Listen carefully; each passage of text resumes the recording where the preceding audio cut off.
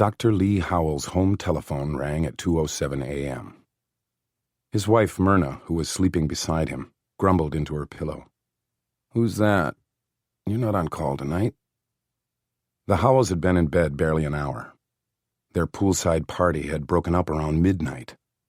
By the time they'd gathered up the debris and empty margarita glasses, stored the perishable leftovers in the fridge, and visited their sleeping son's room to give him a good night kiss, it was nearing 1 o'clock. As they undressed, they had congratulated themselves on hosting a successful get-together.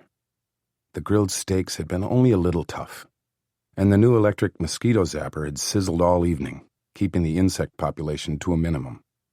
All things considered, a good party. The Howells had felt mellow, but agreed that they were too exhausted even to think about having sex, so they'd kissed each other goodnight, then turned to their respective sides of the bed and gone to sleep. Despite the shortness of time Dr. Howell had been asleep, his slumber, assisted by several margaritas, had been deep and dreamless. Yet when the telephone rang, he was instantly awake, alert and responsive, as years of conditioning had trained him to be. He reached for the phone. "Sorry, hon. A patient may have taken a bad turn." She nodded grudging assent into her pillow. Her husband's reputation as an excellent surgeon wasn't based solely on his operating room skills.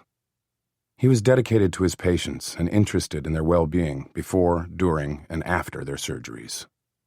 Although it was unusual for him to be telephoned at home in the middle of the night when he wasn't the doctor on call, it wasn't altogether rare.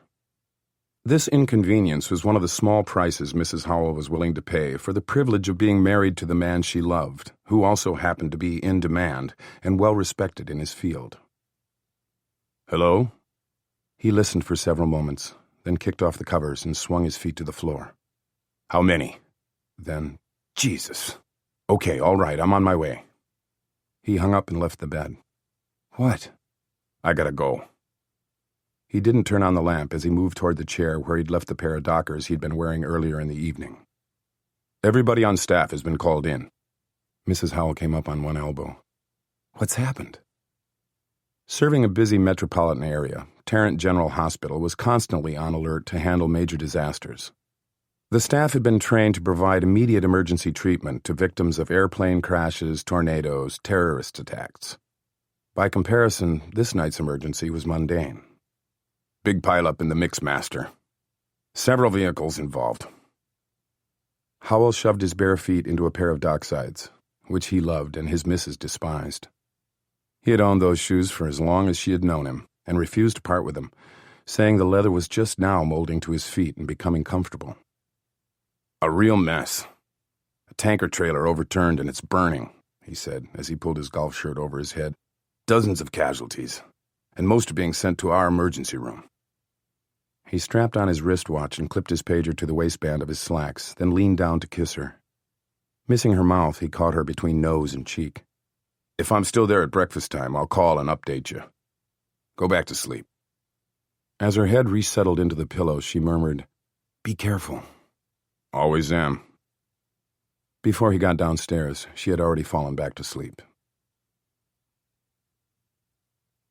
Malcolm Ludi finished reading Chapter 3 of his newest science fiction thriller. It was about an airborne virus that, within hours of being inhaled, turned the internal organs of human beings into a black, oily goo. As he read about the unaware yet doomed blonde Parisian hooker, he picked at the pimple on his cheek, which his mother had admonished him to leave alone. "Well, that only makes it worse, Malcolm. Until you start picking at it, it's not even noticeable."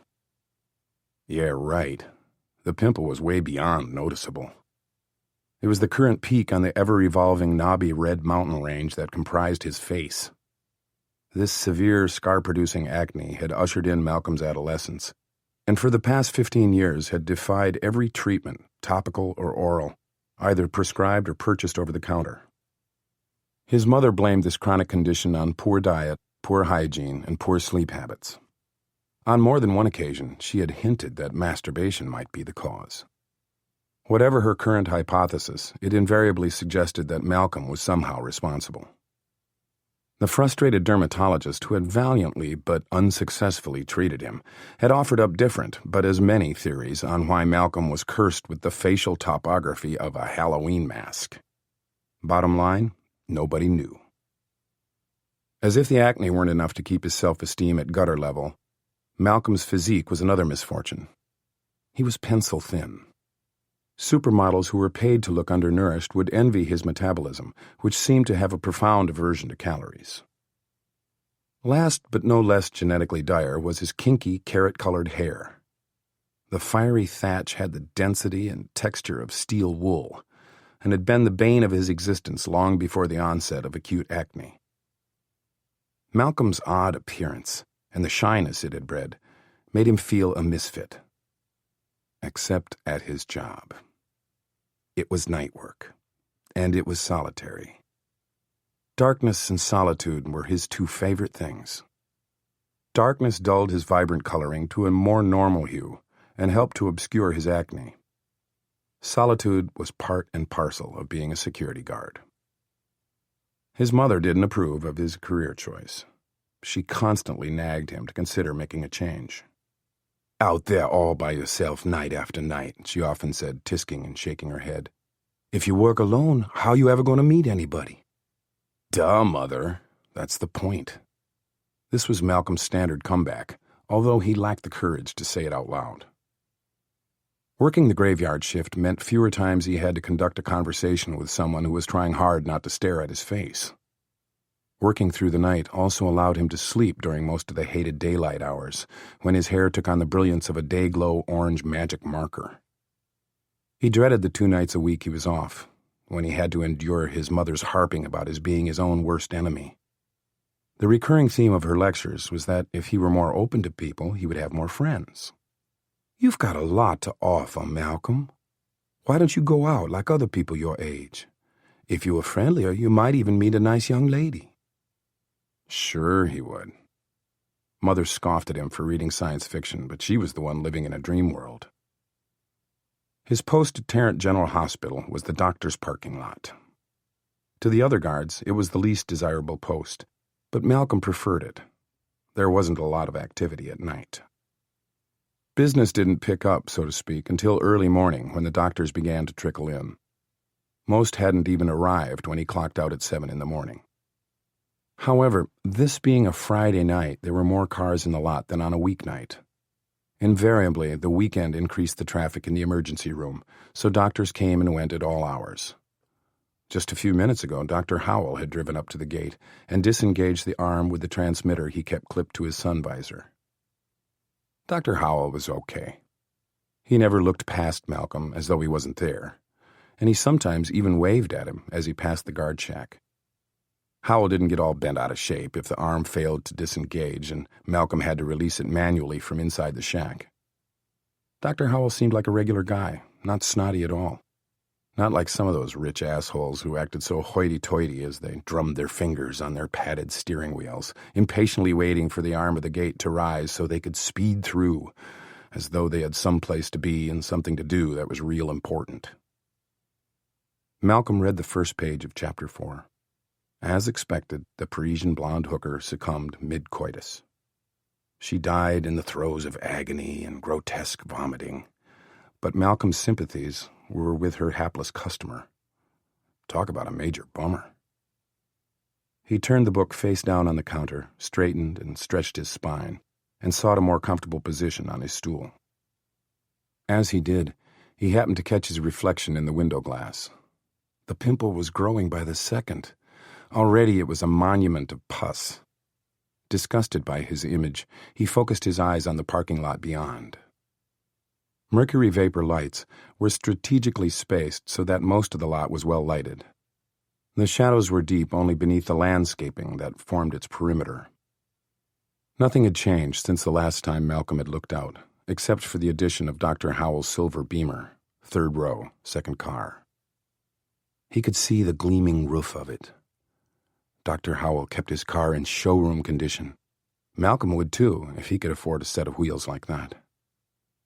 He returned to his novel, but had only read a couple of paragraphs when something odd occurred to him. He looked toward Dr. Howell's beamer again. His pale eyebrows furrowed with puzzlement. How had he missed Dr. Howell when he had walked past the shack? In order to reach the sidewalk that led to the nearest employee entrance, one had to come within yards of the shack. It had become second nature for Malcolm to note when someone came past, either heading toward the building or returning to his car. There was a correlation. One either left the building and then shortly drove away in his car, or drove into the parking lot and then shortly passed the shack on his way into the building. Malcolm subconsciously kept track. Curious, he marked his page and set the book beneath the counter next to the sack lunch his mother had packed for him. He tugged the brim of his uniform hat a little lower. If he were forced to talk to someone, even someone as easygoing as Dr. Howell, he didn't want to subject him to his unsightly face any more than necessary. The brim of his hat provided an extra layer of concealing shadow.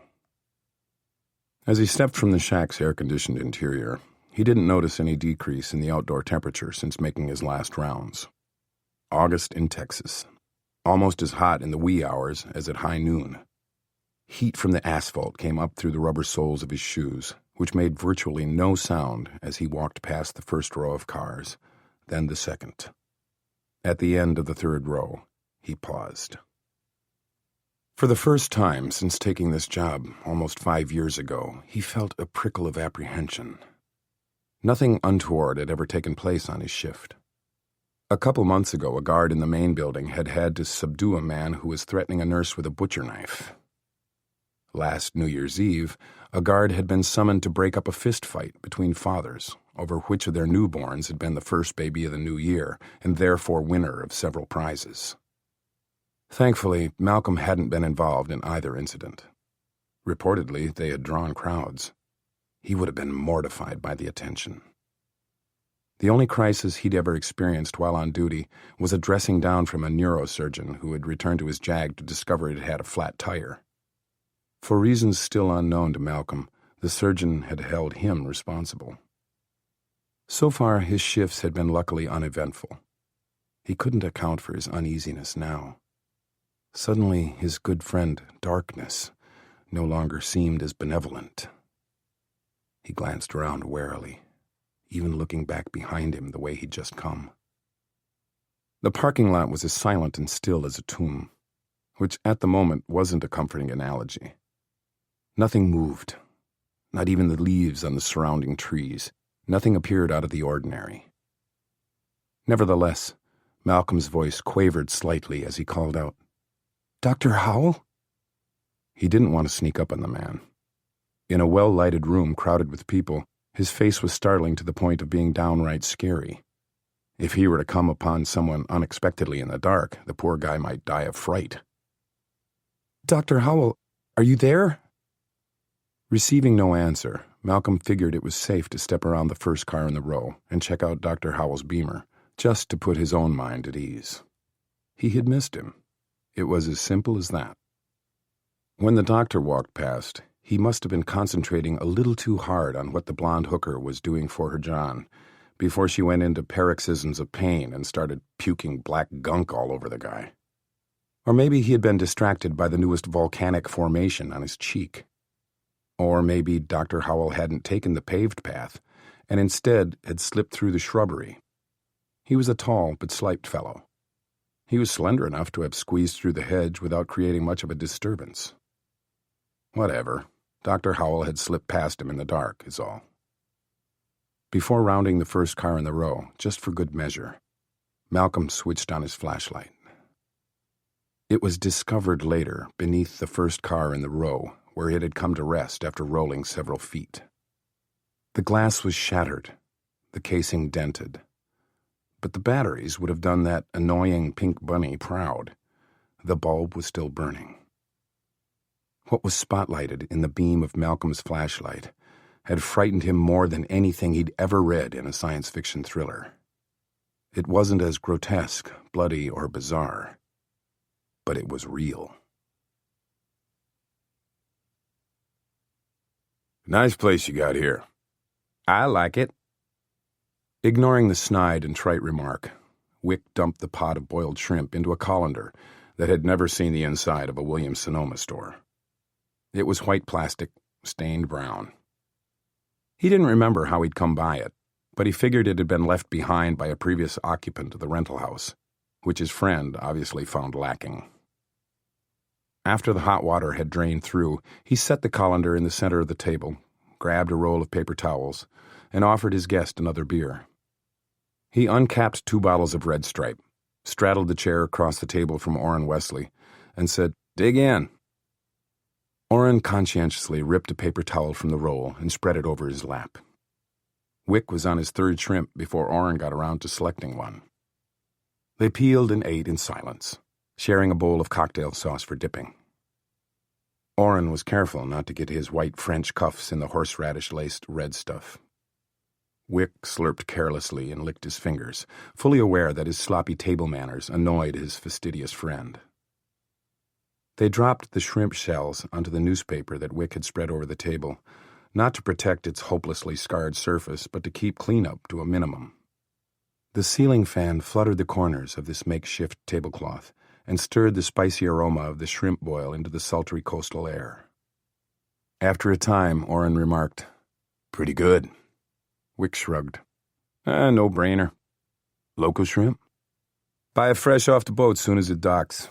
Skipper gives me a discount. Decent of him. Not at all, we made a deal. What's your end of it? Stay away from his sister? Wick noshed into another plump shrimp and tossed the shell onto the growing heap. He grinned across at Orrin, knowing that his friend was trying to decide whether or not he was telling the truth. He was a bullshit artist of renown, and even his best friend couldn't always distinguish his truth from his fiction.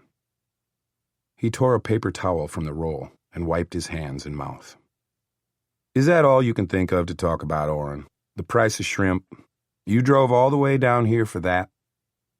Orrin avoided looking at him as he belched silently behind his fist. "Let me help you clean up." "Leave it. Bring your beer."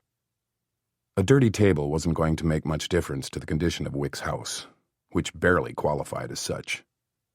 It was a 3-room shack that looked like it would succumb to any Gulf breeze above 5 knots. It was shelter from the elements, barely. The roof leaked when it rained. The air conditioner was a window unit that was so insufficient Wick rarely bothered turning it on. He rented the place by the week, paid in advance. So far, he'd written the slumlord 61 checks. The screen door squeaked on its corroded hinges as they moved through it onto the rear deck. Nothing fancy. The plank surface was rough, wide enough only to accommodate 2 metal lawn chairs of vintage 50s style. Salt air had eaten through numerous coats of paint, the last being a sickly pea green. Wick took the glider. Orrin looked dubiously at the rusty seat of the stationary chair. "It won't bite," Wick said. "Might stain your suit breeches, but I promise that the view will be worth a dry cleaning bill." Orrin sat down gingerly, and in a few minutes Wick's promise was fulfilled. The western horizon became striated with vivid color ranging from blood red to brilliant orange. Purple thunderheads on the horizon looked like rolling hills rimmed with gold. "Something, isn't it?" Wick said. "Now tell me who's crazy." "I never thought you were crazy, Wick." "Just a little nutty for shucking it all and moving down here?" "Not even nutty. Irresponsible, maybe." Wick's easy smile congealed. Noticing, Orrin said, "Go ahead and get pissed. I don't care. You need to hear it." "Well, fine. Thank you. Now I've heard it. How are Grace and the girls?" "Stiff-made cheerleader. Laura started her periods." "Congratulations or condolences?" "For which?" "Both." Orrin smiled. "I'll accept either. Grace said to give you a kiss from her." Looking at Wick's stubble, he added, "I'll pass if you don't mind." "I'd rather you did, but give her a kiss from me." "Happy to oblige." For several minutes they sipped their beers and watched the colors of the sunset deepen. Neither broke the silence, yet each was mindful of it, mindful of all that was going unsaid. Eventually, Orrin spoke. "Wick, not interested." "How do you know until you've heard me out?" Why would you want to ruin a perfectly beautiful sunset, to say nothing of a good Jamaican beer? Wick's lunge from the glider caused it to rock crazily and noisily before it resettled. Standing at the edge of the weathered deck, tanned toes curling over the edge of it, he tilted back his beer and finished it in one long swallow, then tossed the empty bottle into a 50-gallon oil drum that served as his garbage can. The clatter spooked a couple of gulls who'd been scavenging on the hard-packed sand. Wick envied their ability to take flight. He and Orrin had a history that dated back many years, to even before Wick had joined the Fort Worth Police Department. Orrin was older by several years, and Wick conceded that he was definitely the wiser. He had a stable temperament, which often had diffused Wick's more volatile one. Orrin's approach was methodical. Wick's was impulsive.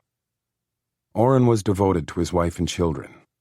Wick was a bachelor, who Orrin claimed had the sexual proclivities of an alley cat. In spite of these differences, and possibly because of them, Wick Threadgill and Orrin Wesley had made excellent partners. They had been one of the few biracial partnerships on the FWPD.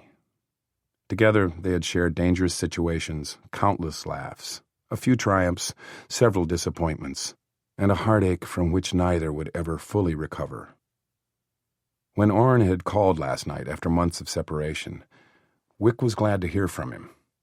He had hoped that Orrin was coming over to talk over old times, better times. That hope was dashed the moment Orrin arrived and got out of his car. It was a polished pair of wingtips, not flip-flops or sneakers, that had made deep impressions in the Galveston sand. Orrin wasn't dressed for fishing or beachcombing, not even for kicking back here on the deck with an Astros game on the radio and cold beer in the fridge. He had arrived dressed for business. Buttoned down and belted up, bureaucracy personified. Even as they shook hands, Wick had recognized his friend's game face and knew with certainty and disappointment that this was not a social visit. He was equally certain that whatever it was that Orrin had come to say, he didn't want to hear it. You weren't fired, Wick. No, I'm taking an indefinite leave of absence. That was your choice. Under duress. You needed time to cool off and get it together. Why didn't the suits just fire me, make it easier on everybody? They're smarter than you are. Wick came around. Is that right? They know, everybody who knows you knows, that you were born for this kind of work. This kind of work, he snorted. Shoveling shit, you mean? If I cleaned out stables for a living, I wouldn't have to do as much of it as I did on the FWPD. Most of that shit you brought on yourself. Wick snapped the rubber band he habitually wore around his wrist. He disliked being reminded of that time and of the case that had caused him to criticize his superiors vociferously about the inefficiency of the justice system in general and the FWPD in particular. They let that gang-banger cop a plea. Because they couldn't get him for murder, Wick. They knew it, and the DA knew it. He's in for 6. Well, he'd be out in less than 2, and he'll do it again. Somebody else will die. You can count on it. And all because our department and the DA's office went limp-dick when it came to a violation of the little shit's rights. Because you used brute force when you arrested him. Lowering his voice, Orrin added, but your problem with the department wasn't about that case, and you know it. Orrin, Wick said threateningly. The mistake that... Fuck this, Wick muttered. He crossed the deck in 2 long strides. The screen door slapped shut behind him. Orrin followed him back into the kitchen. I didn't come to rehash all that. Could have fooled me. Will you stop stomping around for a minute and let me talk to you? You'll want to see this. Wrong. What I want is another beer. He removed one from the refrigerator and pried off the top with a bottle opener. He left the metal cap where it landed on the wavy linoleum floor. Orrin retrieved a folder he'd brought with him and extended it to Wick, who ignored it. But his retreat out the back door was halted when his bare foot came down hard on the sharp teeth of the bottle cap. Cursing, he kicked the offender across the floor and dropped down into one of the chrome-legged dining chairs. The shrimp shells were beginning to stink. He propped his foot on his opposite knee and appraised the damage. There was a deep impression of the bottle cap on the ball of his foot, but it hadn't broken the skin. Showing no sympathy whatsoever, Orrin sat down across from him. "Officially, I'm not here. Understood? This is a complex situation. It has to be handled delicately." "Something wrong with your hearing, Orrin?" "I know you'll be as intrigued as I am. Don't forget to pick up your jacket on your way out." Orrin removed several 8x10 black and white photographs from the folder. He held one up so that Wick couldn't avoid looking at it. After a moment, he showed him another. Wick stared at the photo, then met Orrin's eyes above it. "Did they get any shots of her with her clothes on?" "You know Thigpen. He took these for grins." Wick snorted acknowledgement of the mentioned detective. "In Thigpen's defense, our stakeout house gives us a clear view into her bedroom. Still no excuse for these, unless she's an exhibitionist and knew she was being watched." "She isn't, and she doesn't." "What's her story?" Orrin grinned. "You're dying to know, aren't you?" When Wick had surrendered his badge a little more than a year earlier, he had turned his back not only on his police career, but on the whole criminal justice system.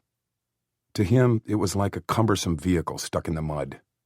It spun its big wheels and made a lot of aggressive noise. Freedom, justice, and the American way. But it got nowhere. Law enforcement personnel had been robbed of their motivation by bureaucrats and politicians who quaked at the thought of public disapproval. Consequently, the whole concept of justice was mired in futility. And if you were the poor dumb schmuck who believed in it, who got behind it, put your shoulder to it, and pushed with all your might to set the gears in motion, to catch the bad guys and to see them punished for their crimes, all you got in return was mud slung in your face. But, in spite of himself, Wick's natural curiosity kicked in. Orrin hadn't shown him these pictures for prurient purposes. Orrin wasn't a Neanderthal like Thigpen, and had better things to do with his time than to gawk at photographs of half-naked women. Besides, Grace would throttle him if he did. No, Orrin had a reason for driving all the way from Fort Worth to Galveston, and in spite of himself, Wick wanted to know what it was. He was intrigued, just as Orrin, damn him, had guessed he would be. He reached for the remainder of the photographs and shuffled through them quickly, then more slowly, studying each one. The woman had been photographed in the driver's seat of a late-model Jeep wagon, walking across what appeared to be a large parking lot, inside her kitchen and her bedroom, blissfully unaware that her privacy was being invaded by binoculars and telephoto lenses in the hands of a slob like Thigpen. Most of the bedroom shots were grainy and slightly out of focus, but clear enough. What's her alleged crime? Interstate transportation of stolen Victoria's Secret merchandise? Orrin said, shaking his head. That's all you get till you agree to go back with me. Wick tossed the photographs in Orrin's general direction. Then you made the drive for nothing. He tugged again at the rubber band on his wrist, painfully popping it against his skin. You'll want to be in on this one, Wick. Not a chance in hell. I'm not asking for a long-term commitment or a return to the department, just this one case. Still no. I need your help. Sorry. Is that your final answer? Wick picked up his fresh beer, took a large swallow, then belched loudly. Despite the smelly shrimp shells, Orrin leaned forward across the table. It's a murder case. Made the news. I don't watch the news or read the papers. Must not, because if you had, you'd have sped straight to Fort Worth and saved me this trip. Wick couldn't stop himself from asking. Why's that? Popular doctor gets popped in the parking lot of Tarrant General. Catchy, Orrin. Are you quoting a headline? Nope.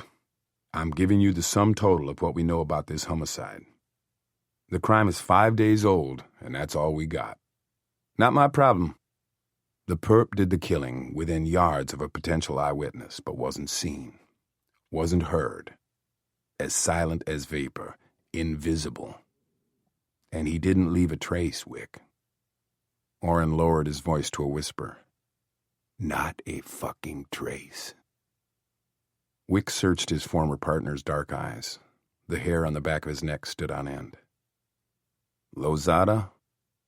Settling back in his chair, Oren smiled complacently. Dr. Rennie Newton stepped off the elevator and approached the central nurse's station. The nurse at the desk, who was usually talkative, was noticeably subdued. Good evening, Dr. Newton. Hello. The nurse took in the black dress under Rennie's lab coat. The funeral today? Rennie nodded. I didn't take time to change afterward. Was it a nice service? Well, as funerals go, yes. There was a large turnout. Dr. Howell was so well liked, and he had just gotten that promotion. It's too awful. I agree. Awful. The nurse's eyes filled with tears. Everybody on this floor, we saw him nearly every day. We can't believe it. Nor could Rennie. 5 days ago, her colleague Lee Howell had died. Given his age, a sudden death from cardiac arrest or an accident would have been hard to accept. But Lee had been murdered in cold blood. Everyone who knew him was still reeling from the shock of his death, as well as from the violent way he'd died. She almost expected him to pop out from behind a door and cry, "Just kidding." But his murder wasn't one of the lousy practical jokes for which Lee Howell was famous. She had seen his sealed, flower-banked coffin at the church altar this morning. She had heard the emotional eulogies delivered by family members and friends. She had seen Myrna and his son weeping inconsolably in the front pew, making his death and the permanence of it jarringly real and even more difficult to accept. It will take time for all of us to absorb the shock, Rennie said in a tone both quiet and conclusive. But the nurse wasn't ready to let the subject drop. I heard the police had questioned everybody who was at Dr. Howell's party that night. Rennie studied the patient charts that had been passed to her during the conversation and didn't address the implied question underlying the nurse's statement. Dr. Howell was always joking, wasn't he? The nurse giggled as though remembering something funny. And you and he fought like cats and dogs. We didn't fight, Rennie said, correcting her. Occasionally we quarreled. There's a difference. I remember some of those quarrels getting pretty rowdy.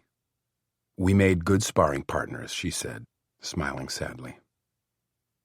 She had performed 2 operations that morning before the funeral.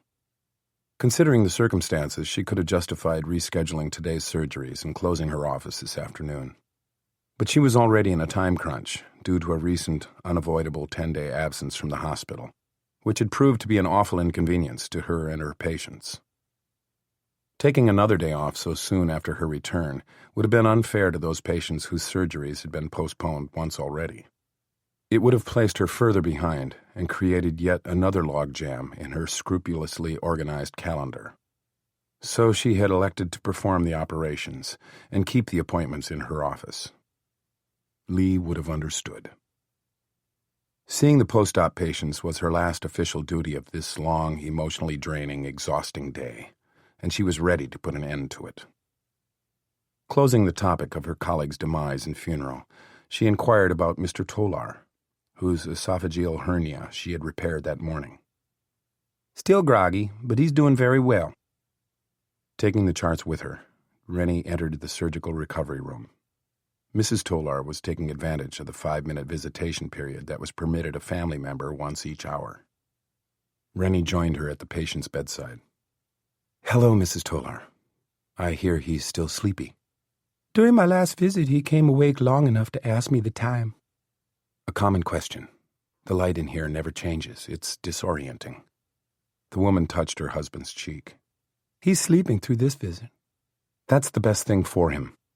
No surprises on his chart," Rennie told her as she scanned the information. "Blood pressure is good." She closed the metal cover on the chart. "In a couple of weeks, he'll feel like a new man. No more sleeping at a slant." She noticed how dubiously the woman was gazing at her husband and added, "He's doing great, Mrs. Tolar. Everyone looks a little ragged fresh out of surgery. He'll look 1,000% better tomorrow, although he'll be so grumpy and sore you'll wish he was anesthetized again." "Grumpiness I can take, so long as he's not suffering anymore." Turning to Rennie, she lowered her voice to a confidential pitch. "I guess it's okay to tell you this now." Rennie tilted her head inquisitively. "He was skeptical when his internist referred him to you. He didn't know what to make of a lady surgeon. Rennie laughed softly. I hope I earned his confidence. Oh, you did. On the very first visit to your office, you had him convinced you knew your stuff. I'm pleased to hear that. Although he said you were too pretty to be hiding behind a surgeon's mask. When he wakes up, I must remember to thank him. The two women exchanged smiles. Then Mrs. Toller's expression turned somber. I heard about Dr. Howell. Did you know him well? Very well. We'd been colleagues for several years. I considered him a friend. I'm so sorry. Thank you. He'll be missed. Not wishing to have another conversation about the funeral, she returned the topic to the patient. He's so out of it he won't really know whether or not you're here tonight, Mrs. Toller.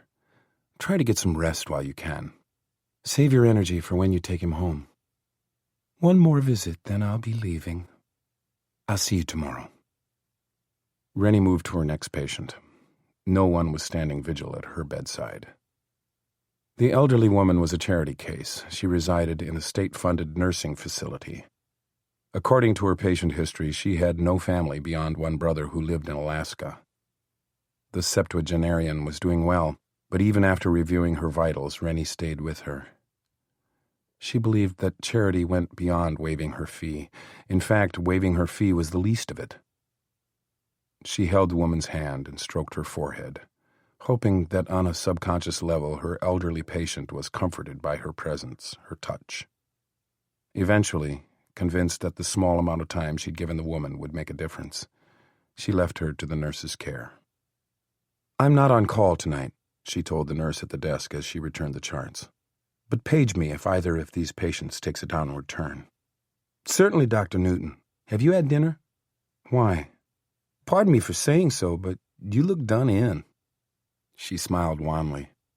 It's been a long day, and a very sad one.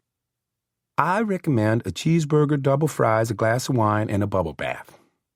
If I can keep my eyes open that long. She said her goodnight and made her way toward the elevator. As she waited for it, she ground both fists into the small of her back and stretched.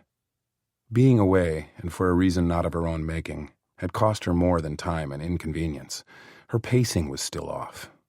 She wasn't yet back into the rhythm of the hospital. It wasn't always a regular rhythm, but at least it was a familiar one. And just as she was beginning to get back into the swing of things, Lee Howell had been murdered on the parking lot she traversed each time she came to the hospital.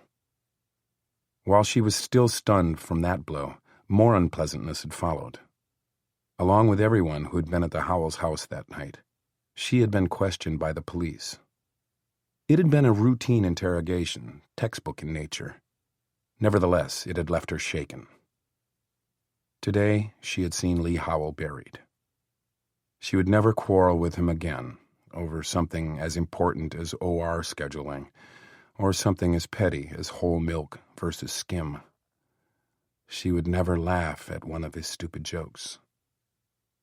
Taking all that had happened into account, it was an understatement to say that the past 3 weeks had amounted to a major upheaval in her routine. This was no small thing. Dr. Rennie Newton adhered to rhythms and routine with fanatical self-discipline. Her house was a 10-minute drive from the hospital. Most young professionals lived in newer, more fashionable neighborhoods of Fort Worth. Rennie could have afforded to live anywhere, but she preferred this older, well-established neighborhood. Not only was its location convenient to the hospital, but she liked the narrow, tree-lined brick streets, which had been laid decades ago, and remained a quaint feature of the neighborhood. The mature landscaping didn't look as though it had been installed yesterday. Most of the houses had been built prior to World War II, giving them an aura of permanence and solidity that she favored. Her house had been quaintly described as a bungalow. Having only 5 rooms, it was perfect for a single, which she was, and which she would remain. The house had been renovated twice, and she had put it through a third remodeling and modernization before she moved in. The stucco exterior was dove gray with white trim. The front door was cranberry red with a shiny brass knocker and kickplate. In the flower beds, white and red impatiens bloomed beneath shrubbery with dark, waxy foliage. Sprawling trees shaded the lawn against even the harshest sun.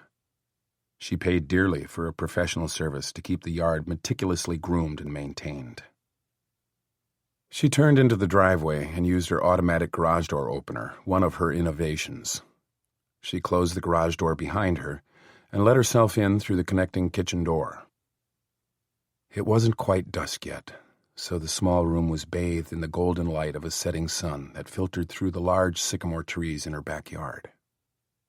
She had foregone the suggested cheeseburger and fries, but since she wasn't on call tonight, she poured herself a glass of Chardonnay and carried it with her into the living room, where she almost dropped it. A crystal vase of red roses stood on her living room coffee table. 5 dozen perfect buds on the brink of blossoming open. They looked velvety to the touch, fragrant, expensive.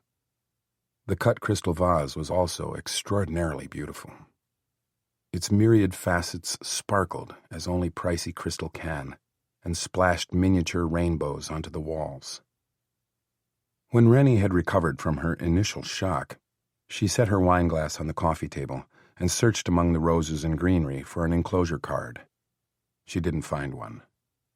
What the hell? It wasn't her birthday, and even if it were, no one would know it. She didn't celebrate an anniversary of any kind with anyone. Were the roses meant to convey condolence? She had worked with Lee Howell every day for years, but receiving flowers on the day of his funeral was hardly warranted or even appropriate given their professional relationship. A grateful patient? Possibly, but unlikely. Who among them would know her home address? Her office address was the one listed in the telephone directory. If a patient had been so moved by gratitude, the roses would have gone either there or to the hospital. Only a handful of friends knew where she lived. She never entertained at home. She returned social obligations by hosting dinner or Sunday brunch in a restaurant. She had many colleagues and acquaintances, but no friendships close enough to merit an extravagant bouquet of roses. No family, no boyfriend, no ex or wannabe boyfriends. Who would be sending her flowers? An even more unsettling question was how the bouquet had come to be inside her house. Before calling her next-door neighbor, she took a fortifying sip of wine. The chatty widower had tried to become a chummy confidant soon after Rennie moved in, but as tactfully as possible she had discouraged his unannounced dropovers until he finally got the message. They remained friendly, however, and the older gentleman was always pleased when Rennie took a moment to visit with him across their shared azalea hedge. Probably because he was lonely and bored, he kept his finger on the pulse of the neighborhood and made everyone's business his own. If you wanted to know anything about anyone, Mr. Williams was your man. "Hi, it's Rennie." "Well, hey, Rennie, good to hear from you. How was the funeral?" A few days ago, he had waylaid her when she went out to get her newspaper. He had plied her with questions regarding the murder and seemed disappointed when she didn't impart the gory details. "It was a very moving service." In the hope of preventing more questions, she barely took a breath between sentences. "Mr. Williams, the reason I called—" "Are the police any closer to catching the killer?" "I wouldn't know." "Weren't you questioned?" Everyone who was at Dr. Howell's house that night was asked for possible leads. To the best of my knowledge, nobody had anything to offer. Instead of relaxing her, the wine was giving her a headache. "Mr. Williams, did I receive a delivery today?" "Not that I know of. Were you expecting one?" He was the only neighbor who had a key to her house. She had been reluctant to give him one, and it wasn't because of mistrust. The notion of someone coming into her home when she wasn't there was repugnant. As with rhythms and routine, she was a stickler for privacy. But she felt that someone should have a spare key, in case of an emergency, or to let in repairmen when necessary. Mr. Williams had been the logical choice because of his proximity. To Rennie's knowledge, he had never abused the privilege. "I was on the lookout for a package," she lied. "I thought it might have been delivered to you since I wasn't at home." "Was there a notice on your door, a yellow sticker?" "No, but I thought the driver might have forgotten to leave one. You didn't see a delivery truck parked at my curb today?" "No, nothing." Well, these things never arrive when you're looking for them, do they?" she said breezily. "Thanks anyway, Mr. Williams. Sorry to have bothered you." "Did you hear about the Brady's new litter of puppies?" Damn, she hadn't hung up fast enough. "Can't say that I have. As you know, I've been out of pocket for the last couple weeks, and beagles! 6 of 'em. Cutest little things you ever saw. They're giving 'em away. You should speak for one." "I don't have time for pets." "You should make the time, Rennie," he advised with a remonstrative tone of a parent. "My horses—" "Not the same. They don't live with you. You need a pet at home. One can make all the difference in a person's outlook. People with pets live longer. Did you know that? I couldn't do without Oscar," he said of his poodle. "A dog or cat is best, but even a goldfish or a parakeet can ward off loneliness." "I'm not lonely, Mr. Williams. Just very busy. Nice talking to you. Bye." She hung up immediately, and not just to curtail a lecture on the benefits of pet ownership. She was alarmed. She wasn't imagining the roses, and they hadn't simply materialized on her coffee table. Someone had been here and left them. She quickly checked the front door. It was locked, just as it had been that morning when she'd left for the hospital. She dashed down the hallway into her bedroom and checked under the bed and in the closet. All the windows were firmly shut and locked. The window above her bathtub was too small for even a child to crawl through. Next, she checked the second bedroom, which she used as a study. Same there. Nothing. She knew that nothing in the kitchen had been disturbed. Actually, she would have been relieved to find a broken window or a jimmied lock. At least that element of this mystery would have been solved. Returning to the living room, she sat down on the sofa. She had lost all appetite for the wine, but she took another drink of it anyway, in the hope it would steady her nerves. It didn't. When the telephone rang on the end table, she jumped. She, Rennie Newton, who at 14 had climbed the narrow ladder to the very top of her hometown water tower, who had put herself in peril by visiting practically every danger spot on the globe, who loved a challenge and never backed down from a dare, who wasn't afraid of the devil, as her mother used to tell her, and who daily performed surgeries that required nerves of steel and rock-steady hands, nearly came out of her skin when her telephone rang. Shaking spilled wine off her hand, she reached for the cordless phone. Most of her calls were work-related, so she answered in her normally brisk and efficient manner. "This is Dr. Newton." "It's Detective Wesley, Dr. Newton. I spoke with you the other day." The reminder was unnecessary. She remembered him as a physically fit and imposing black man. Receding hairline, stern visage, all business. "Yes?" "I got your number from the hospital. I hope you don't mind me calling you at home." She did. Very much. "What can I do for you, Detective?" "I'd like to meet with you tomorrow. Say 10 o'clock. "Meet with me?" "To talk about Dr. Howell's murder." "I don't know anything about his murder. I told you that. Was it the day before yesterday?" "You didn't tell me that you and he were vying for the same position at the hospital. You left that out." Her heart bumped against her ribs. It wasn't relevant. 10 o'clock, Dr. Newton. Homicide's on the 3rd floor. Ask anybody. You'll find me. "I'm sorry, but I've scheduled the operating room for 3 surgeries tomorrow morning. To reschedule would inconvenience other surgeons and hospital personnel, to say nothing of my patients and their families." "Then when would be a convenient time?" He asked this in a tone that suggested he wasn't really interested in going out of his way to accommodate her. 2 or 3 o'clock tomorrow afternoon." 2 o'clock.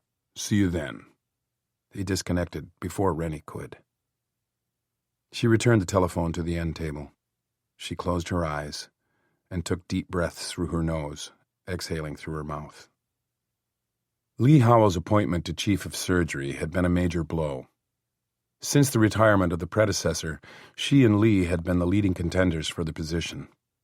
After months of extensive interviews and performance assessments, the hospital board of directors had finally announced their decision last week. While she had been conveniently away, a move she had thought ultra-cowardly. However, when word of Lee's appointment reached her, she was glad she was away. The hospital grapevine would be circulating the news with the speed of fiber optics. By the time she had returned to work, the buzz had died down, and she wasn't subjected to well-meaning but unwelcome commiserations. But she hadn't escaped them entirely. A comprehensive write-up about his appointment had appeared in the Star-Telegram. The article had extolled Dr. Lee Howell's surgical skills, his dedication to healing, his distinguished record, and his contributions to the hospital and the community at large. As a consequence of the glowing article, Rennie had been on the receiving end of many sympathetic glances, which she had deplored and tried to ignore. Basically, being chief of any department involved reams of additional paperwork, constant crises with personnel, and haggles with hospital board members for a larger share of the budget. Nevertheless, it was a coveted title, and she had coveted it. Then, 3 days after the newspaper profile, Lee had made headlines again by being slain in the hospital parking lot. Looking at it from Detective Wesley's standpoint, the timing would be uncanny and worthy of further investigation. His job was to explore every avenue. Naturally, one of the first people he would suspect would be Lee's competitor. The meeting tomorrow amounted to nothing more than a vigilant follow-up by a thorough detective. She wouldn't worry about it. She simply wouldn't. She had nothing to contribute to Wesley's investigation. She would answer his questions truthfully and to the best of her knowledge, and that would be the end of it. There was no cause to worry. The roses, on the other hand, were worrisome. She stared at them, as though intimidation might cause them to surrender the sender's identity. She stared at them so long that her vision doubled, then quadrupled, before she suddenly pulled it back into sharp focus on the white envelope. Tucked deeply into the foliage, it had escaped detection until now. Being careful of thorns, she reached into the arrangement and removed the card from the envelope, which had been attached to a stem by a slender satin ribbon. The hand with which she had established a reputation as an exceptionally talented surgeon trembled slightly as she brought the card closer. On it was a single typewritten line. "I've got a crush on you."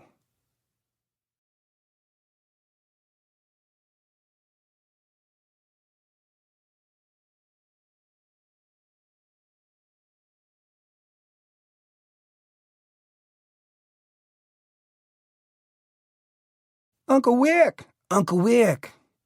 The two girls rushed him like linemen intent on sacking the quarterback. Officially adolescents, they still had the exuberance of children when it came to showing affection, especially for their adored Uncle Wick. "It's been ages and ages, Uncle Wick. I've missed you." "I missed y'all, too. Look at you. Will you please stop growing? You're going to get as tall as me." "Nobody's as tall as you, Uncle Wick." "Michael Jordan." "Nobody who doesn't play basketball, I mean." The younger Laura announced, "Mom finally let me get my ears pierced," and she proudly showed them off. "No nose rings, I hope." "Dad would have a cow." "I'd have two." "Do you think braces are ugly on girls, Uncle Wick? 'Cause I may have to get them." "Are you kidding? Braces are a major turn-on." "Seriously?" "Seriously." "Your hair's blonder, Uncle Wick." "I've been on the beach a lot. The sun bleaches it out. And if I don't start using sunscreen, I'm going to get as dark as you." They thought that was hilarious.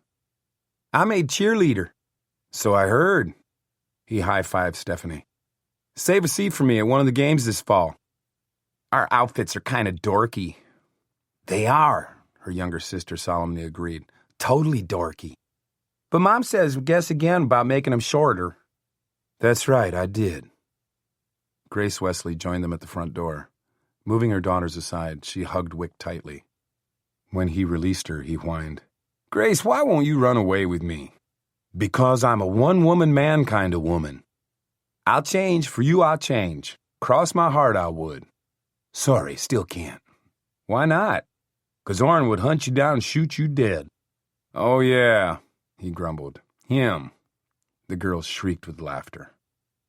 Over their protests, Grace shooed them upstairs, where chores awaited them, and ushered Wick into the living room. "How's Galveston?" "Hot, sticky, sandy." "Are you liking it?" "I'm loving being a beach bum. Where's your old man?" On the phone, but he shouldn't be much longer. Have you eaten? Stopped at Angelo's, scarfed a plate of brisket. Didn't realize how much I'd missed that barbecue till I took my first bite. There's chocolate pudding in the fridge. I'd settle for a glass of your iced tea. Sweetened? Is there any other kind? Coming up. Make yourself comfortable. Before leaving the room, she turned back and said meaningfully, Sure is good to have you back. Thanks. He didn't correct her. He wasn't back yet, and didn't know if he was coming back. He had only consented to think about it. Orrin had an interesting case cooking. He had asked for Wick's professional opinion. He was here to help out his friend, that was all. He'd yet to darken the door of PD headquarters, and he didn't intend to. He hadn't even driven past it or felt a nostalgic yearning to do so. He was here as a favor to Orrin, period. Hey, Wick. Orrin bustled in. He was dressed for home, in knee-length shorts, sneakers, and a University of Texas t-shirt, but he was still all cop. A case binder was tucked beneath his arm. His pager was clipped to his waistband. How was your drive up from Galveston? Long. Don't I know it? Orrin had made the round trip the day before. Get checked into the motel all right? Is that rat hole the best the FWPD can afford? Oh, and you left such luxurious accommodations in Galveston. Wick laughed good-naturedly. Grace take care of you? In the process. She came in with 2 tall glasses of tea and set them on the coasters on the coffee table. The girls said for Wick not to dare leave without saying goodbye. I promise I won't. I'll even tell him a bedtime story. A clean one, I hope, Grace said. He shot her his most wicked grin. I can edit as I go. Thanks for the tea, Orrin said. Close the door behind you, please. This was a familiar scene. Before moving to the coast, Wick had often spent evenings at the Wesleys' house. It was a happy house because Grace and Orrin's happiness with each other permeated the place. They'd met in college and married upon graduation. Grace was a student counselor and vice principal at a public junior high school. With each year, her responsibilities increased and became more complicated. But she never failed to have a hot evening meal for her family and mandated that everyone be there for it. Their home was noisy and active, with the girls and their friends trooping up and down the stairs, in and out of the kitchen. Neighbors stopped by with or without an invitation, knowing they'd be welcome. The house was as clean as a U.S. Navy vessel, but cluttered with the trappings of a busy family. When Grace was at home, chances were very good that the washing machine would be chugging. Reminder notes and snapshots were stuck to the refrigerator with magnets. There were always cookies in the cookie jar. Wick had been a guest so often he was considered one of the family and pitched in when it came time to do the dishes or take out the garbage. He teased Grace about doing her best to domesticate him. The joke wasn't far off the mark. Following dinner and cleanup, it had been his and Orrin's habit to seclude themselves in the living room to discuss troublesome cases. Tonight was no exception. I've got a video I want you to see. Orrin inserted a tape into the VCR, then carried the remote control back to the sofa and sat at the opposite end from Wick. Recorded this afternoon. Of Dr. Rennie Newton. The video picture came on the screen. It was a wide shot of an interrogation room. Wick had watched 100 such video recordings. The camera, he knew, had been mounted on a tripod situated behind Orrin. It was aimed at the chair occupied by the individual being questioned. In this case, it was the woman in the photos Orrin had shown him yesterday. Wick was surprised. She's a doctor? Surgeon. No shit. I called her after leaving your place. She came in for questioning today. In connection with the Howell homicide? Once he had agreed to come to Fort Worth, Orrin had given him the basic facts of the case, scarce though they were. She agreed to being videotaped, but she also brought along her attorney. She's no fool. No. In fact, she was, well, you'll see. Dr. Newton's lawyer was standard issue. Height, average, weight, average, hair, white. Suit, gray pinstripe. Eyes, wary and cunning. It took only one glance for Wick to assess him. He then directed his attention to Dr. Rennie Newton, who didn't come even close to standard issue. In fact, if someone had ordered him to conjure a mental picture of a surgeon, the woman on the tape would not have been it. Not in a million years. Nor was she typical of someone being questioned about a felony offense. She wasn't sweating, nervously jiggling her legs, drumming her fingers, biting her nails, or fidgeting in her seat. Instead, she sat perfectly still, her legs decorously crossed, arms folded at her waist, eyes straight ahead and steady, a portrait of composure. She was dressed in a cream-colored two-piece suit with slacks, high heels in a tan reptile skin, matching handbag. She wore no jewelry, except for a pair of stud earrings and a large, no-nonsense wristwatch. No rings on either hand. Her long hair was pulled into a neat ponytail. He knew from the surveillance photos that when it was down, it reached the middle of her back. Pale blonde, which looked as genuine as the diamonds in her earlobes. Orrin stopped the tape. "What do you think so far? As a connoisseur of the fairer sex, your first impression?" Wick shrugged and took a sip of tea. "Dresses well, good skin. You couldn't melt an ice cube on her ass." "Cool. We're talking frostbite.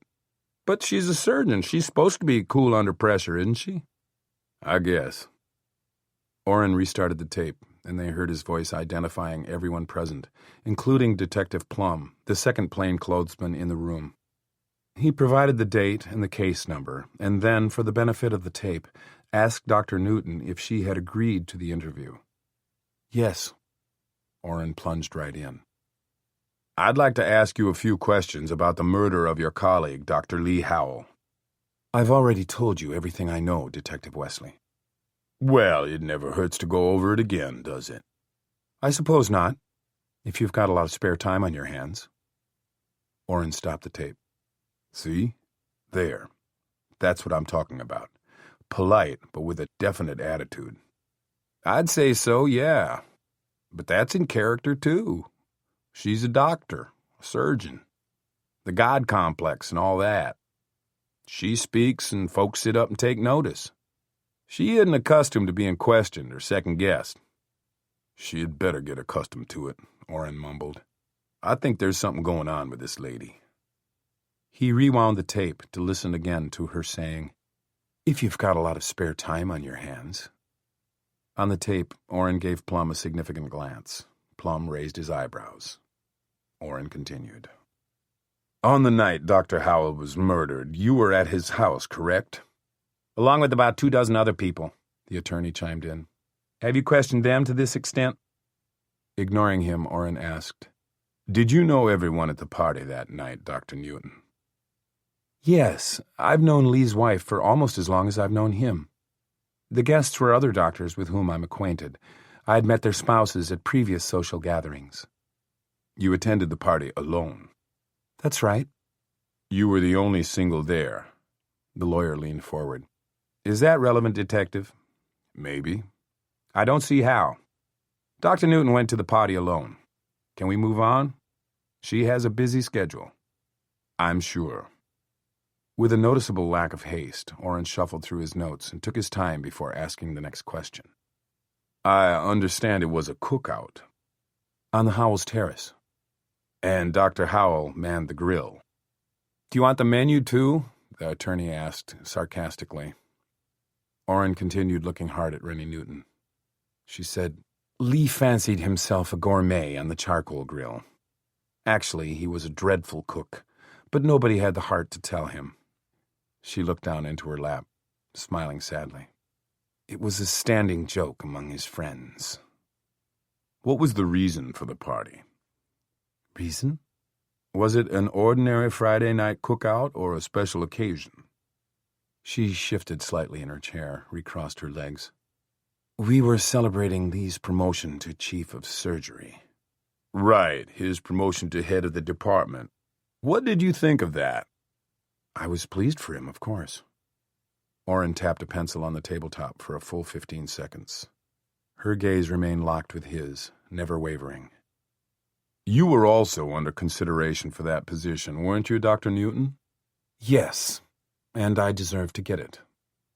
Her attorney held up a cautionary hand. More than Dr. Howell did? Orrin asked. In my opinion, yes, she replied calmly. Dr. Newton, She forestalled her lawyer. I'm only telling the truth.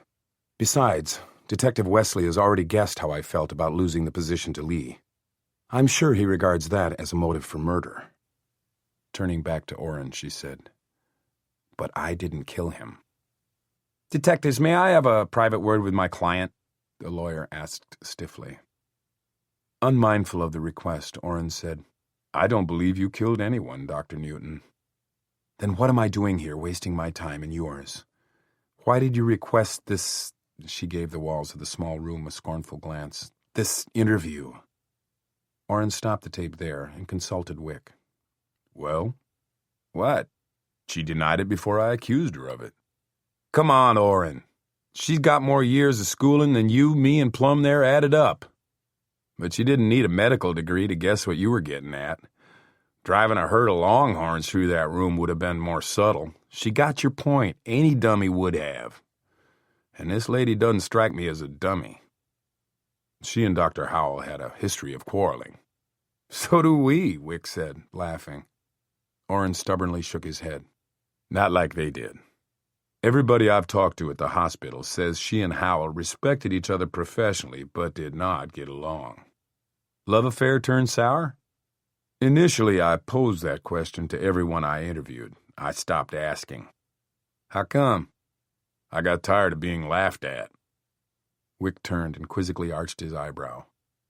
Beats me, Orrin replied to the silent question. That's the reaction I got every time I asked. Apparently, there were never any romantic fires smoldering between them. Just a friendly rivalry.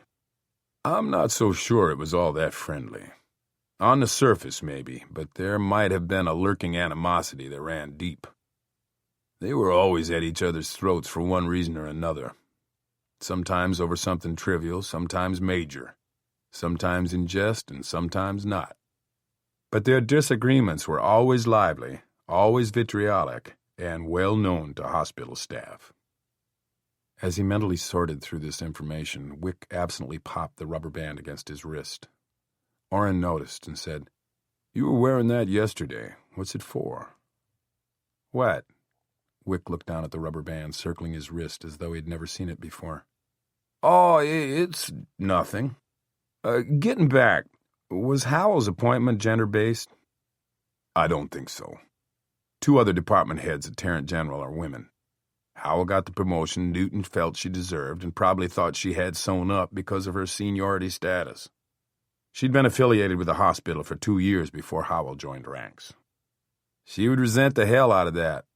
Only natural that she would. But enough to bump him off? Staring at the static picture on the TV screen, Wick frowned with a mix of skepticism and concentration. He motioned with his chin for Orrin to restart the tape. On it, Orrin asked, Did you go straight home following the party, Dr. Newton? She gave a clipped affirmative. Can anyone corroborate that? No. You didn't go out again that evening? No, and no one can corroborate that either, she added when she saw that he was about to ask. But it's the truth. I went home and went to bed. When did you hear that Dr. Howell had been killed? That question caused her to lower her head and speak softly. The following morning. On television news. No one had notified me. I was stunned, couldn't believe it. She laced her fingers together tightly. It was horrible to hear about it that way, without any warning that I was about to receive terrible news. Wick reached for the remote and paused the video. It appears to me she was really upset about it. Yeah, well, Orrin gave a non-committal harumph. Have you asked the widow about their relationship? She said what everyone else does. Mutual respect, but they had their differences. She said Howell actually got a kick out of pestering Dr. Newton. He was a jokester. She's all business. She was a good foil. Well, there you go. Maybe Dr. Newton thought his getting that position was one joke on her too many. Wick stood up and began to pace. Recap the facts for me. On the homicide? According to Mrs. Howell, the party broke up about midnight. They were in bed by 1. The house phone rang at 2:07. She's definite on the time because she remembers looking at the clock. Dr. Howell answered the phone, talked for several seconds, then hung up and told her he was needed at the hospital. Said there'd been a major freeway accident with multiple casualties. He dressed and left. His body was found beside his car in the doctor's parking lot at 2:28. That's when the 911 came in, which was just long enough for him to make the drive from home. The security guard had seen Howell drive in minutes earlier, so he was popped the moment he got out of his car. His wallet was intact. Nothing taken from or off his car. Cause of death was massive hemorrhaging from a stab wound beneath his left arm. The murder weapon was left in the wound. Your average filleting knife. The manufacturer says they haven't produced wood hilts in 12 years, so this knife could have come from anywhere. Grandma's kitchen, flea market, you name it. No prints, of course. The blade went through Howell's ribs clean as a whistle and burst his heart like a balloon. Best guess is that he was attacked from behind, probably around the neck. Reflexively, he reached up. The assailant stabbed him with his left hand. It happened like that, he said, snapping his fingers. Whoever did him knew what he was doing. Like another doctor? Orrin shrugged. Yesterday you mentioned a potential eyewitness. The parking lot security guard. Orrin opened the binder and scanned a typed form until he located the name. Malcolm R. Luty, age 27. Did you check him out? Considered and eliminated as a suspect. He called in the 911, scared shitless, and he wasn't faking it. Threw up 4 times while the first officers on the scene were trying to get information out of him. Hasn't missed a day of work since he's had the job. Works holidays. Has never caused anybody any trouble. Not even a traffic ticket on record. Yes, sir, no, sir, to everybody. Kind of a geek. Take that back. He's a full-fledged geek. He didn't see or hear anything? Like I told you, Wick, nothing.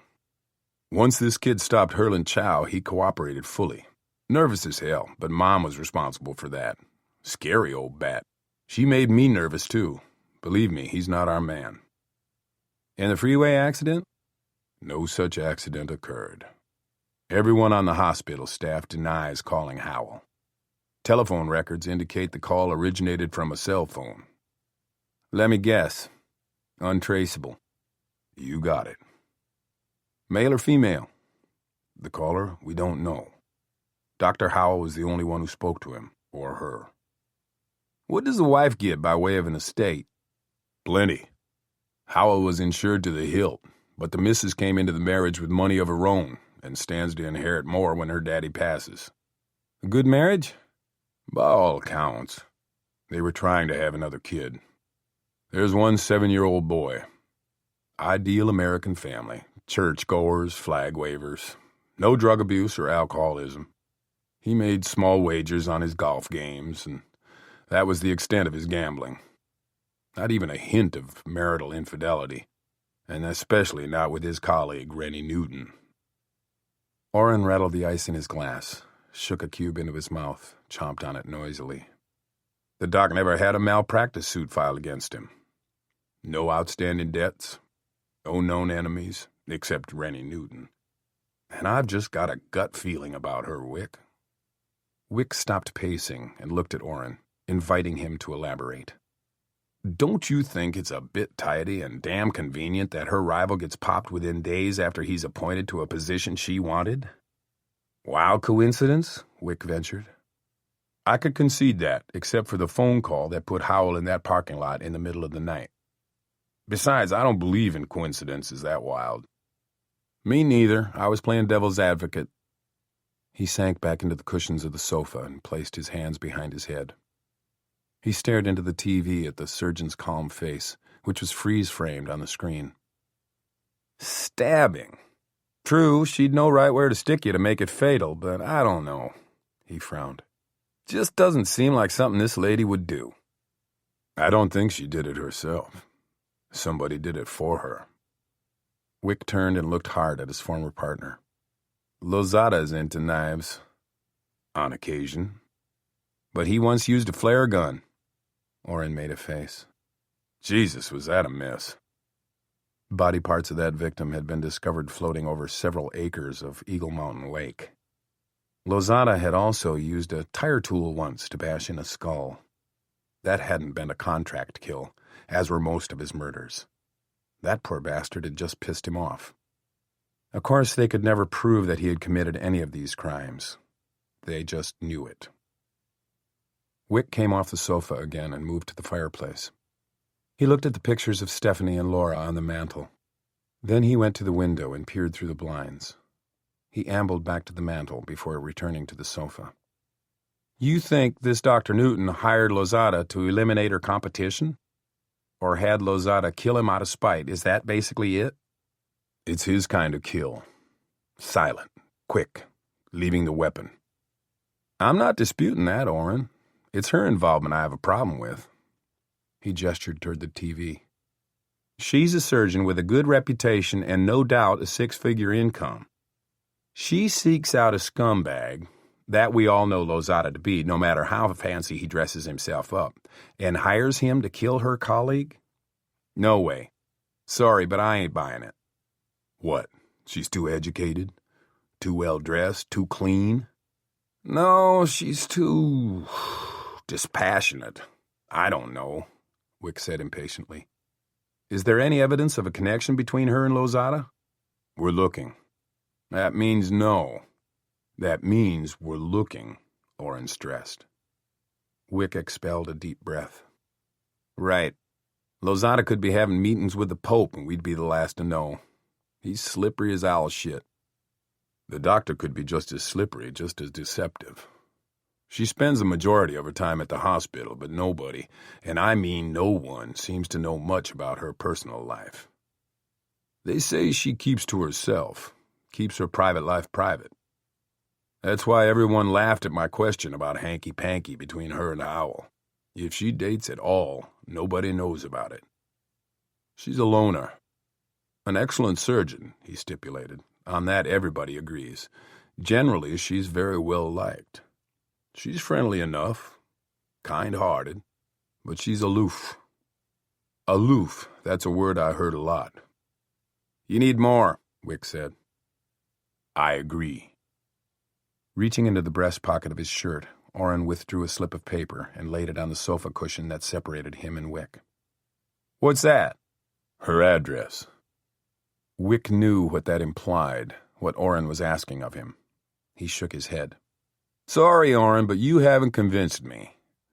What you got on her is thin, way too thin. Speculation at best, and nothing substantive. Certainly nothing concrete. There's no just cause for... You heard about Lozada's most recent trial, right? Or is your head buried too deep in Galveston sand? Sure, I heard. Capital murder, another acquittal, Wick said bitterly. Same song, 10th verse. What of it? Oren leaned forward and spoke in a stage whisper. That jury that acquitted him? Yeah? Guess who was forewoman? Wick wore running shorts, a tank top, and athletic shoes. If he bumped into a nosy neighbor, he could always pretend to be a jogger who was looking for a place to take a leak. That might not go over well, but it was better than the truth. That he was doing his cop friend a favor by illegally breaking into a suspect's house for the purpose of obtaining information. To make the guys believable, he ran several laps around the city park a few blocks away from Rennie Newton's house. By the time he vaulted the fence that separated her backyard from the rear alley, he had worked up a plausible sweat. From several houses down came the hum of a lawnmower. Otherwise, the neighborhood was quiet. They'd picked this time of day for him to break in. It was too early for most people to be returning home from work, and too hot for stay-at-homers to be doing outside chores or activities. He went up her back steps and unzipped the fanny pack strapped to his waist. From it, he removed a pair of latex gloves and slipped them on, which he might have difficulty explaining to a nosy neighbor in the I'm just taking a leak scenario. But better a neighbor than a judge with an indisputable fingerprint match. Next, he took his MasterCard from the zippered pouch. In under 3 seconds, the back door was unlocked. With Orrin's final warning echoing through his mind, "If you get caught, I never heard of you," he slipped inside. Rarely was Wick stunned into silence and left without a clever comeback. But last night, when Orrin had told him about Rennie Newton's recent jury duty, it was several moments before he found his tongue, and all it could manage was an ineloquent, "Huh." Orrin had baited him, and knew he had him hooked. Now inside the former juror's house, he paused to listen. They hadn't expected a security system. Orrin had checked city records for the required registration. No such registration was on file, and no electronic beep alerted Wick now that a system had been breached. All that came back to him was the hollow silence of an empty house. For almost a week, Dr. Newton had been under police surveillance. They knew she lived alone, and Orrin had said you could set your clock by her schedule. She didn't return for the day until after making evening hospital rounds. According to him, there was rarely more than 20 minutes variance in her ETA. The back door had placed Wick in the kitchen, which was compact and spotlessly clean. Only 2 items were in the sink, a coffee cup and the coffee maker carafe. Each held an inch of soapy water. In the drawer nearest the stove, cooking utensils were lined up like surgical instruments on a sterile tray. Among her knives was a filleting knife. It had a hilt made of some synthetic material that matched the others in the set. Inside the bread box was half a loaf of whole wheat, tightly resealed and clamped. Every opened cereal box in the pantry had the tab inserted into the slot. The canned vegetables weren't alphabetized, but the neatness of the rows was almost that extreme. The contents of the refrigerator indicated that she was a conscientious eater, but she wasn't a fanatic Weight Watcher. There were 2 half-gallon cartons of ice cream in the freezer. Of course, the ice cream could have been for a guest.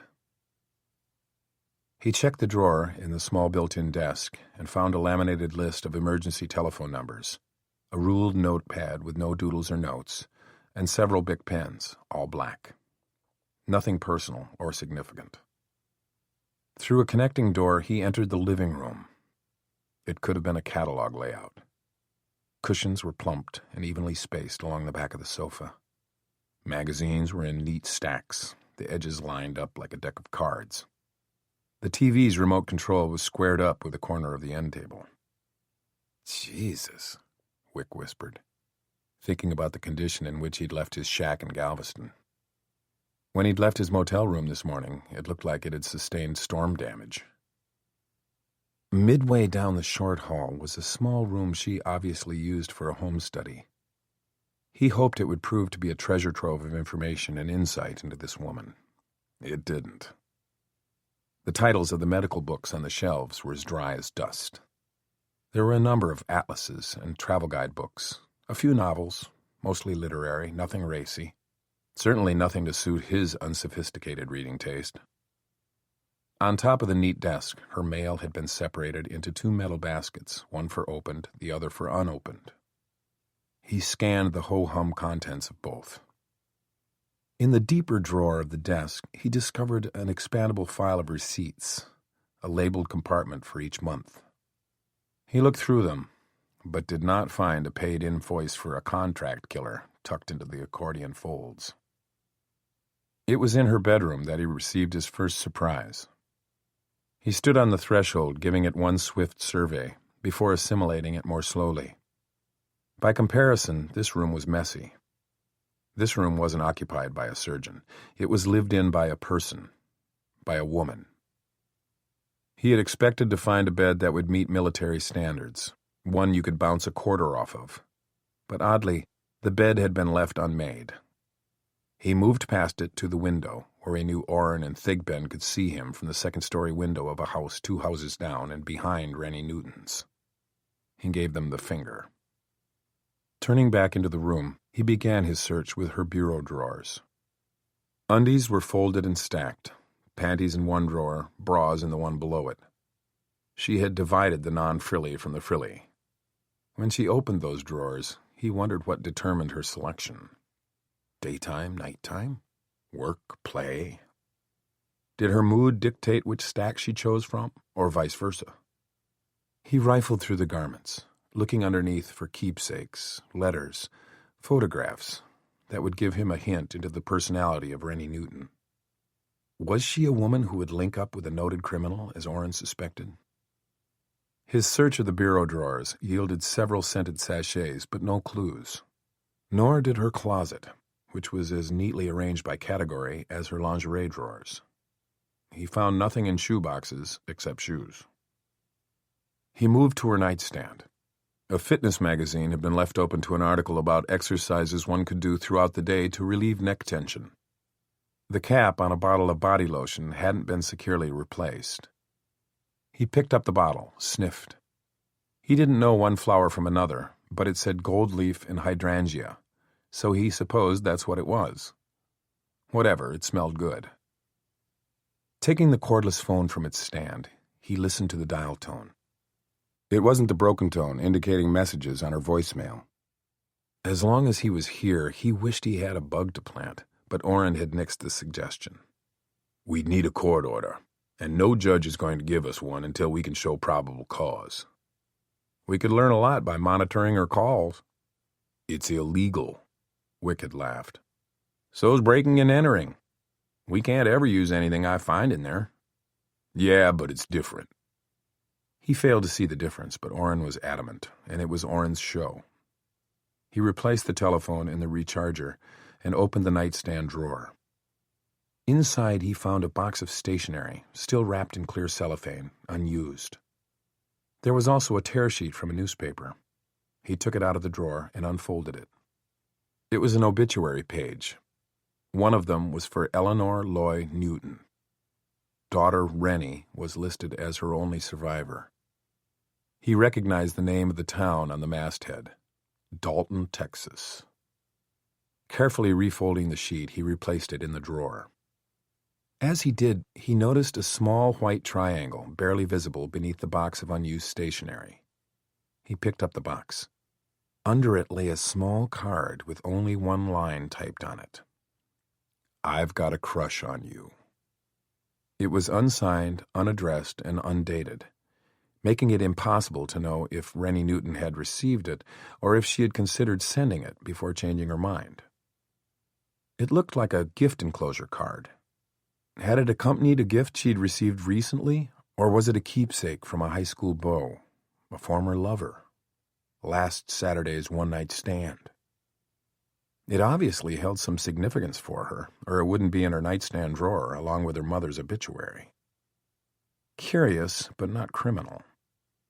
He replaced the card exactly as he'd found it, and went next into the adjoining bathroom. He located a damp towel in the clothes hamper along with a pair of boxer shorts and a ribbed tank top. Her sleeping attire last night? Probably. A recent girlfriend had preferred comfy over sexy. Actually, he had thought the comfy was pretty damn sexy. An array of bath salts and gels were lined up on a shelf above the tub, and they weren't just for show. They had been used often. The room smelled flowery and feminine. The tub was spanned by a wire rack, a resting place for a scented candle, a sponge, a razor, and a pair of reading glasses. She liked to lounge in the tub. But alone, it wasn't large enough for two. Inside the mirrored medicine cabinet, he found her toothbrush and a glass, a tube of toothpaste rolled up from the bottom — he didn't know anybody who actually did that — and mint-flavored dental floss. There was an assortment of cosmetics and night creams, a bottle of aspirin, and a blister pack of antacid tablets. No prescriptions. Under the sink were rolls of toilet tissue and a box of tampons. He stepped back into the bedroom and for a long time stood looking at the unmade bed. The pale yellow sheets were rumpled, and the duvet was half on, half off. Unless he was very wrong, Rennie Newton not only bathed alone, she slept alone. At least she had last night. Took you long enough, Orrin said when Wick rejoined them in the second-story room of the stakeout house. Yeah, what are you doing in there all that time? Trying on her panties? That from Thigpen. whom everyone called Pigpen because that was what he looked like. He was crude and sloppy, and in Wick's opinion, unforgivably stupid. "No, Pigpen, I stopped on my way back for a blowjob. Your wife says to pick up bread on your way home." "Asshole. We got pictures of you flipping us a bird. Very professional, Threadgill. I stoop to the level of people I'm with. I'm going to add that photo to my gallery." Thigpen hitched his thumb toward the wall where he had taped the more revealing 8x10s of Rennie Newton. Wick glanced at the pictures of which Thigpen was so proud, then angrily grabbed a bottle of water and twisted off the lid. He drank all of it before taking a breath. "Well?" Orrin asked. Wick sat down and toed off his running shoes. "In a word? For starters, neat as a pin, obsessively clean." He described the kitchen, living room, and study. Of the bedroom, he said, "It wasn't quite as tidy. The bed was unmade, but everything was in its place. Maybe she was in a rush this morning before she left for the hospital." He itemized what he'd found in the nightstand drawer. "Was the card in an envelope?" Thigpen asked. "I told you no. It was a plain white card, small, one typed line." "She's from Dalton," Orrin confirmed when Wick told them about the newspaper obituary. "Grew up there. Her father was some bigwig cattleman and businessman. Community leader, an iron in every fire. She was an only child. With no living relatives, apparently. She was listed as her mother's only survivor." Which would explain why she had an unopened box of stationery, Wick thought. Who would she write to? "Did you find anything to indicate an alliance with Lozada?" Wick asked, finishing Orrin's question for him. "Nada. I don't think she has a relationship of any kind with anybody. Not one single photograph in the place. No personal telephone numbers scribbled down. Our lady doctor appears to live a very solitary life." When he paused, Orrin motioned for him to expand. "Definitely no sign of a masculine presence, criminal or otherwise. No men's clothing in her closet or drawers. The only razor in the bathroom was pink. One toothbrush. No birth control pills or condoms or diaphragm. She's a nun." "Maybe she's a dyke." "Maybe you're a cretin," Wick fired back at Thigpen. Orrin looked at him strangely, then turned to the other detective. "Why don't you knock off early today? Don't have to ask me twice." Thigpen stood and hiked up his slipping khakis, which rode well below his belly. Giving Wick a sour look, he grumbled, "What's your problem, anyway? Don't forget the bread." "Fuck you!" "Thigpen," Orrin looked at him reprovingly. "Report back at 7 tomorrow morning." Thigpen shot Wick another annoyed look, then lumbered down the stairs. Neither Wick nor Orrin said anything until they heard the front door of the empty house close. Then Orrin said, "What is your problem?" "I need a shower." His answer didn't address the question, but Orrin let it go for the time being. "You know where it is." As bathrooms went, it was sadly lacking. The towels they'd brought in were hardly worth the bother. They were cheap and small and didn't absorb. Wick had contributed soap he'd pilfered from his motel room. There was no hot water. But his bathroom in the Galveston house was no great shakes either. He was accustomed to an unreliable hot water heater. He barely noticed the absence of amenities. The vacant house was a perfect location for the department's surveillance of Rennie Newton, since it afforded a clear view of both her backyard and the side driveway of her home. The house had been in the process of being remodeled when a dispute arose between the contractor and the non-resident owner. The squabble had turned nasty and was now in litigation. FWPD had asked both parties if the house could be used, and both had agreed to it for a small stipend. Its being a construction site made it easy for them to come and go, dressed more or less as tradesmen and craftsmen, and to carry in supplies and equipment without attracting unwanted attention from neighbors who were used to having houses in their neighborhood undergoing renovation. Wick emerged from the bathroom and rummaged in the duffel bag he'd brought along so he would have a change of clothes. He dressed in a pair of jeans and a souvenir T-shirt from an Eagles concert he had attended in Austin years before. He raked back his wet hair with his fingers. Orrin had taken up Thigpen's post at the window. He gave Wick a critical glance over his shoulder. Strange uniform for a cop. I'm not a cop. Orrin merely grunted. I guess beer's against house rules. Thigpen would rat us out. There are Cokes in the ice chest. Wick got one, popped the top, and took a long swallow. Want one? No thanks. He kicked his running shoes in the general direction of the duffel bag and dropped into a chair. He took another long pull on the soda can. Orrin was regarding him closely, watching every move. Finally, Wick said, What? What did you find inside her house? I told you. Everything? Wick spread his arms and raised his shoulders in an innocent shrug. Why would I hold out on you? Because of your dick. Excuse me? For a white woman, the doc's pretty good looking. Wick laughed, then said, Okay, so? Orrin gave him a look that spoke volumes. Do you really think... He swatted down Orrin's surmise, shook his head, looked away. When he came back to meet Orrin's unflinching gaze, he said, Look, if she's in cahoots with Lozada, it doesn't matter to me if she's Helena fucking Troy. In heat. I want that bastard, Orrin. You know I do. I'll use whoever I have to, do whatever it takes to get him. Far from being reassured, Orrin said softly, Which is the second reason you might withhold information from me. I don't follow. Don't turn this into a personal vendetta, Wick. Who came knocking on whose door? Orrin raised his voice to match Wick's. I brought you in because I need a good man, someone with your instincts, and because I thought you deserved to be in on this after what happened between you and Lozada.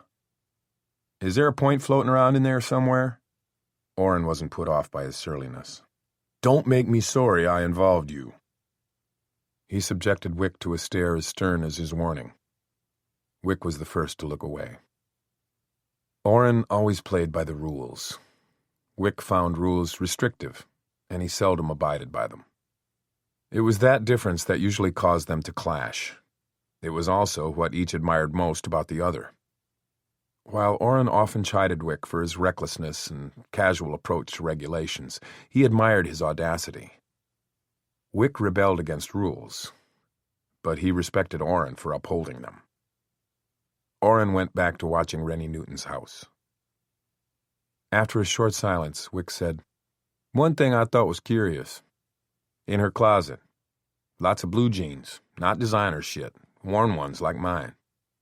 He rubbed his hand over the denim that time and 1,000 washings had bleached and softened. 3 pair of Western boots, too. I didn't expect that. She rides. Horses? It was in her bio. The Star-Telegram had an extensive file on her. I asked them for a copy of everything. Dr. Newton's been in the newspaper numerous times. Charity events, community involvement, Doctors Without Borders. What's that? A manila folder was lying on the table. Orrin picked it up and dropped it into Wick's lap. Do your own research. Grace is holding dinner for me.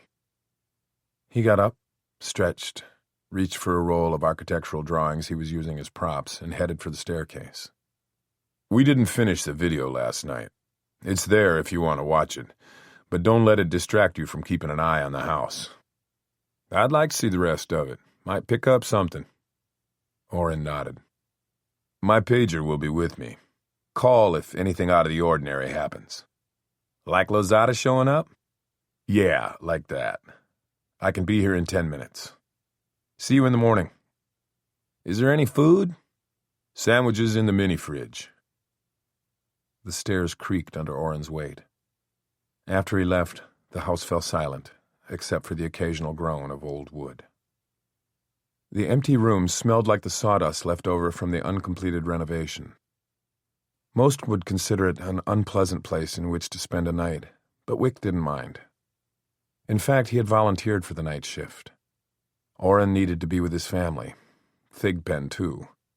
Although Wick imagined that Mrs. Thigpen would probably prefer him to be away as much as possible. He picked up the binoculars and checked Rennie Newton's house. She wasn't home yet. He used the opportunity to check the small refrigerator and found 2 wrapped sandwiches, tuna salad, turkey and Swiss. He selected the turkey and carried it back with him to the table near the window. He put the tape into the combo VCR and monitor, then settled back to watch the video as he ate his sandwich. The recording started playing at the point where Orrin had stopped it the night before. On the video, Orrin said, "Dr. Newton, did you recently serve on the jury that acquitted an accused killer, Mr. Lozada?" Her lawyer leaned forward. "Where's the relevance, Detective?" "I'll get to it." Please do.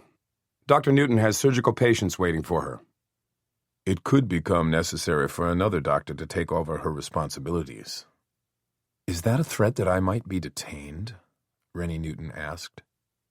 Orrin sidestepped the direct question by saying, "The sooner you answer my questions, the sooner you can go, Dr. Newton." She sighed, as though finding the proceedings extremely tedious. "Yes, I served on the jury that acquitted Mr. Lozada. You must know that, or you wouldn't have brought it up." "That's right, I do.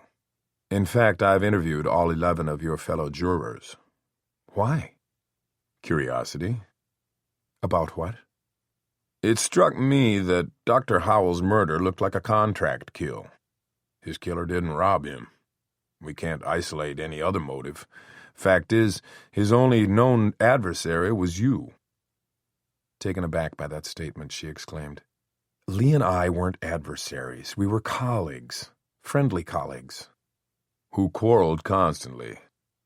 "We had disagreements, yes. That's hardly—" "You were a friendly colleague of his who recently led a contract killer back onto the streets." "Mr. Lozada's crime was alleged," the attorney said in typical lawyer fashion, "which has no bearing on this matter one way or the other. Dr. Newton, I insist you say nothing more." Wick fast-forwarded through the argument that ensued between the attorney and Orrin, who evidently persuaded the lawyer that it would be in his client's best interest to answer the questions. Cooperation with an investigation went a long way with the FWPD, and so forth. Wick knew the drill. He'd used it 1,000 times himself. He restarted the tape in time to hear Orrin say, "All the other jurors told me you were for Lozada's acquittal from the get-go." "That's incorrect," she said with remarkable calmness. "I wasn't for acquittal, not at all. I believed Mr. Lozada was probably guilty. But the prosecuting attorney didn't convince me beyond a reasonable doubt. Because of that, and the charge we received from the judge, I couldn't conscientiously see him convicted." "So it was a matter of conscience that drove you to persuade the other 11 to vote for acquittal." She took a deep breath and let it out slowly. "As forewoman, it was my duty to see that every facet of the case was explored. It was a heinous crime, yes, but I encouraged the other jurors not to let their emotions overrule their pledge to uphold the law, even though it may be imperfect. After 2 days of deliberation, each juror voted according to his own conscience." "I think that sufficiently answers your questions." Once again, her lawyer stood up. "That is, unless there's another totally unrelated subject you wish to chit-chat about, Detective Wesley?" Orrin agreed that at this point he had nothing further to ask, and switched off the recorder, ending the tape. As it rewound, Wick recalled the last conversation he and Orrin had had about the case the night before. "Lozada seemed to make a connection with her during the trial," Orrin had told him. "Connection?" "A lot of people noticed it. I asked the bailiff if there was a juror Lozada had especially played to, and he said, 'You mean the forewoman?' First thing out of his mouth, and I hadn't even mentioned Dr. Newton. The bailiff said our boy stared at her throughout the trial, enough to make it noticeable." "Doesn't mean she stared back."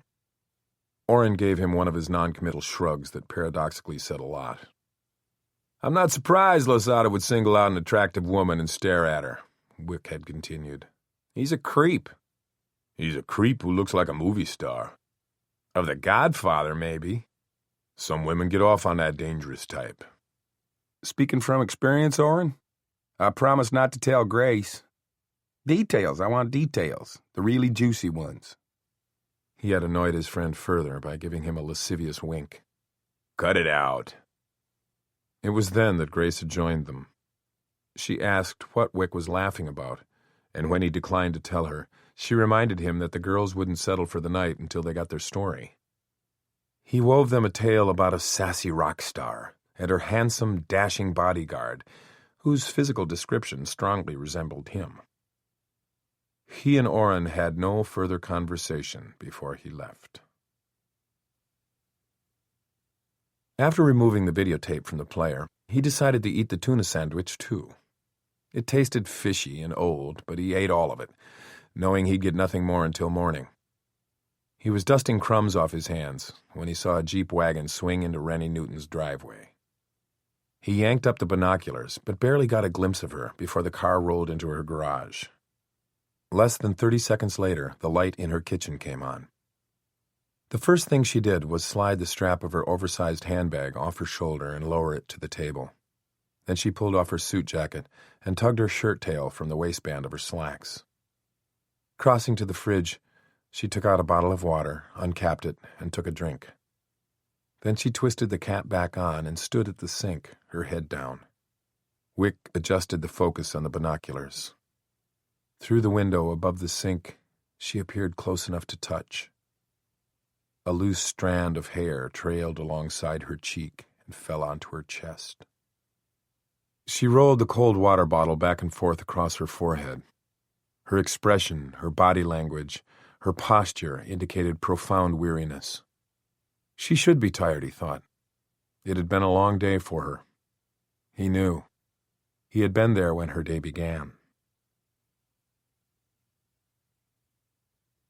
Rennie leaned against the counter and rolled the bottle of cold water across her forehead. It had been years since deep breathing exercises were necessary for her to regain her calm. Years. But she hadn't forgotten how terrifying it felt not to be in absolute control. For the last 3 weeks, her life had been in disarray. The disintegration of her carefully structured life had begun with the jury summons. The day after receiving it through the mail, she and a group, including Lee Howell, had been gathered in the doctor's lounge. When she told them about the summons, they had groaned collectively and commented on her rotten luck. Someone suggested that she claimed to have young children at home. But I don't. You're the sole caretaker of an elderly parent. But I'm not. You're a full-time student. She hadn't even acknowledged that suggestion. Throw the damn thing away and ignore it, another advised her. That's what I did. Figured it'd be worth the fine no matter how steep if I didn't have to appear. What happened? Nothing. They never follow up on those things, Rennie.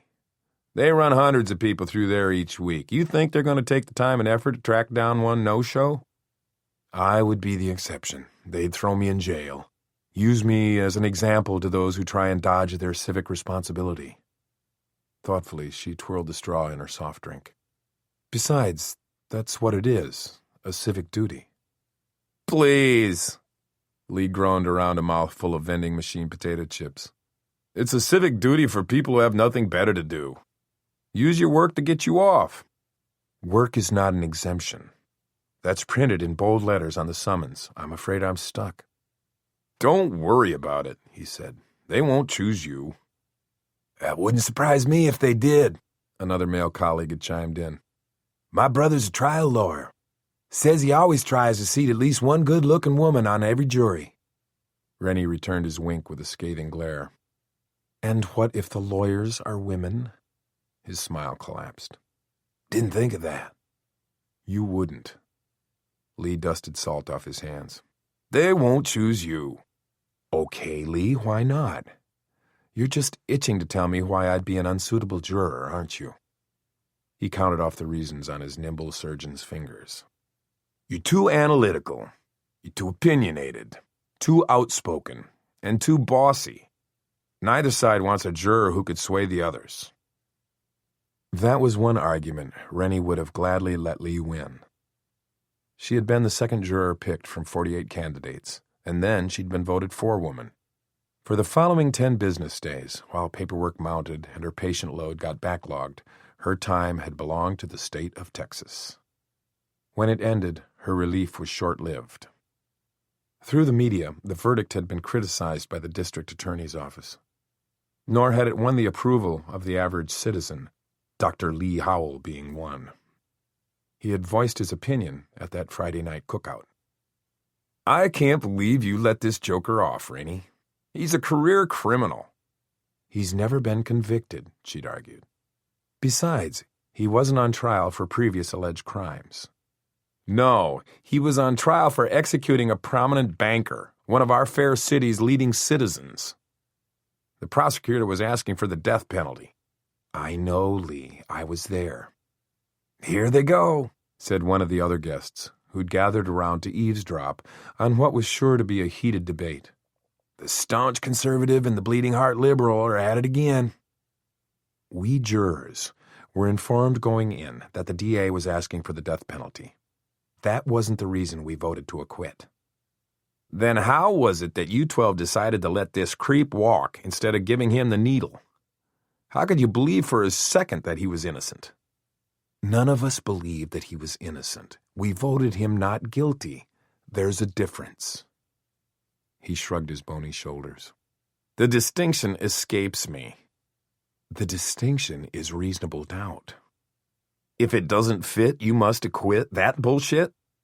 "That bullshit is the foundation of our judicial system." "She's on a roll now," someone in the background said. "The so-called evidence against Mr. Lozada was entirely circumstantial," she said.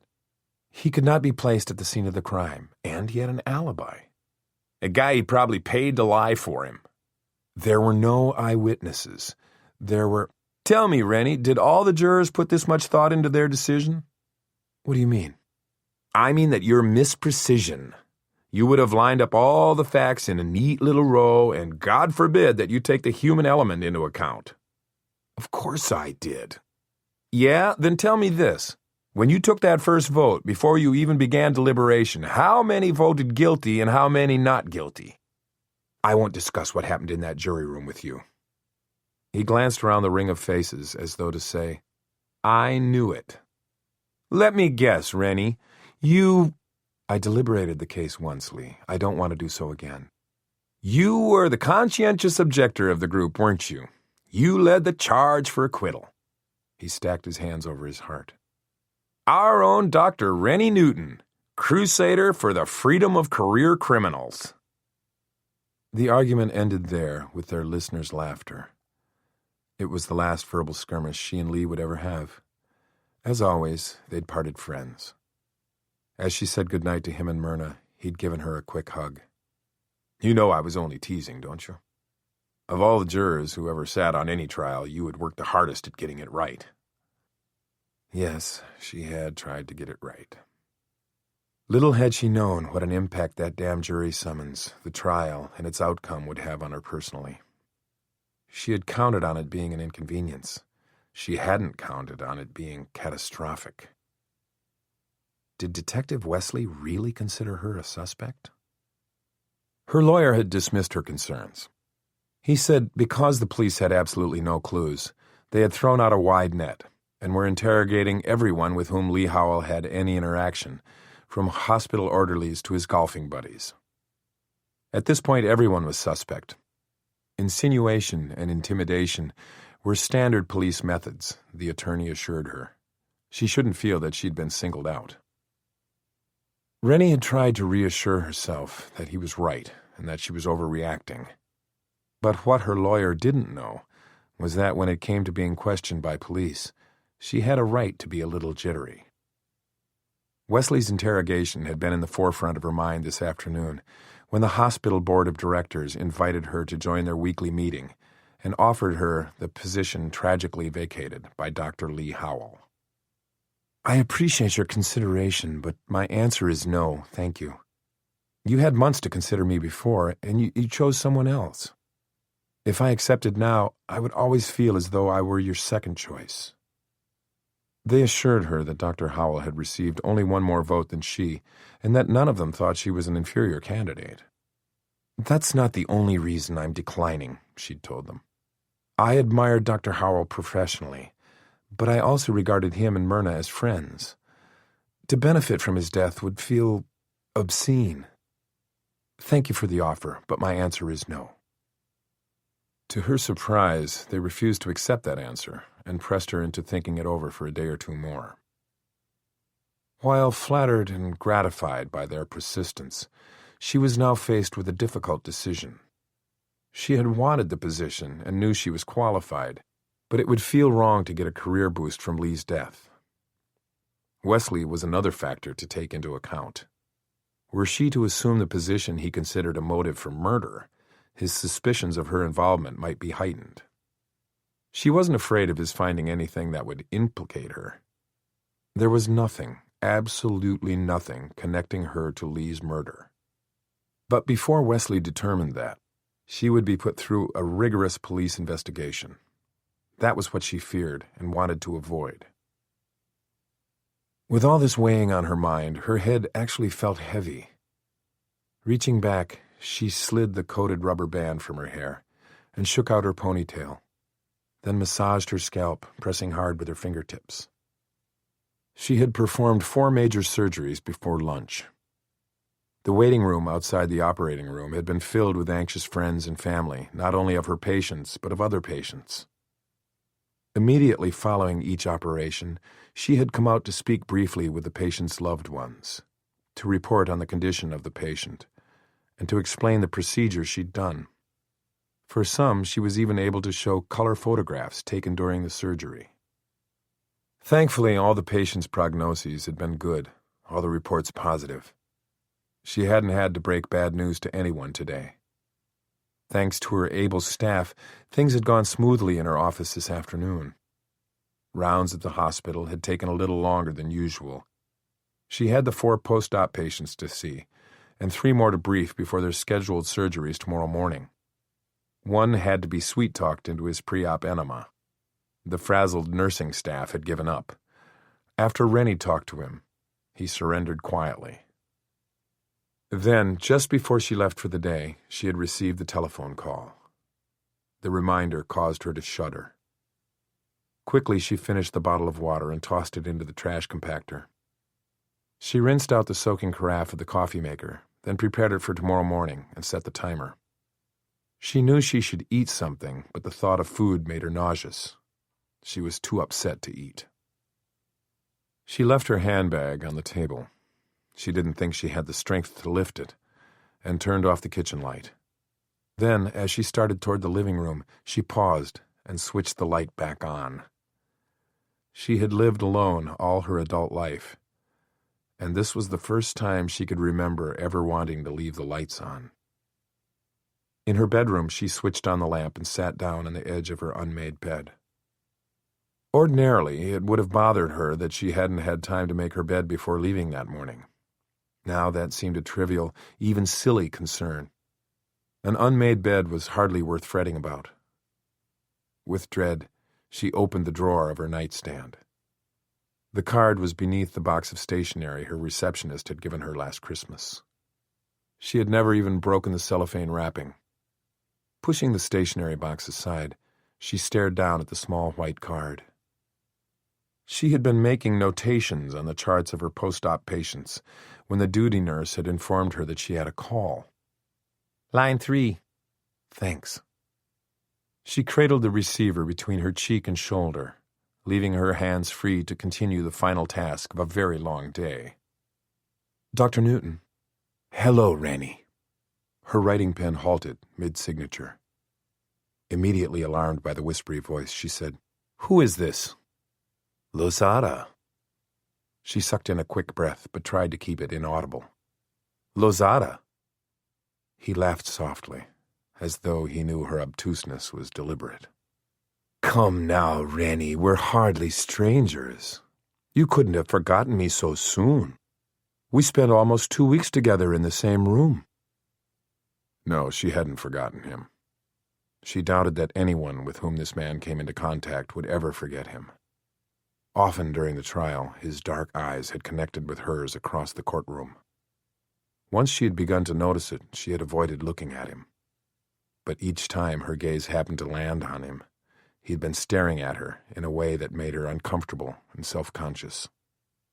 She was aware that other jurors and people in the courtroom also had noticed his unwelcome interest in her. This call is highly inappropriate, Mr. Lozada. Why? The trial's over. Sometimes when there's an acquittal, defendants and jurors get together and have a party to celebrate. That kind of celebration is tasteless and insensitive.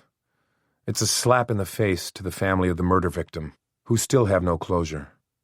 In any event, you and I have nothing to celebrate or even to talk about. Goodbye. Did you like the roses?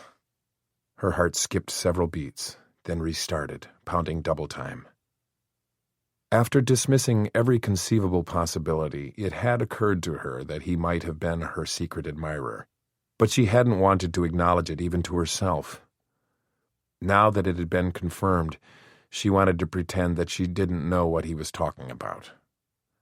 But of course, he would know better. He had placed the roses inside her house, making certain she would receive them, leaving no margin for error. She wanted to ask him how the hell he had gotten inside her home, but as Lee Howell had pointed out to her, Lozada was a career criminal. Breaking and entering would be child's play to a man with his arrest record. He was incredibly intelligent and resourceful, or he couldn't have escaped prosecution for all his misdeeds, including the most recent murder for which he'd been tried, and that she'd fully believed he had committed. It just hadn't been proved. He said, "Considering the color of your front door, I guessed red might be your favorite." The roses hadn't been the color of her front door. They'd been the color of the blood in the crime scene photos entered as evidence and shown to the jury. The victim, whom it was alleged that Lozada had been hired to kill, had been choked to death with a garrote. Something very fine, yet so strong that it had broken the skin of his throat enough to bleed. "Don't bother me again, Mr. Lozada." "Rennie, don't hang up." He said it with just enough menace to prevent her from slamming down the telephone receiver. "Please," he said in a gentler voice. "I want to thank you." "Thank me?" "I talked to Mrs. Grissom. Frizzy gray hair, thick ankles." Rennie remembered her well. Juror number 5. She was married to a plumber and had 4 children. She seized every opportunity to bore the other 11 jurors with complaints against her lazy husband and ungrateful children. As soon as she learned that Rennie was a physician, she had run down a list of ailments she wanted to discuss with her. "Mrs. Grissom told me what you did for me," Lozada said. "I didn't do anything for you." "Oh, but you did, Rennie. If not for you, I'd be on death row." 12 of us arrived at the verdict. No one was singly responsible for the decision to acquit you. "But you led the campaign for my acquittal, didn't you?" "We looked at the case from every angle. We reviewed the points of law until we unanimously agreed on their interpretation and application." "Perhaps, Rennie," he said with a soft chuckle. "But Mrs. Grissom said you argued my side and that your arguments were inspired and passionate." He said it as though he were stroking her while he spoke, and the thought of his touching her made her skin crawl. "Don't contact me again." She had slammed down the telephone receiver, but continued to grip it until her knuckles turned white. "Dr. Newton, is something wrong?" "Dr. Newton, are you all right?" Drops of perspiration beaded on her face, as though she were performing the most intricate and life-threatening surgery. She thought she might throw up. Taking a deep breath through her mouth, she let go of the telephone receiver and turned to the concerned nurse. "I'm fine, but I'm not going to take any more calls. I'm trying to wrap up here, so if someone wants me, tell them to have me paged." "Certainly, Dr. Newton." She had quickly completed her chart notations and left for home. As she walked across the familiar doctor's parking lot, she glanced over her shoulder several times and was reassured by the presence of the guard on duty. She'd heard that the young man who had discovered Lee's body was taking some time off. On the drive home, she kept one eye on the road and another in the rearview mirror, half expecting to see Lozada following her. Damn him for making her feel paranoid and afraid. Damn him for complicating her life when she had finally gotten it exactly as she wanted it. Now, as she stared at the hateful little card in her nightstand drawer, her resentment increased. It made her furious that he dared to speak to her in sexual overtones and with implied intimacy. But it also frightened her, and that was what she hated most, that she was afraid of him. Angrily, she closed the nightstand drawer. She stood up and removed her blouse and slacks. She wanted a hot shower, immediately. She felt violated, as though Lozada had touched her with his sibilant voice. She couldn't bear to think about his being here inside her house, invading her private space. Worse, she felt a presence here still, although she had told herself that was just her imagination, that it had been thrust into overdrive. She found herself looking at every object in the room. Was each item exactly as she'd left it this morning? The cap on her body lotion was loose, but she remembered being in a hurry this morning and not replacing it securely. Was that the angle at which the open magazine had been left on the nightstand? She told herself she was being silly. Nevertheless, she felt exposed, vulnerable, watched. Suddenly, she glanced toward the windows. The slats of the blinds were only partially drawn. Moving quickly, she snapped off the lamp, then went to the windows and pulled the louvers tightly closed. "Damn him," she whispered into the darkness. In the bathroom, she showered and prepared for bed. When she turned out the light, she considered leaving it on, but only for an instant before deciding against it. She wouldn't give in to her fear, even to that extent. She had never been a coward. On the contrary, her courage when she was a child had caused her mother to wring her hands with concern. As a teen, her bravery had escalated into deliberate recklessness. In recent years, she had traveled to war and famine-plagued corners of the world. She had defied despots and raging storms and armed marauders and contagious disease in order to provide medical treatment to people in desperate need of it, always with little or no regard for her personal safety. Now, inside her own bedroom, lying in her own bed, she was afraid. And not just for her safety. Lozada posed more than a physical threat. Detective Wesley had mentioned his trial, had insinuated... "Oh my God!" Gasping, Rennie sat bolt upright. She covered her mouth and heard herself whimper involuntarily. A chill ran through her. Lozada had tried to impress her with a lavish bouquet of roses in a crystal vase, personally delivered. What else had he done in an attempt to curry her favor? The answer to that was too horrible to consider. But obviously, the homicide detective had considered it.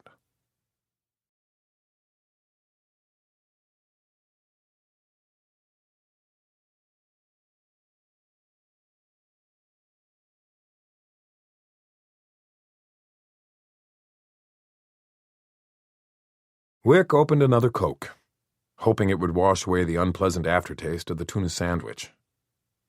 Rennie had retired for the night. It had been 32 minutes from the time she got home until she had turned out her bedroom light. Not long.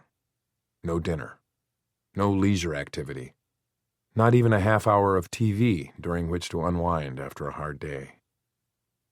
She had spent some of that 32 minutes at the kitchen sink, appearing to be lost in thought.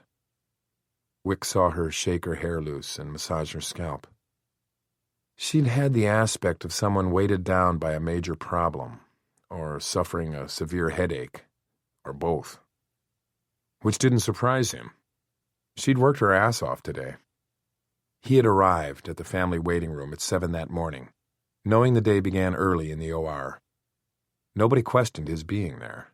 It was assumed that he belonged to one of the families who had set up temporary camp with magazines and cups of vending machine coffee. He chose a chair in the corner, pulled his straw cowboy hat low over his brow, and partially hid behind an edition of USA Today. It was 8:47 before Dr. Newton made her first appearance. "Mrs. Franklin?" Mrs. Franklin and her retinue of supporters clustered around the surgeon. Rennie was dressed in green scrubs, the face mask lying open on her chest like a bib. She wore a cap. Paper slippers covered her shoes. He couldn't hear what she was saying because she kept her voice at a confidential pitch to ensure the family's privacy, but whatever she said made Mrs. Franklin smile, clasp her hand, and press it thankfully. After the brief conference, Rennie excused herself and disappeared through the double-swinging doors. Throughout the long morning, she had made 3 other visits to the waiting room. Each time, she gave the anxious family her full attention and answered their questions with admirable patience. Her smiles were reassuring. Her eyes conveyed understanding and compassion. She never seemed to be rushed, although she must have been. She was never brusque or detached. Wick had found it hard to believe that this was the same guarded, haughty woman on Orrin's videotape. He had stayed in the OR waiting room until his stomach started rumbling so loudly that people began looking at him askance. The crowd had thinned out, too, so the tall cowboy sitting all alone in the corner with a newspaper he'd read 3 times was beginning to attract attention. He had left in search of lunch. Orrin thought he'd been sleeping through the day in his dreary motel room. He hadn't told him about going to the hospital, nor did he tell him that after grabbing a burger at Kincaid's, he had staked out Rennie Newton's private office. It was located near the hospital on a street that had formerly been residential, but had been given over largely to medical offices. The limestone building was new-looking and contemporary in design, but not ostentatious. The office had done a brisk business all afternoon, with patients going in and coming out at roughly 15-minute intervals. The parking lot was still half full when Wick left to go break into her house. Yeah, Rennie had put in a full day. To reward herself, she'd drunk a bottle of water. That was it. When she moved out of the kitchen, she had switched off the light, then turned it back on almost instantly, which he thought was strange. She had left that light on when she went into the bedroom, where she sat slumped on the edge of the bed, loose hair falling forward. Her whole aspect had spelled dejection or terrible trouble. Then she'd done another strange thing. She had opened her nightstand drawer and, for the next several minutes, stared into it. Just stared. She didn't take anything out or put anything in. She just stared into it. What had she been looking at, he wondered. He concluded that it had to be the enclosure card. What fascination could an unopened box of stationery hold for her? Her mother's obituary might be something she would read occasionally, maybe in remembrance of her, but he was putting his money on the card. And that made him damn curious about its origin and significance. Eventually, she had closed the drawer and stood up. She'd unbuttoned her blouse and pulled it off. She was wearing an unadorned bra. Maybe the sheer lacy ones were reserved for the days when she didn't perform 4 surgeries. Or for the man who had sent her the card. Next, she had removed her slacks. That was when Wick had realized he was holding his breath and admonished himself to resume breathing normally, if such a thing were possible. Could any heterosexual man breathe normally when he was watching a woman take off her clothes? He didn't think so. He didn't know of one. The question might warrant a scientific study. Conducting his own test, he had inhaled deeply, then exhaled an even stream of carbon dioxide. And in that instant, almost as if she had felt his breath against her bare skin, she looked toward the windows with alarm. Immediately the bedside lamp was extinguished. A vague silhouette of her appeared momentarily at the windows. Then the slats of the blinds were closed tightly, blocking her from sight. The light in her bathroom had come on and remained on for 10 minutes, long enough for her to bathe using one of the scented gels. She might have used the pink razor, too. She'd probably brushed her teeth and rolled the tube of toothpaste up from the bottom before replacing it in the cabinet above the sink that had not one single water spot. Then the house had gone dark, except for the light in the kitchen. Wick surmised that she had probably gone straight from her bath to bed. And now, after 32 minutes, she was probably sleeping between the pale yellow sheets, her head sunk deeply into the down pillow. He remembered that pillow. He had stared at it for a long time before peeling off the latex gloves and lifting it from the bed. He'd held it close to his face. Only for a second, though. Only for as long as any good detective would. He hadn't told Orrin about that either. It was the best Mexican restaurant in Fort Worth, making it, in Lozada's opinion, the best restaurant in Fort Worth. He came here only for the food and the deferential service he received. He could have done without the trio who strolled among the tables, strumming guitars and singing Mexican standards in loud but mediocre voices. The decor looked like the effort of someone who had run amok in a border town curio shop, buying every sombrero and piñata available. But the food was excellent.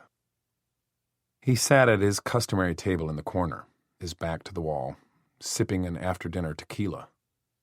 He'd have shot anyone who offered him one of those frozen green concoctions that came out of a Slurpee machine and had the audacity to call itself a margarita. The fermented juice of the agave plant deserved to be drunk straight. He favored a clear añejo, knowing that what made a tequila gold was nothing but caramel coloring. He had dined on the El Rey platter, which consisted of enchiladas con carne, crispy beef tacos, refried beans, Spanish rice, and corn tortillas dripping with butter. The meal was loaded with carbohydrates and fat, but he didn't worry about gaining weight. He'd been genetically gifted with the lean, hard physique that people joined health clubs and sweated gallons of perspiration to acquire. He never broke a sweat. Never.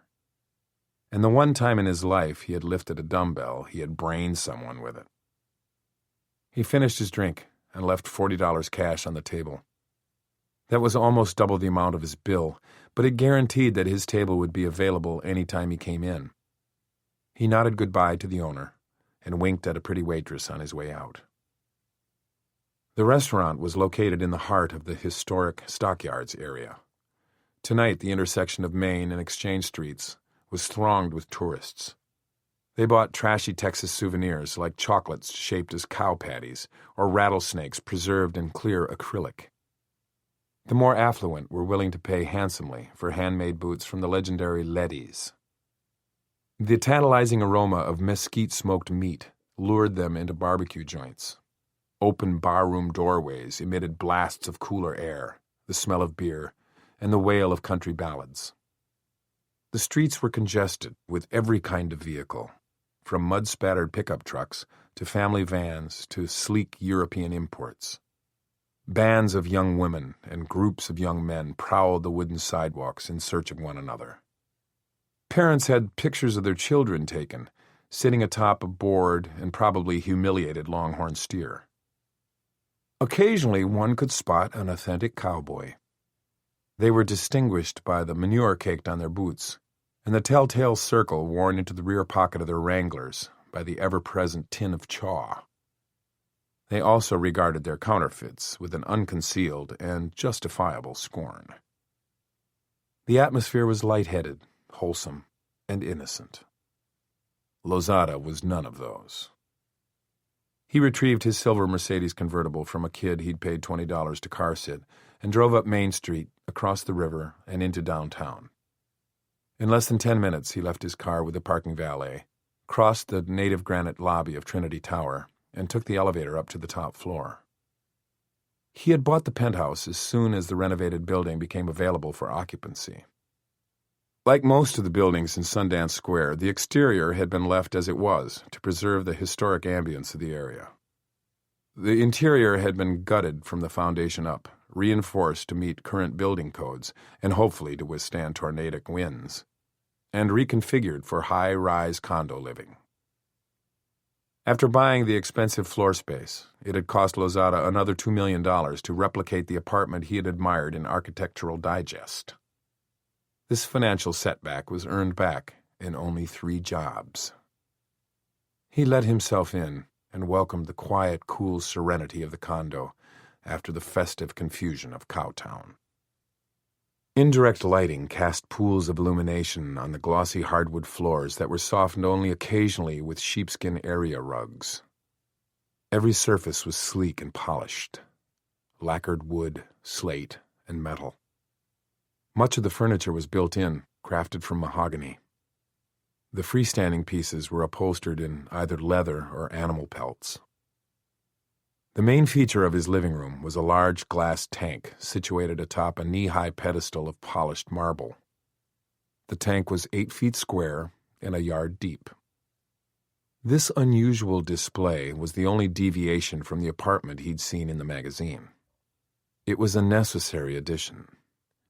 Inside the tank, he had created an ideal habitat for his lovelies. The temperature and humidity were monitored and controlled. To prevent them from killing each other, he saw to it that they had enough prey on which to feed. Presently, the tank contained 5, but he had had as many as 8, and as few as 3. They didn't have names. That would have been ridiculous. And nobody would ever accuse Lozada of being ridiculous. But he knew each of them individually and intimately, and occasionally took them out and played with them. The 2 centroroids he had smuggled out of Mexico himself. He'd had them less than a year. The one that had been living with him the longest was a female of the common Arizona species. She hadn't been hard to come by, nor was she valuable, but he was fond of her. She had borne 31 young last year, all of which Lozada had killed as soon as they had climbed off her back, thereby declaring their independence from her. The other 2 in the tank were rarer and deadlier. It was hard not to be partial to them, because they had been the most difficult and expensive to obtain. They were the finest scorpions in the world. He paused to speak to them, but he didn't amuse himself with them tonight. Ever the businessman, he checked his voicemail for messages. There were none. At the wet bar in the living room, he poured another añejo into a baccarat tumbler and carried it with him to the wall of windows that provided a spectacular evening view of the river for which the building was named, and the neighboring skyscrapers. He raised a mock toast to the Tarrant County Justice Center. Then he turned in the opposite direction and raised his glass in a heartfelt salute to the warehouse across the railroad tracks. These days, the building housed a business that customized RVs and vans. But the corrugated tin structure had been vacant 25 years ago, when Lozada had committed his first murder there. Tommy Sullivan had been his pal. He'd had nothing against the kid. They'd never spoken a cross word to one another. Fate had just put Tommy at the wrong place at the wrong time. It was during the hot summertime. They were exploring the empty warehouse for lack of something better to do. Boredom had placed them there, and boredom had gotten Tommy killed. Tommy had been walking several steps ahead of Lozada when it suddenly came to him how easy it would be to grab Tommy from behind, reach around his neck, and jab his pocketknife into his friend's jugular. He'd done it just to see if he could. Tommy had proved he could. He'd been smart to attack from behind, because Tommy had spouted blood for what seemed like forever. It had been a challenge to keep it off him, but overall, killing Tommy had been incredibly easy. It had been just as easy to get away with it. He'd simply walked to Tommy's house and asked his mom if Tommy was at home. She told him no, but he was welcome to come inside and wait. Tommy was bound to show up sooner or later. So Lozada had passed the time after killing Tommy, playing Tommy's stereo in Tommy's room, in delicious anticipation of the hell that was about to break loose inside Tommy's house. A knock interrupted Lozada's fond recollections. Out of habit, he approached the door cautiously, a switchblade flattened up against his wrist. He looked through the peephole and, seeing a familiar uniformed woman, released the lock and opened the door. "Turn down service, Mr. Lozada?" Living in the building came with perks, including the parking valet, the concierge, and twice-daily maid service. He motioned her inside. She went into his bedroom and set about her chores. Lozada refreshed his drink and returned to a chair near the window, setting his switchblade on the table within reach. He stared down at the movie marquee across the street, but none of the featured film titles registered with him. His mind was on the telephone conversation he'd had with Rennie Newton earlier that evening. He smiled over her poor attempt at playing hard to get. She truly was adorable. The maid approached him. "Do you want me to draw the drapes, Mr. Lozada?" "No, thanks. Did you leave chocolates on the pillow?" "Two, the kind you like." "Thank you, Sally." She smiled down at him and began undoing the top of her uniform. He had never solicited personal information from her. In fact, he wouldn't even know her name if she hadn't volunteered it. She had been eager to tell him that this housekeeping job was strictly temporary. Her ambition was to become an exotic dancer in a men's club. She had the tits for it, maybe, but not the ass. Hers was as broad as a barn. When she began to dawdle playfully over the buttons of her uniform, he said, "Never mind that," and pulled her between his thighs, pushing her to her knees. "I could give you a lap dance first. I've been practicing in front of a mirror. I'm good, even if I do say so myself." By way of answer, he unbuckled his belt and unzipped his trousers. She looked disappointed that he didn't want to see her performance, but she applied herself to pleasing him. She unbuttoned his shirt and spread it open. She fingered the tattoo on his chest. A bright blue dagger with a wicked blade appeared to be spearing his nipple. Tattooed drops of blood spattered his ribs. "That gets me so hot." Her tongue, as quick and agile as a snake, flicked the tip of the dagger. He had gotten the tattoo when he was 16. The tattoo artist had suggested he get his nipple pierced at the same time. "With this dagger, a ring through your nipple, that'd look cool, dude."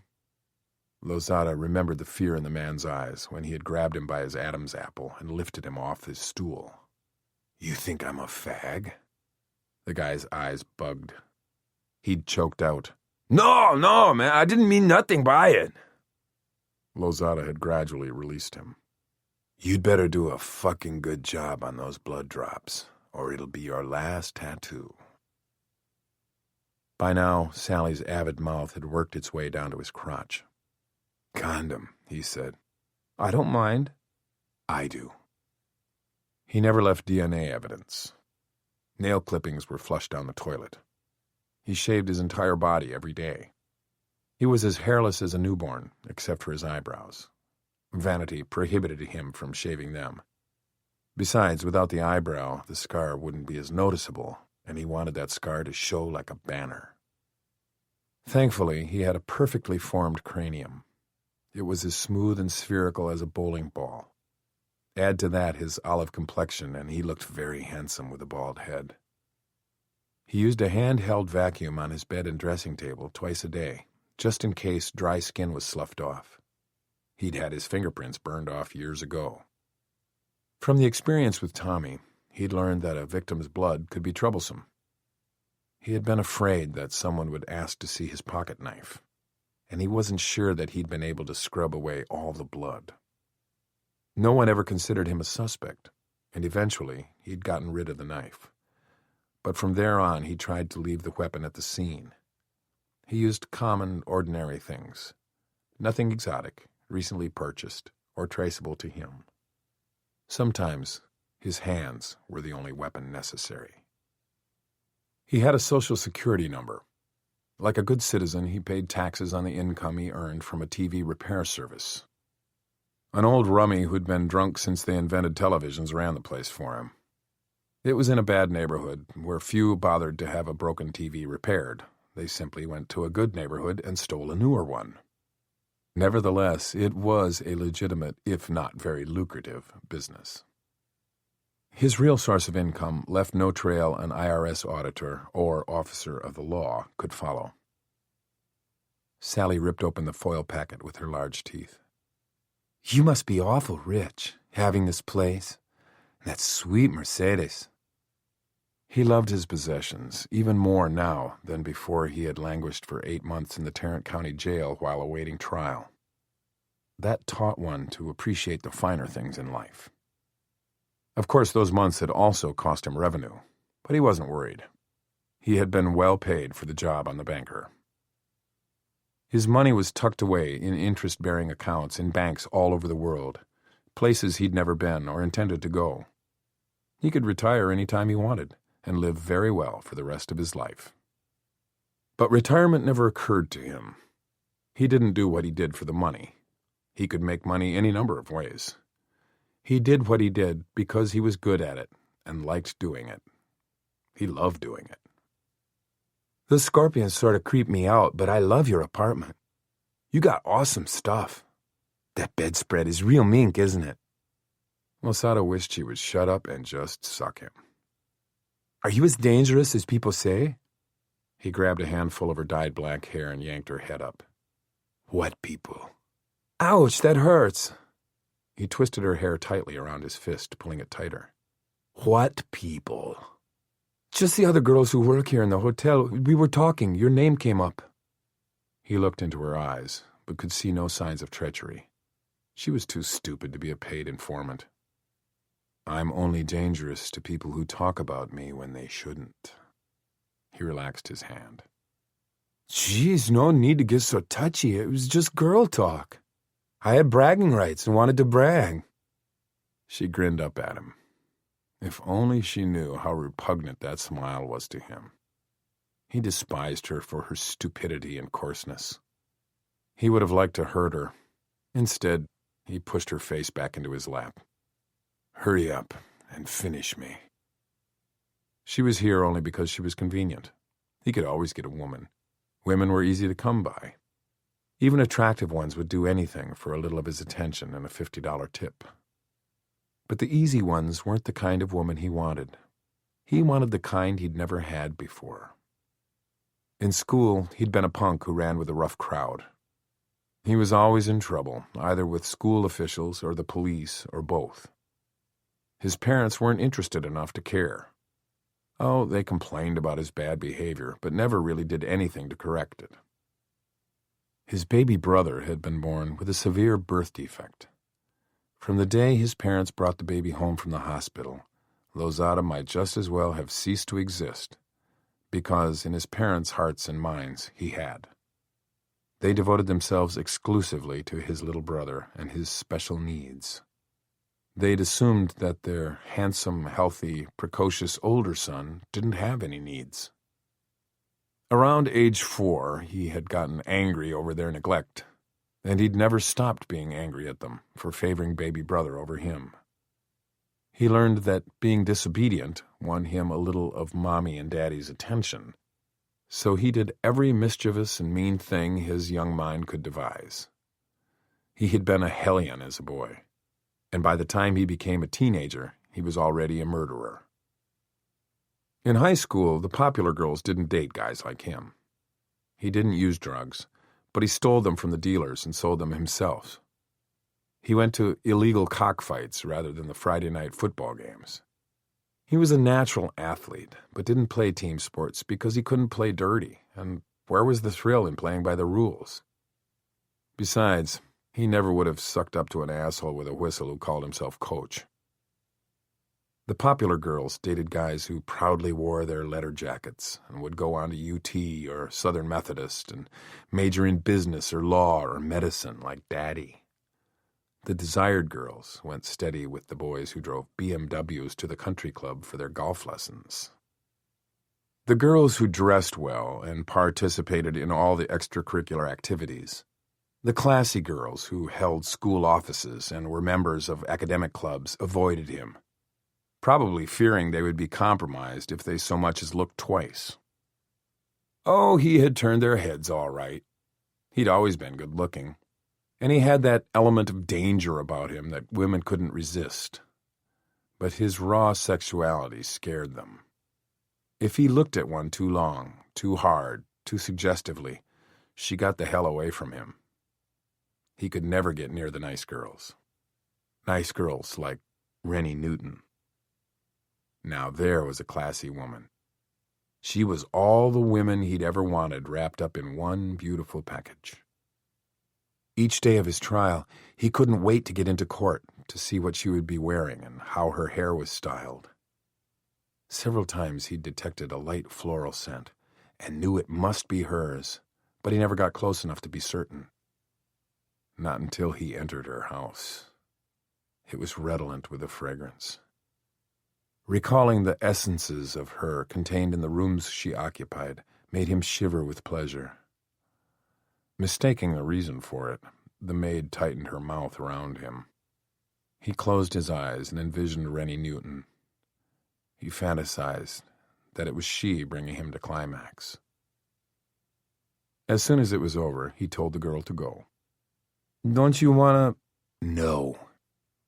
The sight of her heavy breasts disgusted him. She was a pig, a whore.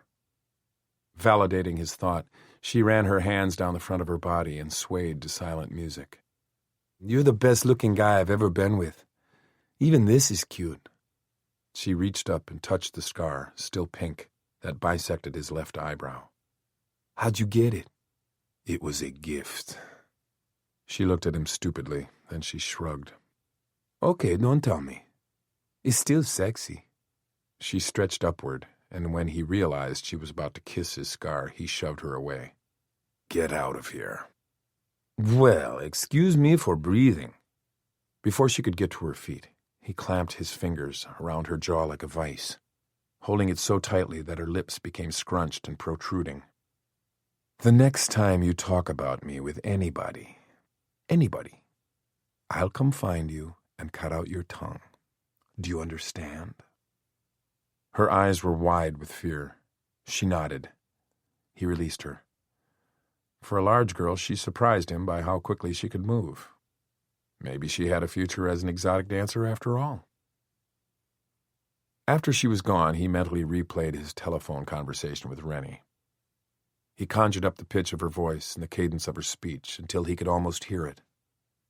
The moment he had spoken her name, she had known who was calling. How silly of her to pretend she didn't. She had told him not to call her again, but that, too, was posturing. That was just the surfacing of a nice girl's innate wariness of the bad boy, and he didn't mind that. In fact, he had enjoyed hearing the trace of fear. His experience with women was vast, but it was also limited in the sense that all had been mindless encounters for the sole purpose of sex. He was tired of that. Picking up women and going home with them could be tedious, especially when they wanted to cling. And he hated whining. Paid whores came with their own set of nuisances. Meeting them in hotel rooms, no matter how upscale, was a tawdry proposition. It was essentially a business transaction, and inevitably the whore believed she was boss. He'd had to kill only one for insisting that she was in charge. They usually submitted to his superiority before it came to that. Besides, whores were dangerous and couldn't be trusted. There was always the chance that the police were using one in an entrapment setup. The time had come for him to have a woman who was of his own caliber. It was the one area of his life that was deficient. He owned the best of everything else. A man of his standing deserved a woman he could show off, one other men would envy him for. He had found that woman in Rennie Newton. And she must be attracted to him, or why would she have argued so passionately for his acquittal? If he'd had a mind to, he could already have satisfied their physical longing for each other. He could have waylaid her at any time, and if she had put up some bullshit female resistance, eventually subdued her. After he had fucked her a few times, she would have come to the understanding, as he had, that they were destined to be a couple. But he'd wanted to take a more subtle approach. She was different from all the others. She should be wooed differently. He wanted to court her as a woman like her would expect to be courted. So even before the trial was over, he had set out to learn who this glorious creature was and whether she had any enemies. Through his sly attorney, the information had been easily obtained. Killing that other doctor had been almost too easy. It wasn't a sufficient demonstration of his affection. Before calling Rennie, he had felt the need to follow that up with something that would better convey the depth of his feelings for her. Thus, the roses. They had struck the perfect romantic note. He finished his tequila. Chuckling softly, he thought of Rennie's rebuff. Actually, he was glad she hadn't been swept away by these preliminary overtures. Had she given in too soon and too easily, he would have been disappointed in her. Her spirit and air of independence were part of her attraction. To a point, of course. Eventually, she would need to be taught that what Lozada wanted, Lozada would have. Wick approached the table where Lozada was having breakfast. Hey, asshole. The glare reflecting off your head is blinding me. Lozada's fork halted midway between his plate and his mouth. He looked up with anger-controlling slowness. If he were surprised to see Wick, he gave no indication of it, but rather treated him to an unhurried once-over. Well, well, look who's back. For about a week now, Wick said cheerfully. Is the Fort Worth Police Department so hard up they invited you to rejoin their miserable ranks? Nope, I'm on vacation. Wick pulled a spare chair from beneath the corner table, turned it around, and straddled it backward. Other customers in the hotel's dining room would think him rude, but he didn't care. He wanted to get under Lozada's skin. If the tick in the other man's cheek was any indication, he was succeeding. Say, those pancakes look good. He dipped his finger in the pool of maple syrup on Lozada's plate and licked it off. Right tasty. How did you know I was here? I just poked my head out the window and followed the stench. Actually, this hotel coffee shop was known by the department to be one of the killer's favorite breakfast places. The son of a bitch had never kept a low profile. In fact, he jeered at his would-be captors from the driver's seat of his fancy car and the panoramic windows of his penthouse, material luxuries that gave the cops all the more reason to despise him. Are you having something, sir? Wick turned toward the young waitress who had approached the table. Fun, darling, he said, sweeping off his cowboy hat and placing it over his heart. Just having a little fun here with my old friend Ricky Roy. Lozada despised his first two names and hated being addressed by them, so Wick used them whenever an opportunity presented itself. Have you two met? He read the waitress's name off the plastic tag pinned to her blouse. Shelley. Pretty name, by the way. Meet Ricky Roy. Ricky Roy, this is Shelley. She blushed to the roots of her hair. Oh, he comes in here a lot. I know his name. In a stage whisper, Wick asked, Is he a good tipper? Yes, sir, very good. Well, now that's nice to hear, and somewhat surprising. See, actually, Ricky Roy has very few redeeming qualities. He tilted his head thoughtfully. Come to think of it, being a good tipper might be his only redeeming quality. The waitress divided a cautious look between them that eventually landed on Wick. Would you like some coffee? No thanks, Shelley, but you're a sweetheart for asking. If I need anything, I'll let you know. He gave her a friendly wink. She blushed again and scuttled away. Coming back around to Lozada, he said, Where were we? Oh, yeah, long time no see. Sorry I missed your trial. Heard you and your lawyer put on quite a show. It was a waste of everybody's time. Oh, I agree, I surely do. I don't know why they would bother with a trial for a sack of shit like you.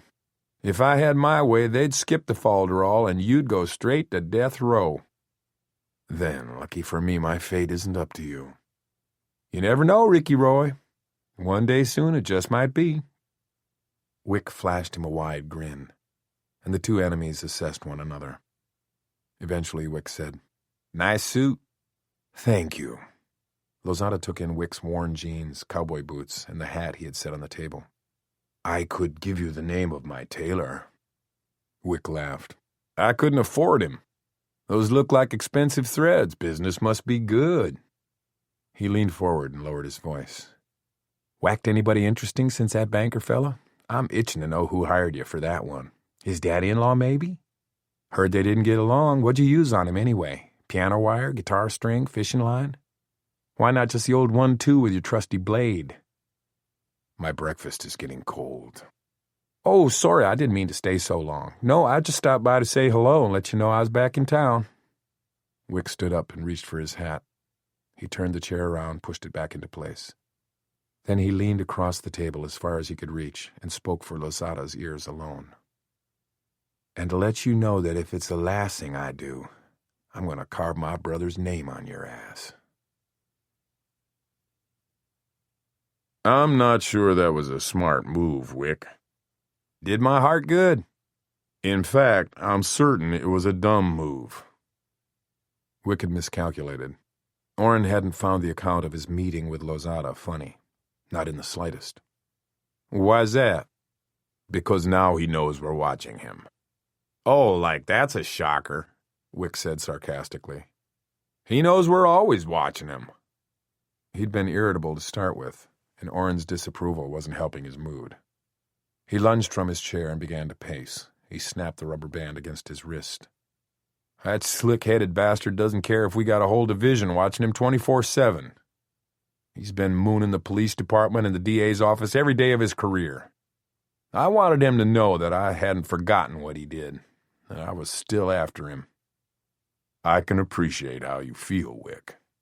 I doubt that. At that, Orrin got pissed, but he bit back a retort and remained calm. You shouldn't have placed your personal feelings above the investigation, Wick. I don't want either Lozada or Rennie Newton to get wind of our surveillance. If they were involved in Howell's murder, he might have been, she wasn't. Oh, and you're sure of this how? Wick stopped pacing and made an arrow of his arm to point out her house 2 lawns away. We've been watching her for a whole friggin' week. She does nothing except work and sleep. She doesn't go out, nobody comes to visit. She doesn't see anyone but the people she works with and her patients. She's a robot. Wind her up, she does her job. When she runs out of juice, she goes home, goes to sleep, and recharges. The second-story room of the vacant house was uncomfortably warm. They'd had the electricity turned on so they could operate the central air conditioning system, but it was antiquated and inefficient against the brutal afternoon heat.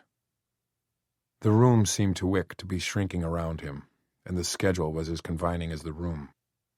Couple his claustrophobia with Orrin's stodgy adherence to the rulebook, and it was enough to drive him nuts. The investigation had turned stale. It was tiresome and boring to boot. Just because we haven't seen them together doesn't mean they're not communicating, Orrin said. Both are too smart to do anything publicly. And even if they haven't made contact since Howell's murder, that doesn't mean they didn't conspire. Wick threw himself back into the chair, his temper momentarily spent. Damn it, Orrin was right. Dr. Newton could have hired Lozada to take out her rival before the police got suspicious and started watching her. It would have required only one phone call. Have her phone records been checked yet? All were numbers she calls regularly. But you wouldn't expect her to use her home phone to arrange an assassination. Orrin sat down across from him. Okay, enough of this BS. Out with it. What's bugging you? Wick pushed back his hair, held it off his forehead for several seconds, then lowered his hands. I don't know. Nothing. Orrin gave him a paternal I-know-better look. I feel like a goddamn window peeper. Surveillance work like this has never bothered you before. What's making this time different? I'm out of practice. Could be. What else? You miss the beach, salt air? What? I guess. Uh-huh. It's more than homesickness for that swell place you have down there in Galveston. You look to me like you're about to claw out of your skin. You're restless and edgy. What's the matter? Is it because this investigation involves Lozada? Isn't that enough? You tell me. Wick gnawed on the inside of his cheek for several moments, then said, It's Thigpen. He's a goat. Orrin laughed. And he speaks so highly of you. I'll bet. You're right. He thinks you're a jerk. Well, at least I don't stink. This whole house reeks of those god-awful onion sandwiches he brings from home. You can smell them the minute you open the door downstairs. And his butt crack sweats. Orrin's laughter increased. What? Yeah, haven't you ever noticed the sweat stains on his pants? It's disgusting. And so are these. Again, he came out of his chair like a circus performer shot from a cannon. He was across the room in 3 strides, yanking the photographs off Thigpen's gallery wall. He crumpled them and tossed the wadded pictures onto the floor. How juvenile can you get? He's got the mentality of an adolescent pervert. He's crude and stupid and... Orrin was gazing at him with a thoughtful frown. Shit, he muttered, and returned to his chair. Wick lapsed into a sulky silence and stared out the window at Rennie's house. Earlier, she had gone for a run through her neighborhood.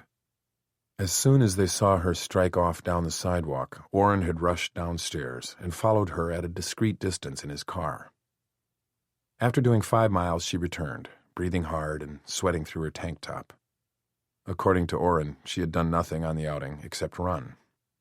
"The lady's fit," he'd said. She hadn't gone out again.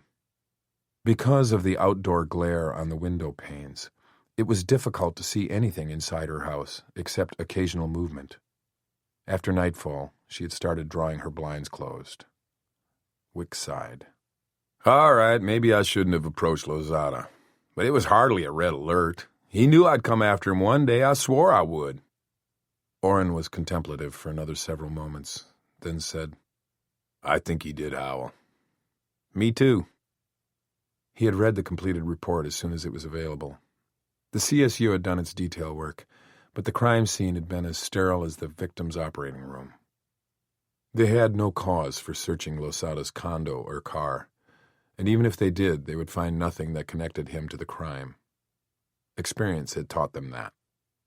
"He's a fucking phantom," Wick said. "Never leaves a clue. Nothing. Doesn't even disturb the air when he moves through it." "We'll get him, Wick." He gave a curt nod. "But by the book." Wick looked at Orrin. "Go on and say it." "What?" "You know what. What you thinking?" "Don't put thoughts in my head, okay?" "You're thinking that if I'd played by the book, we would have had him 3 years ago. For Joe." The fact was indisputable, but Orrin was too good a friend to say so. Instead, he smiled ruefully. "I still miss him." "Yeah." Wick sat forward and planted his elbows on his knees. He dragged his hands down his face. "So do I. Remember that time you just graduated from the academy, wet behind both ears? Joe and I were staking out that illegal gambling parlor on the Jacksboro Highway. Coldest night of the year, freezing our nuts off. You thought you'd be a good rookie and surprise us with a pizza." Wick picked up the story from there. "I showed up in a squad car, marked you for damn sure. Joe didn't know whether to horsewhip me for blowing your cover or eat the pizza before it got cold." He shook his head with chagrin. "Y'all never let me live that one down." Joe and Orrin had attended the police academy together, and shortly after their graduation had been made partners. Joe had been with Orrin when both his daughters were born. He'd waited with Orrin through anxious hours when Grace had a cyst in her breast biopsied. He'd traveled with him to Florida to bury his mother. Orrin had cried with Joe when the woman he loved broke their engagement and his heart. They had trusted each other implicitly and entrusted one another with their lives. Their bond of friendship was almost as strong as the one Wick and Joe had shared as brothers. When Joe was killed, Orrin had assumed the role of Wick's big brother, and later his partner, although each acknowledged that no one could ever fill the void that Joe had left in their lives. Almost a full minute of thoughtful silence elapsed before Orrin slapped his thighs and stood up. "If it's all right with you, I'm going to shove off." "Sure. Tell Grace thanks for the ham and potato salad. It'll go down good tonight after all those lousy sandwiches. Give the girls hugs." "Sorry you have to spend your Saturday night here." "No problem. He stopped, remembering something, glanced at his watch. "What's the date?" The 11th. Why?" "Nothing. Just lost track of my days. You better move along. You don't want Grace to get pissed at you." "See you tomorrow." "Yeah, see ya." Wick slumped down in his chair and stacked his hands on the top of his head, trying to look casual and bored.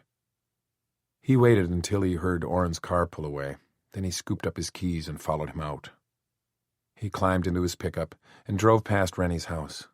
No signs of her. No hint of her plans for the evening. What if his hunch was wrong? If it was, and Lozada paid a call to her house tonight, Orrin would have his head on a pike by daybreak. But he was going to gamble that he was right. He made it to the church with 3 minutes to spare. He jogged from the parking lot toward the sanctuary and barely made it into a seat in the last row before the steeple bells tolled the hour of 7. Upon leaving the surveillance house, he'd driven like a madman to the nearest mall, entered the department store at a dead run, and had thrown himself on the mercy of a haberdasher who was looking forward to the end of his long Saturday shift. "Forgot the damn thing until half an hour ago," Wick explained breathlessly. "There I am at the Rangers game, having a cold beer and a chili dog, and it hits me." He smacked his forehead with his palm. "Left the game, and wouldn't you know it, for once the Rangers were leading." So far, the elaborate lie had moved the haberdasher to do nothing except sniff in boredom. Some embellishment was required. "If I don't go, my mom will never forgive me. Her back went out last Thursday. She's laid up popping muscle relaxers and fretting over missing this thing. So I shot off my big mouth and said, 'Don't worry about it, Mom. If you can't go, I will.' I hate like hell to break a promise." "How much time do you have?"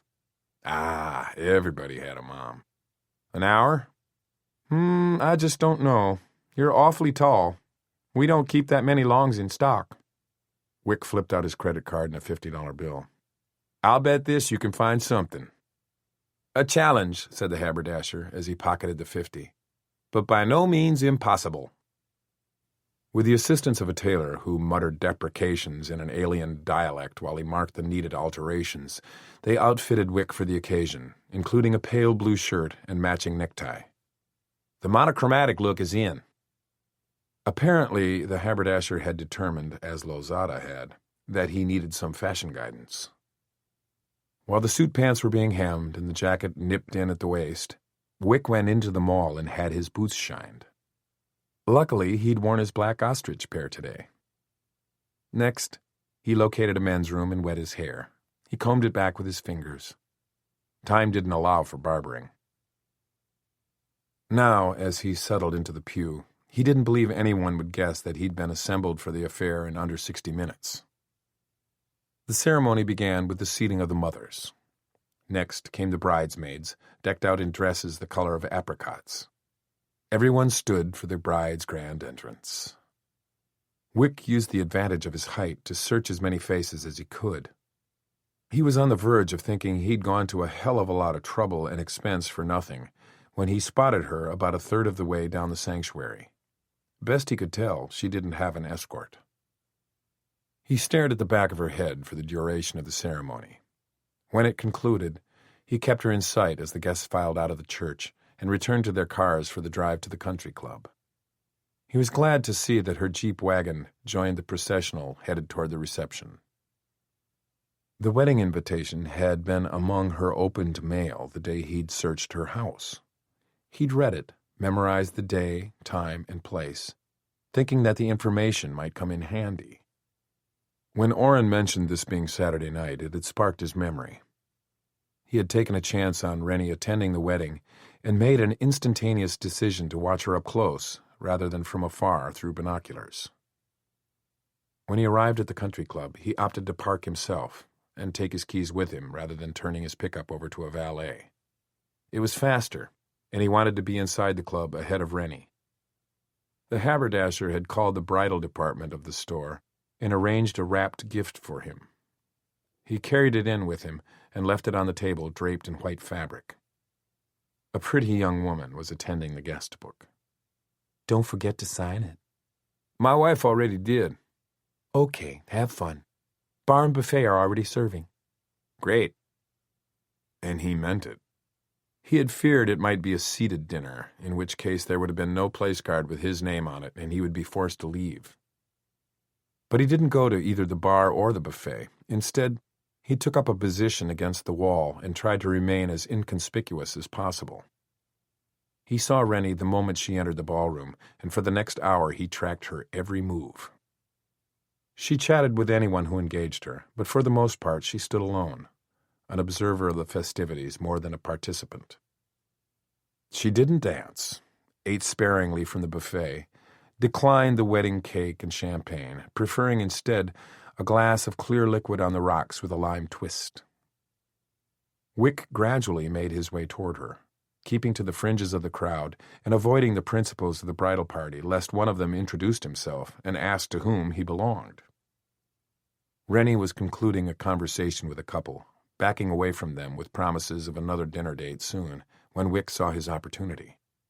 He put himself in her path. She bumped into him. Coming around quickly, she said, "Oh, I'm so sorry. Please excuse me." "No problem." Wick smiled and nodded down at her hand. "You're the one who got wet. Allow me?"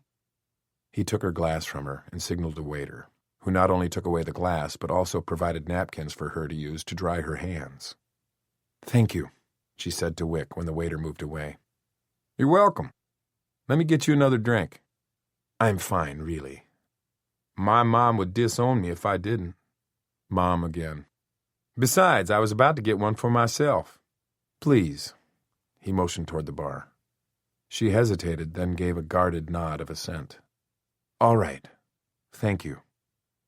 He steered her toward the bar, and when they reached it, he said to the bartender, "2 of whatever the lady's having." "Ice water with lime, please," she told the young man. Then she glanced up at Wick, who was tugging on his ear and smiling with chagrin. "And here I thought I was being so suave by letting you order for me." "You're under no obligation to let the order stand." No, the ice water's just what I wanted. Tall, cold, refreshing. August weddings are thirsty work." The bartender slid the 2 glasses toward him. Wick passed one to her and then clinked the glasses together. "Don't drink it too fast or it'll go to your head." "I promise I won't. Thanks again." She stepped away so other guests could get to the bar. Wick pretended not to recognize a brush-off line when he heard one and fell into step beside her. "I wonder why January and February aren't the big wedding months." She looked at him with misapprehension. He didn't know if she was surprised he hadn't taken the hint and left her alone, or if she was confused by the random question. "What I mean is," he rushed to say, "why do so many couples get married in the summer months when it's so blasted hot?" "I'm not sure. A tradition?" "Maybe." "Convenience? Those are vacation months. That makes it a lot easier for out-of-town guests to attend." "You? From out of town?" Her hesitation wasn't long, but long enough to be noticeable. "No, I live here." Although she didn't look all that interested, he told her he also was a local. "Are you here on behalf of the bride or the groom?" "The groom's father and I are colleagues." "My mother's second cousin to the bride's mother," he lied. "Something like that. Mom couldn't come, but felt that someone from our branch of the family, you know how these things go." She began moving away from him again. "Have a nice time. Thanks again for the ice water." "My name's Wick Threadgill." She stared down at his extended right hand, and for several seconds he believed she wasn't going to take it. But then she reached out and clasped it, firmly, but only for an instant before withdrawing. It didn't give him time to register much, except that her hand was colder than his, probably from keeping a death grip on her water glass, which she had done since he handed it to her at the bar. "Did you say Wick?" "Yes, and I haven't got a speech impediment." "That's an unusual name. Is it short for something?" "No, just Wick. And you?" "Rennie Newton." "Is that short for something?" "Dr. Rennie Newton." He laughed. "Pleased to meet you, Dr. Rennie Newton." She glanced toward the exit, as though locating the nearest escape route should the need for one arise. He got the feeling that at any moment she was going to bolt, and he wanted to keep the conversation going for as long as possible. Even if she hadn't been the subject of a homicide investigation, he would be curious. If they'd met innocently, he would still want to know why a woman who appeared sophisticated was this damn nervous over carrying on a conversation with a stranger in the harmless environment of a wedding reception with hundreds of people around. "What kind of doctor?" he asked. "Medical." "Do you specialize?" "General surgery." "Wow, I'm impressed. Do you do trauma surgery? Shooting, stabbings, the kind of stuff you see on TV?" "The kind of stuff that landed your rival colleague in the morgue?" He watched for telltale signs of guilt in the incredibly green eyes, but if she was an accomplice to that crime, her eyes didn't give her away. Mostly it's scheduled routine procedures. I sometimes get a trauma case if I'm on call. She patted her beaded handbag. Like tonight, I've got my pager. Which explains your teetotaling. Not even a champagne toast when I'm on call. Well, I hope there won't be any emergencies that call you away tonight. His tone of voice and the manner in which he was looking at her made his meaning unmistakable. And his unmistakable meaning made her unmistakably uncomfortable. Her smile faltered. Barriers went up all around her like laser beams around a treasured museum piece. If he ventured too close, he would trip them and set off all kinds of alarms. A drum roll drew their attention to the front of the bandstand, where the bride was preparing to toss her bouquet to a group of eager young women all jostling for the best position. Wick stood slightly behind Rennie and to her right. He had read the reactions of enough women to know that his nearness was unsettling to her. Why, he wondered. By now, most women would have either A, flirted back and let him know that she was available for the rest of the evening, B, informed him of a boyfriend who unfortunately couldn't attend the wedding but to whom she was committed, or C, told him to get lost. Rennie was in a category of her own. She sent mixed signals. She was still here, but she'd taken cover behind a do-not-touch, don't-even-think-about-it demeanor that was as daunting as a convent wall. Wick was curious to know how much pressure he could apply before she cracked, so he inched even closer, close enough to make his presence impossible to ignore without actually touching her. After the bouquet toss, the groom went down on bended knee to slide a frilly garter off his bride's extended leg, while several young men reluctantly shuffled forward to form a tight group, hands in pockets, shoulders hunched. Ah, the difference between the sexes clearly demonstrated by this simple wedding tradition. He leaned down and slightly forward in order to speak directly into Rennie's ear. Notice the men's level of anticipation compared to that of the women. The men look like they're going to the gallows. The groom threw the garter. A young man was forced to catch it when it hit him in the forehead. One of the bridesmaids squealed and rushed out to embrace him. She covered his blushing face with kisses. I got a drawer full of those things, Wick said. Rennie turned. That many? I've always had the advantage of height. Anything to show for them? A drawer full of garters. All those garters wasted. Maybe your height was a disadvantage. I never thought of it that way. The band launched into a crowd-pleasing song. Other guests began making their way to the dance floor, but they eddied around Rennie and Wick because neither of them moved. Dr. Newton, huh? That's right. Dang the luck. Why? I'm healthy. She lowered her gaze to the Windsor knot of his monochromatic necktie. Are you here with anyone, Dr. Newton? No. Me neither. Dance? No, thank you. Another ice water? No, thanks. Is it a breach of etiquette to leave the reception ahead of the bride and groom? She raised her head quickly, met his eyes. I believe so. Rats. But I think I've had all the gaiety I can stand. Grinning, Wick nodded her toward the nearest exit. As they wended their way through the crowd, his hand rode on the small of her back, and she made no effort to dislodge it. The parking valets were lounging against the columns on the wide portico. One sprang forward as soon as he and Rennie came through the door. I parked the car right over here, Dr. Newton. Easily accessible like you asked. Thank you. She opened her handbag for a tip, but Wick was the faster draw. He pressed a $5 bill into the young man's palm. I'll walk Dr. Newton to her car. No need to bring it up. Okay, thank you, sir. Keys are in it. Her smile for the obliging valet froze into place. She allowed Wick to guide her down the wide brick steps toward the tree-shaded VIP parking lot, but her posture was as rigid as an I-beam. Her lips barely moved when she said, You shouldn't have done that. Yep, she was pissed. Done what? I pay my own way. Pay your own what? The tip I gave the valet? Getting to walk you to your car was well worth the $5. By now they had reached her Jeep. She opened the driver's door and tossed her handbag inside, then turned to face him. Walking me to my car is all that $5 bill bought you.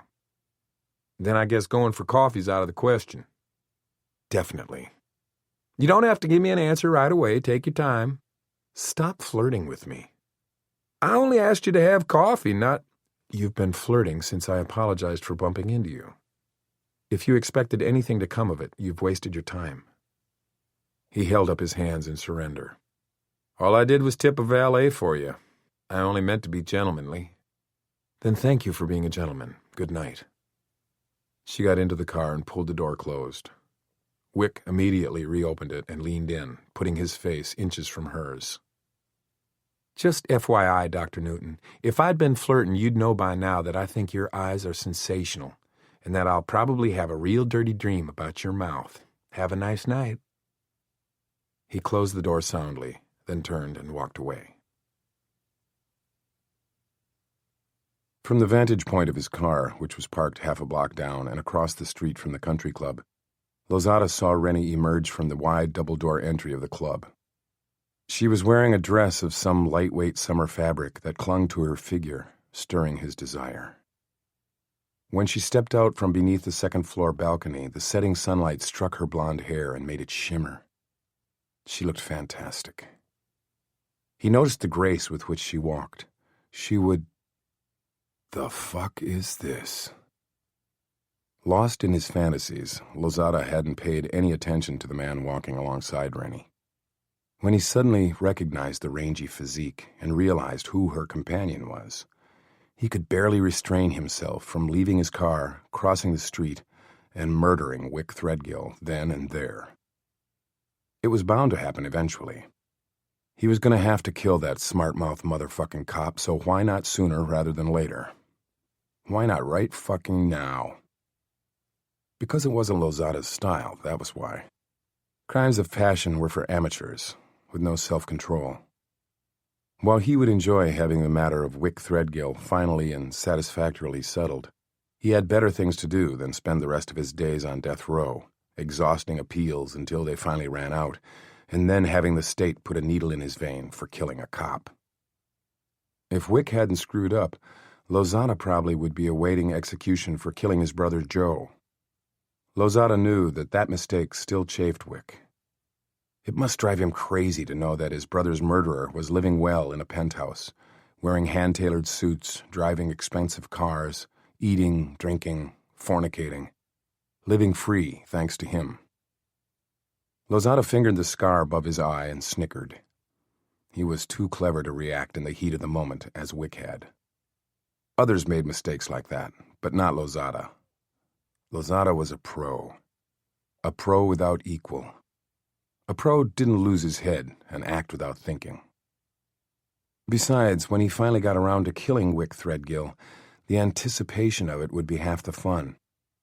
He didn't want to take him out now, quickly, and deny himself the pleasure of planning it. However, as he watched the cop walking close to the woman he would soon possess, he gripped his car's steering wheel as though he were trying to pry it off its mounting. What the hell was his Rennie doing with Wick Threadgill? The initial shock of seeing them together gave way to concern. This was a disturbing turn of events.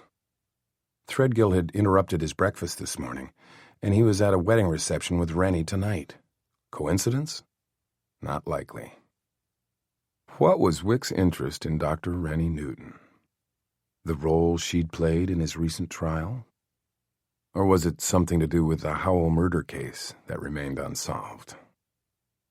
Lozada wouldn't have known her plans for this evening if he hadn't seen the wedding invitation the day he went snooping through her house after delivering the roses. How had the cop known where she would be tonight? Had Wick also been snooping in her house? These were troubling questions.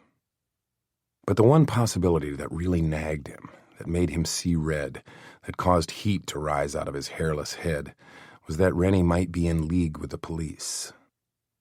Had they somehow discovered his attraction to her? Had Threadgill and company enlisted her help to try to trap him? Oh, now he would hate that. He really would. Having to kill her for betraying him would be a waste of good woman. He watched with increasing suspicion as Threadgill leaned down into her car, then straightened up and shut the door. She backed out of her parking space, turned out of the country club parking lot, and drove right past Lozada without noticing him. Her eyes were on the road straight ahead, and she wasn't smiling. In fact, she looked angry. Threadgill's parting words must have made her mad. He was a wise ass with everyone else. He probably was with women, too. Lozada started his car and executed a tight U-turn. He followed Rennie home. She went in alone. Parking farther down the block, he watched her house for hours. She didn't leave again. Neither Threadgill nor anyone else showed up there. It was after midnight before Lozada began to breathe easier. His suspicions about Rennie receded. There was a logical explanation for why she'd been with Threadgill. Perhaps he had been investigating her in connection with the Howell murder. It was well known that she and Howell had had their differences. Fort Worth's finest would have learned that. Being questioned by a cop at a social event would have made her angry, which explained why she looked pissed when she drove away from the country club. Satisfied that he'd reached the correct conclusion, he picked up his cell phone and dialed her number.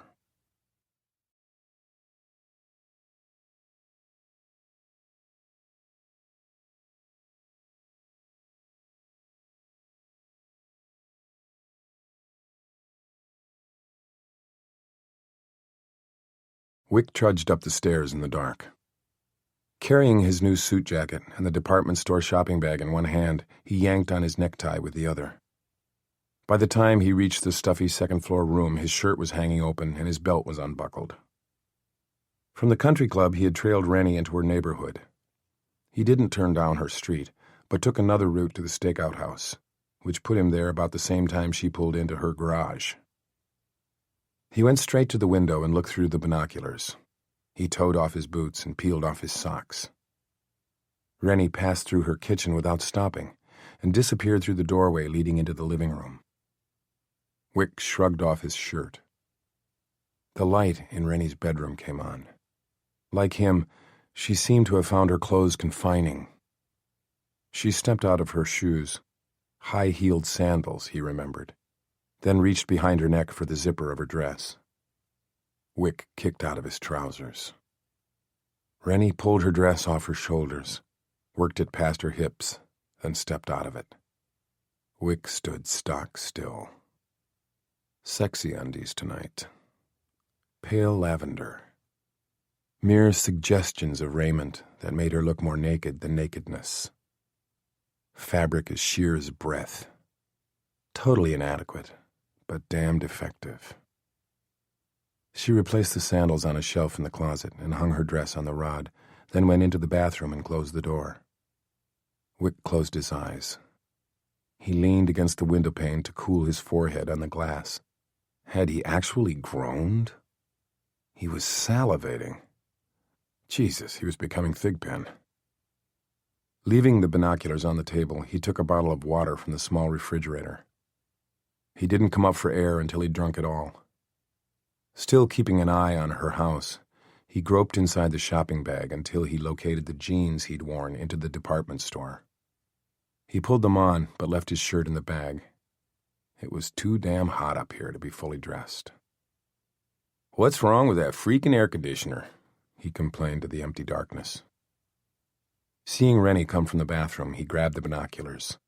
She had swapped the fantasy lingerie for a tank top and boxers, which actually held their own against the fancier stuff, but disabused Wick of the notion that she might be waiting for a lover to arrive. For the wedding, she had worn her hair pulled back and wound into a bun at her nape. Now it was hanging long and loose. It was a coin toss which he liked best. Both served their purpose. One looked like a professional woman. One looked like a woman, period. She rubbed her arms, chilled or nervous. She glanced at the window, and when she realized that the blinds were open, she quickly extinguished the light. Definitely nervous. Wick exchanged the regular binoculars for a pair of night vision ones. He could now see Rennie standing at the window and peering through the open slats of the blinds. She turned her head from side to side slowly, as though searching all corners of her dark backyard. She tested the lock on the window, then she drew the cord that shut the blinds. A few seconds later, she reopened them. Was that a signal to someone, he wondered? She stood there for several minutes more. Wick kept the binoculars on her, but occasionally swept the yard with him, looking for movement. Nobody scaled her back fence. Rennie didn't climb out the window. Nothing happened. Eventually, she backed away. Wick refocused the binoculars. He could see her turning down the bed. She lay down and pulled the sheet up as far as her waist. She plumped the pillow beneath her head, lifted her hair to fan out behind her, then rolled onto her side, facing the window. Facing him. "Good night, Rennie," he whispered. The phone awakened her. She switched on her nightstand lamp and automatically checked the time. It was nearly 1 o'clock. She'd been asleep over 3 hours. When she was on call, she tried to sleep when she could, never knowing when a night would be cut short. She could almost count on being interrupted on a Saturday night, when the emergency room stayed busy trying to patch up the damage that human beings inflicted on one another. When the patients outnumbered the surgical residents, or a case required a surgeon with more experience, the one on call was asked to come in. She answered, ready to respond. "Dr. Newton." "Hello, Rennie." Instinctively, she clutched the sheet against her chest. "I told you not to bother me again." "Were you sleeping?" How had Lozada obtained her home number? She had given it only to a very few acquaintances and the hospital switchboard. But he was a career criminal. He would have ways of finding even an unlisted number. "If you continue to call me..." "Are you lying on your pale yellow sheets?" "I could have you arrested for breaking into my house." "Did you enjoy yourself at the wedding?" This question silenced her. He was letting her know how close he was.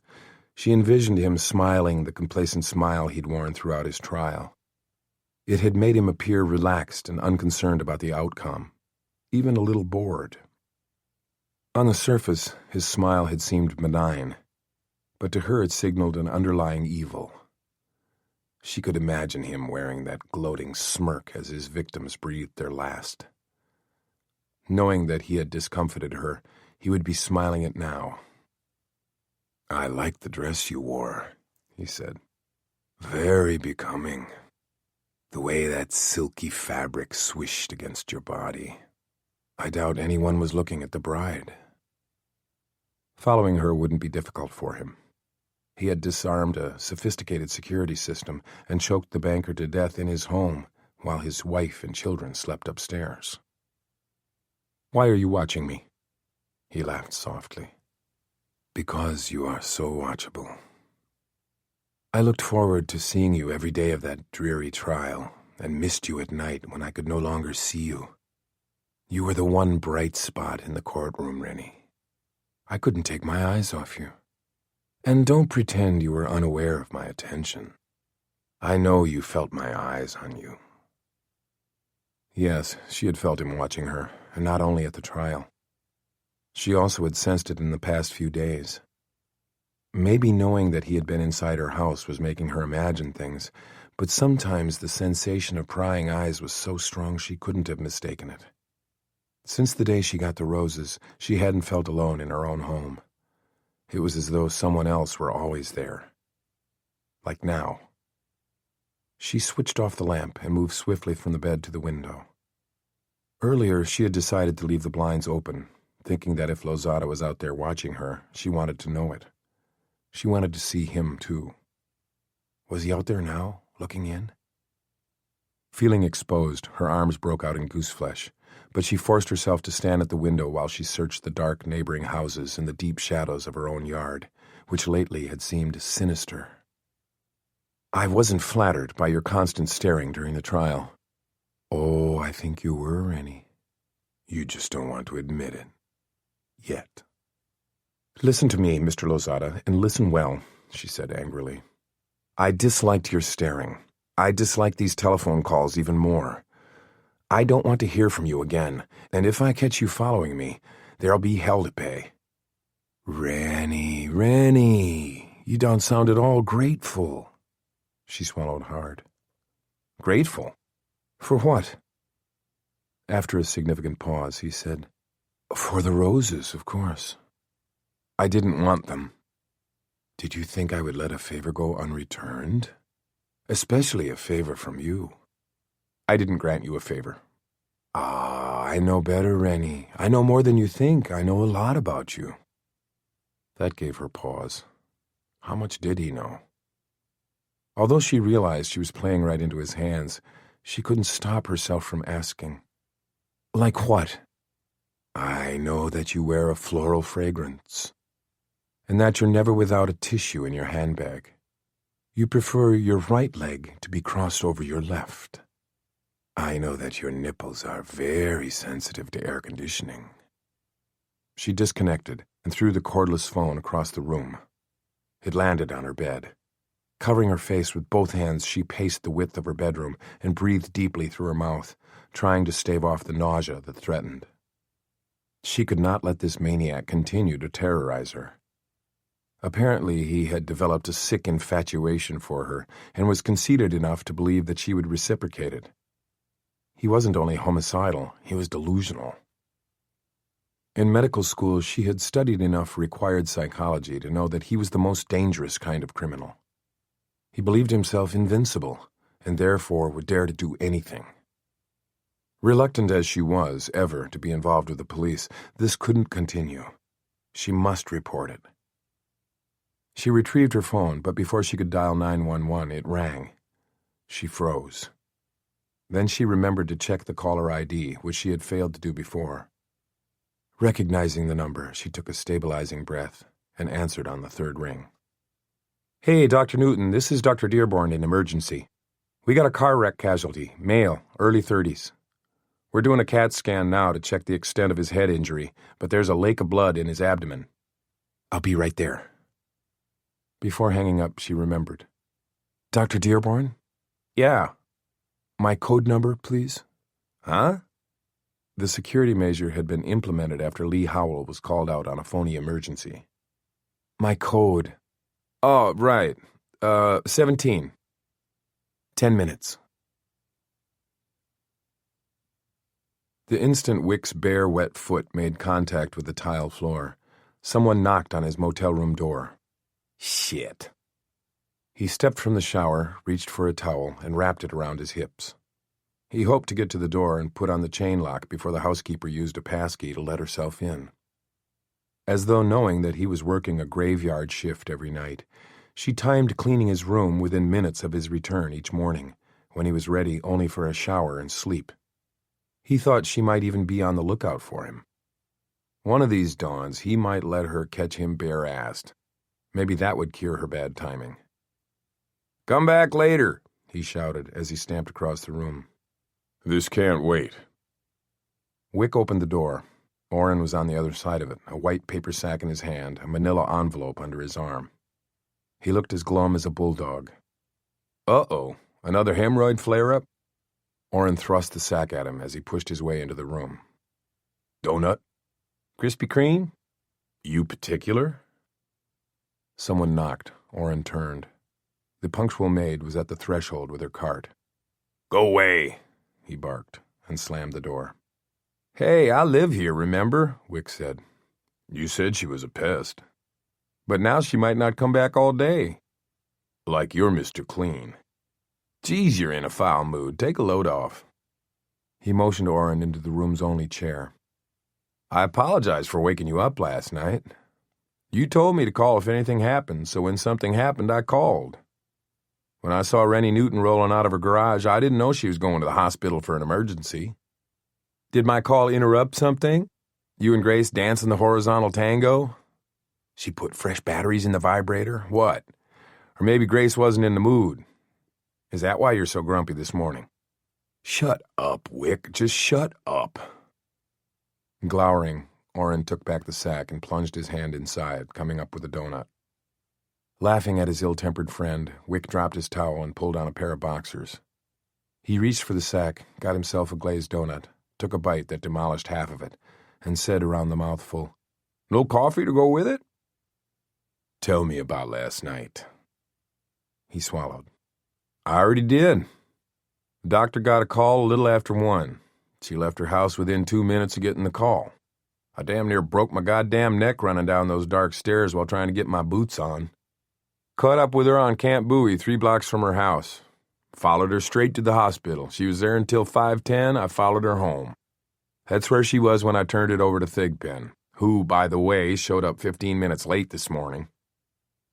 Orrin tossed him the manila envelope. He caught it against his bare chest. He finished the donut and licked the sugar off his fingers before opening the envelope and sliding out the 8x10 photographs. There were 4 of them. He studied them one by one, then held one up to Orrin. "This one's pretty good of me, even though it's not my best side." Orrin snatched back the black and whites and threw them on the table beside his chair. "That's all you've got to say?" "Okay, you caught me. I'm busted. What do you want me to say? Congratulations, detective. Outstanding police work. Or do you want me to kneel and beg forgiveness? Kiss your ring? Kiss your ass? What?" "What the hell were you doing, Wick?" "Undercover investigation of a suspect." "Bullshit." Orrin picked up the most compromising photo. It was a rear shot of Wick and Rennie outside the country club walking toward her car. He was looking down at her, and his hand was pressed against the small of her back. "Don't insult me." Wick stewed under his accusatory glare. Finally he said, "We weren't getting anywhere by watching her house, were we? I've been sitting around for a week doing absolutely nothing. I've trimmed my fingernails 3 times for lack of anything else to do. I've sat so long my ass has grown as wide as Thigpen's. I thought that maybe if I exercised a little initiative, I could do us some good." "By hitting on a suspect?" "It wasn't like that." "No? Then you tell me, Wick, what was it like? What was it like to be up close and personal with Dr. Rennie Newton?" To avoid Orrin's incisive glare, he reached into the bag for a second donut. "She's a nice maiden. She takes to being touched no better than a rattlesnake. In fact, she hissed at me."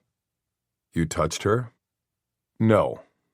That," he said impatiently, pointing to the telltale photo, "and a handshake were the extent of touching. She showed her fangs when I tipped the parking valet."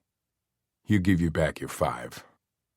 Wick looked at Orrin, then shook his head with disbelief, snorted, "He was ours, that pimply kid?" "Rookie. Good with the camera. One of those fountain pen-looking things." "That explains how you got the photos. How'd you know she was going to the wedding?"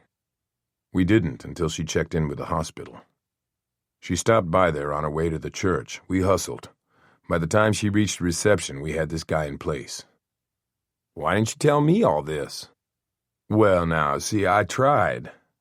I even went back to the house to explain where she was going and to tell you that I had someone else covering her just in case you wanted to take a break, go out for a good dinner, maybe see a movie. I was feeling bad about you being cooped up on a Saturday night. Imagine my surprise when I discovered the house empty and you nowhere to be found. I was buying a suit. Conveniently, your cell phone was turned off. There was a sign at the church asking that cell phones and pagers be turned off before entering the sanctuary." "It doesn't vibrate?" "Yeah, but it—" For once he couldn't think of a plausible excuse or lie, so he took another tack.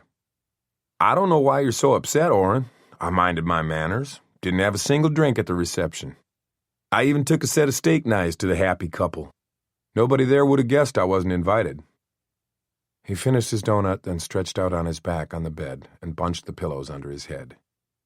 "No harm was done." Orrin looked at him hard for a few moments. "As I sit here, I'm trying to decide whether to continue this conversation or get up and walk out into hell with you or come over there and knock the shit out of you. You're that pissed? Because I spent 20 minutes, a half hour tops with Rennie Newton?" "No, Wick. I'm upset because I saw you fuck up once, and you fucked up huge. And now you've made me real scared that you're about to fuck up again. Huger than before." Wick saw red. "Don't let the door hit you in the ass on your way out, Orrin." "Oh, no, I'm not leaving. You need to be reminded what that mistake cost you. You think I don't know what that rubber band around your wrist is for? It's a habit I've taken up. Yeah, right. It looked to Wick like he still might hit him. For those of us who care about you, God knows why. It hurt to watch the disintegration you went through after what happened. It's a credit to your stamina that you stayed on the force another 2 years before you took leave. Looking back, I see how dangerous you were to have around and to be around. Don't you remember all that crap, Wick? How could I forget it with you reminding me of it all the damn time? I'm reminding you because I don't want you to make the same kind of mistake again. I'm not. The hell you're not. Wick jackknifed into a sitting position. What? Because I went to a wedding reception, shared a glass of water and some polite conversation with a suspect? Come on, Orrin. Wick's anger wasn't directed at his friend so much as it was at the accuracy of what he was saying.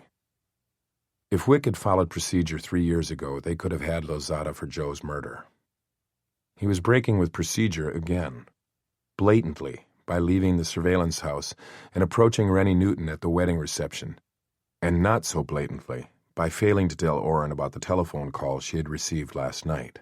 The first call, the one that had upset her. At least she had appeared to be upset when she rushed to her window with phone in hand and peered out into the darkness as she talked. The call, whatever its nature, had left her distressed. Was it fear, frustration, or anguish that had caused her to throw the telephone down onto the bed, cover her face with her hands, and give every appearance of a woman on the verge of unraveling?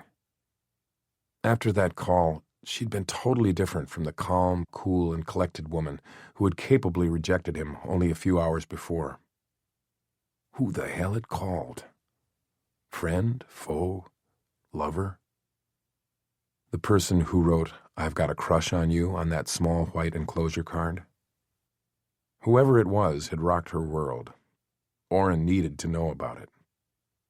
But Orrin had barged in here like a fire-breathing evangelical, laying out all his transgressions for review, so he wasn't feeling very obliging toward his friend right now. Anyhow, that's how he rationalized not sharing everything he knew. Some of it could wait until both had cooled off. While he'd been processing this, Orrin had been looking at him as though waiting for an explanation for his behavior. "I'm a free agent on this case, Orrin, remember? You recruited me to help out, so okay, I'm helping out, in my style. Just make sure your style helps and doesn't hurt my case. Look, my tan's beginning to fade. I miss the sound of the surf. I even miss scraping gull shit off my deck. I'd just as soon return to the beach, hang out, go after that shrimper's sister, and forget you ever came knocking. So if you don't want my help anymore, please just say so." Orrin regarded him closely for several moments, then shook his head. "And give you an excellent excuse to go after Lozada alone? No way." He stood up, gathered the photographs, and extended them down to Wick. "Want these for your scrapbook?" "No thanks. The encounter was unremarkable." Orrin grunted. "You've never had an unremarkable encounter with a woman." He stuffed the pictures back into the envelope, picked up the sack with what remained of the donuts, and on his way out said, "See you this evening. Have a good sleep." "Oh, I will." He had no intention of sleeping. "What are you having, hun?" Wick closed the laminated menu and looked across the lunch counter at the waitress. They must breed them like this somewhere and ship them all to Texas, he thought. Bleached hair was stacked into an intricate tower.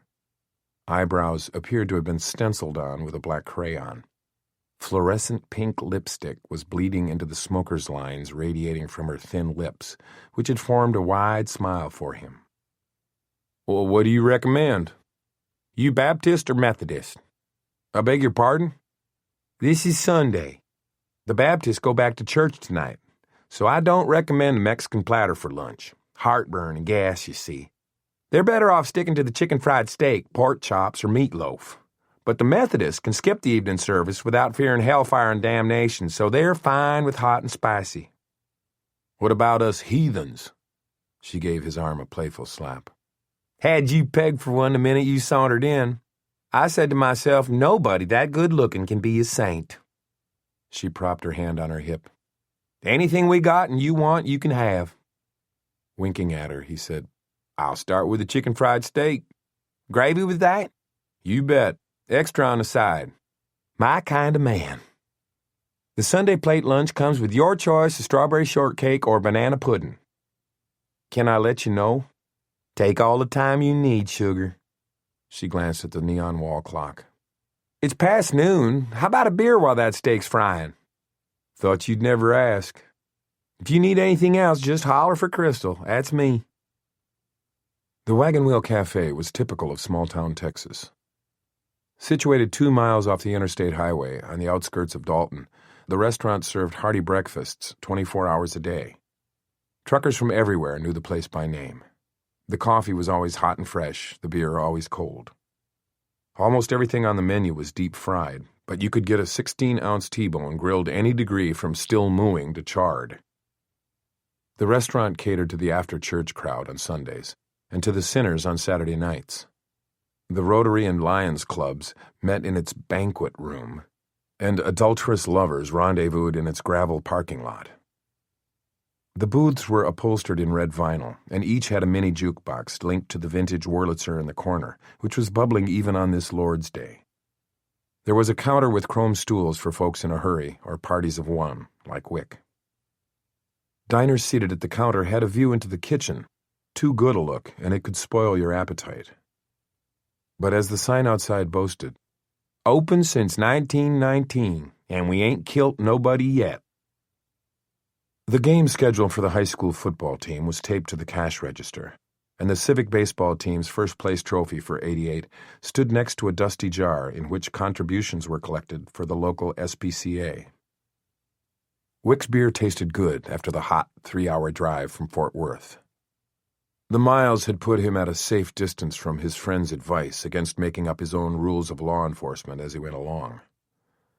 To Wick's way of thinking, proper procedure put a crimp in creative flow. Rules for just about anything were kept in his personal major pain in the butt file. Everything Orrin had said was right, of course, but he didn't dwell on that. He did justice to the steak, which was fork tender beneath the crispy breading. He decided on the banana pudding.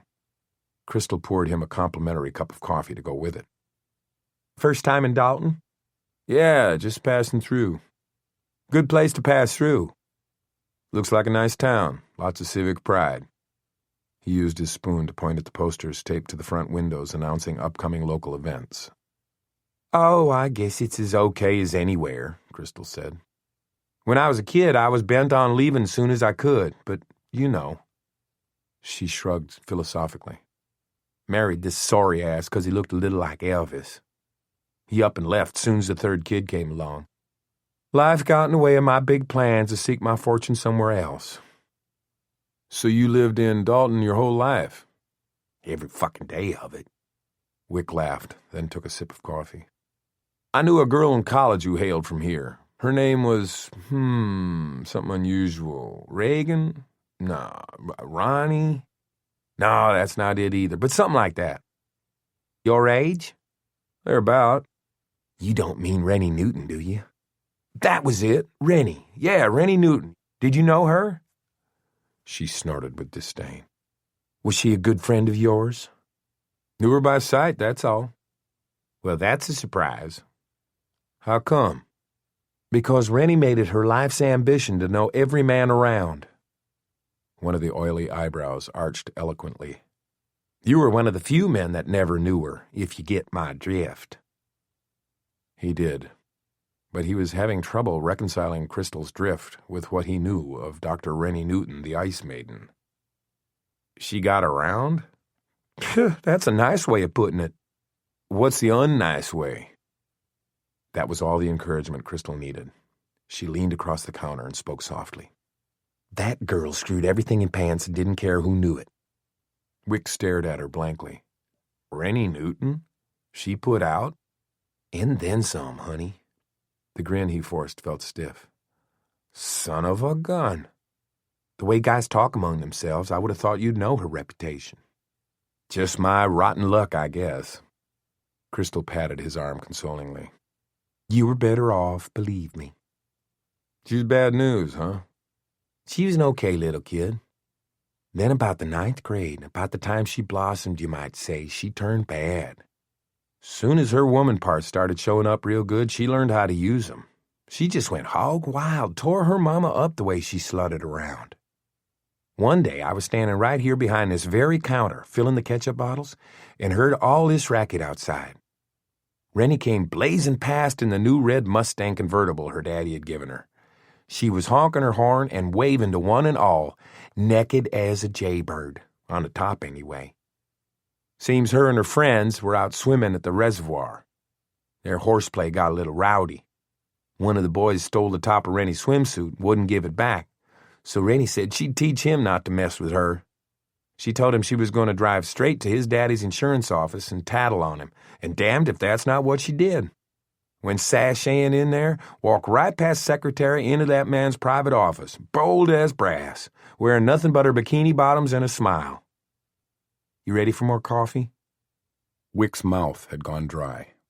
I'll take another beer. Crystal checked on 2 more customers before bringing him back another long neck. Be glad you never got tangled up with that one, she said. You married? Nope. Ever? Nope. Why not? You're sure cute enough. Thanks. I've always been partial to blue eyes. The Elvis look-alike? Hell yes, had him bright as headlights. Turns out that's about all he had going for him. She gave Wick an experienced appraisal. But you're the whole package, honey. I reckon you have to beat the women off with a stick. No, I got a nasty temper. Oh, I'd take the temper if the baby blues came with it.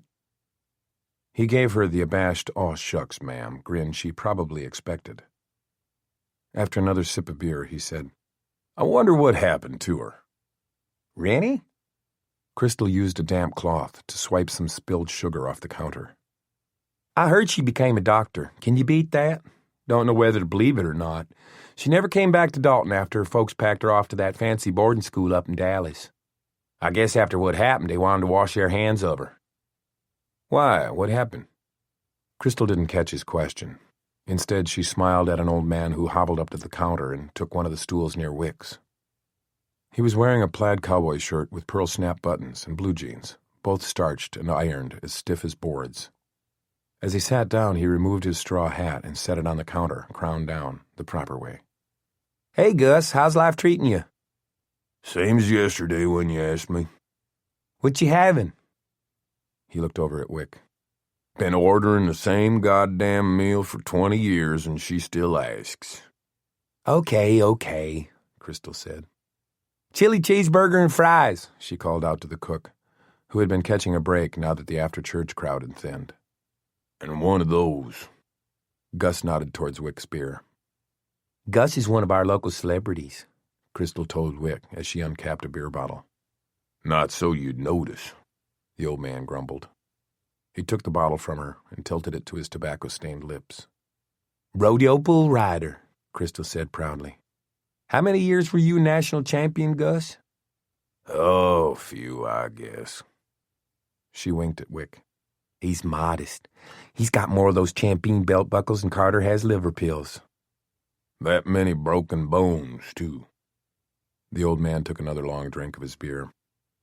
We were talking about Rennie Newton, Crystal said. Remember her, Gus?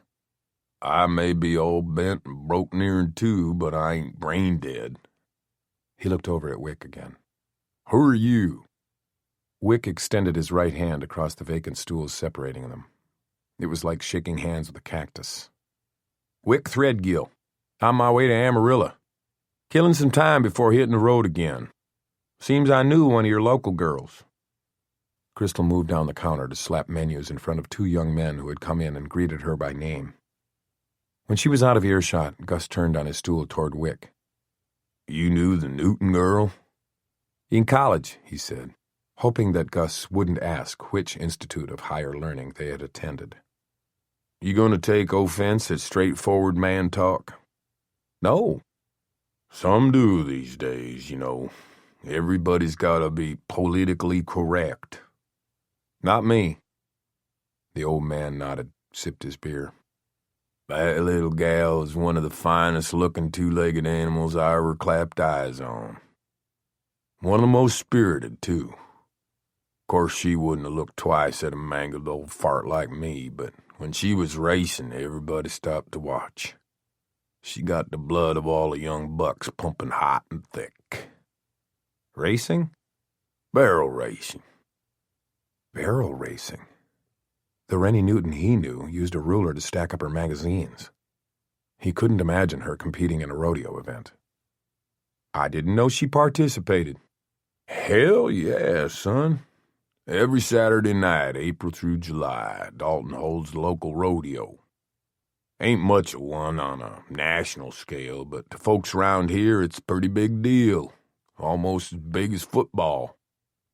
Anyhow, cowboys would stack up 3 deep to watch Rennie race. Never showed an ounce of fear. No, sir. I saw her throwed off her horse twice. Both times she got right up, dusted off that saucy butt, climbed right back on. The cowboys used to say it was the way she rode that made her thighs so strong. He winked his crinkled eyelid. Don't know myself, as I never had the pleasure of getting between 'em, but them that did said they ain't never had it that good.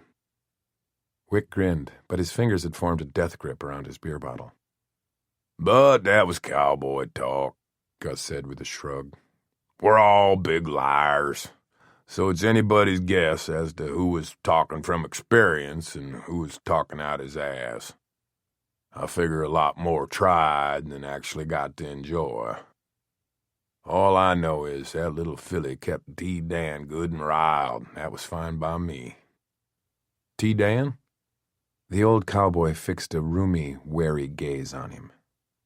You didn't know her at all, did you? No, not at all. T. Dan was her daddy. A son of a bitch of the worst sort. Well, what sort is that? Y'all doing all right? Crystal had returned after preparing cherry cokes for the 2 young men at the end of the counter. Wick said, Gus was just telling me about T. Dan Newton. He hasn't been dead near long enough to suit most people round here, she said with a dry laugh. What did he do to piss everybody off? Whatever he damn well felt like, she replied.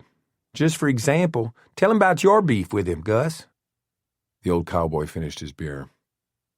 T. Dan hired me to break a horse for him.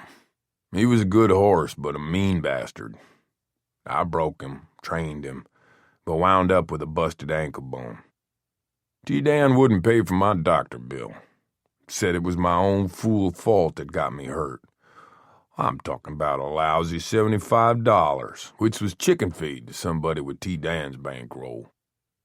He was good at making money, but bad at making and keeping friends, Crystal said. It sounds like the whole family was rotten to the core, Wick said. If you ask me, the town's well rid of 'em. Gus scratched his cheek. Wouldn't mind seeing that gal take another spin around those barrels, though. Just thinking about it has got me horny. You got plans tonight, Crystal? In your dreams, old man. What I figured. With what looked like a painful effort, Gus got off his stool and hobbled over to the jukebox. Wick finished his beer.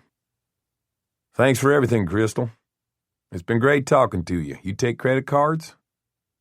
Before signing the tab, he added a hefty tip and enough for an extra beer.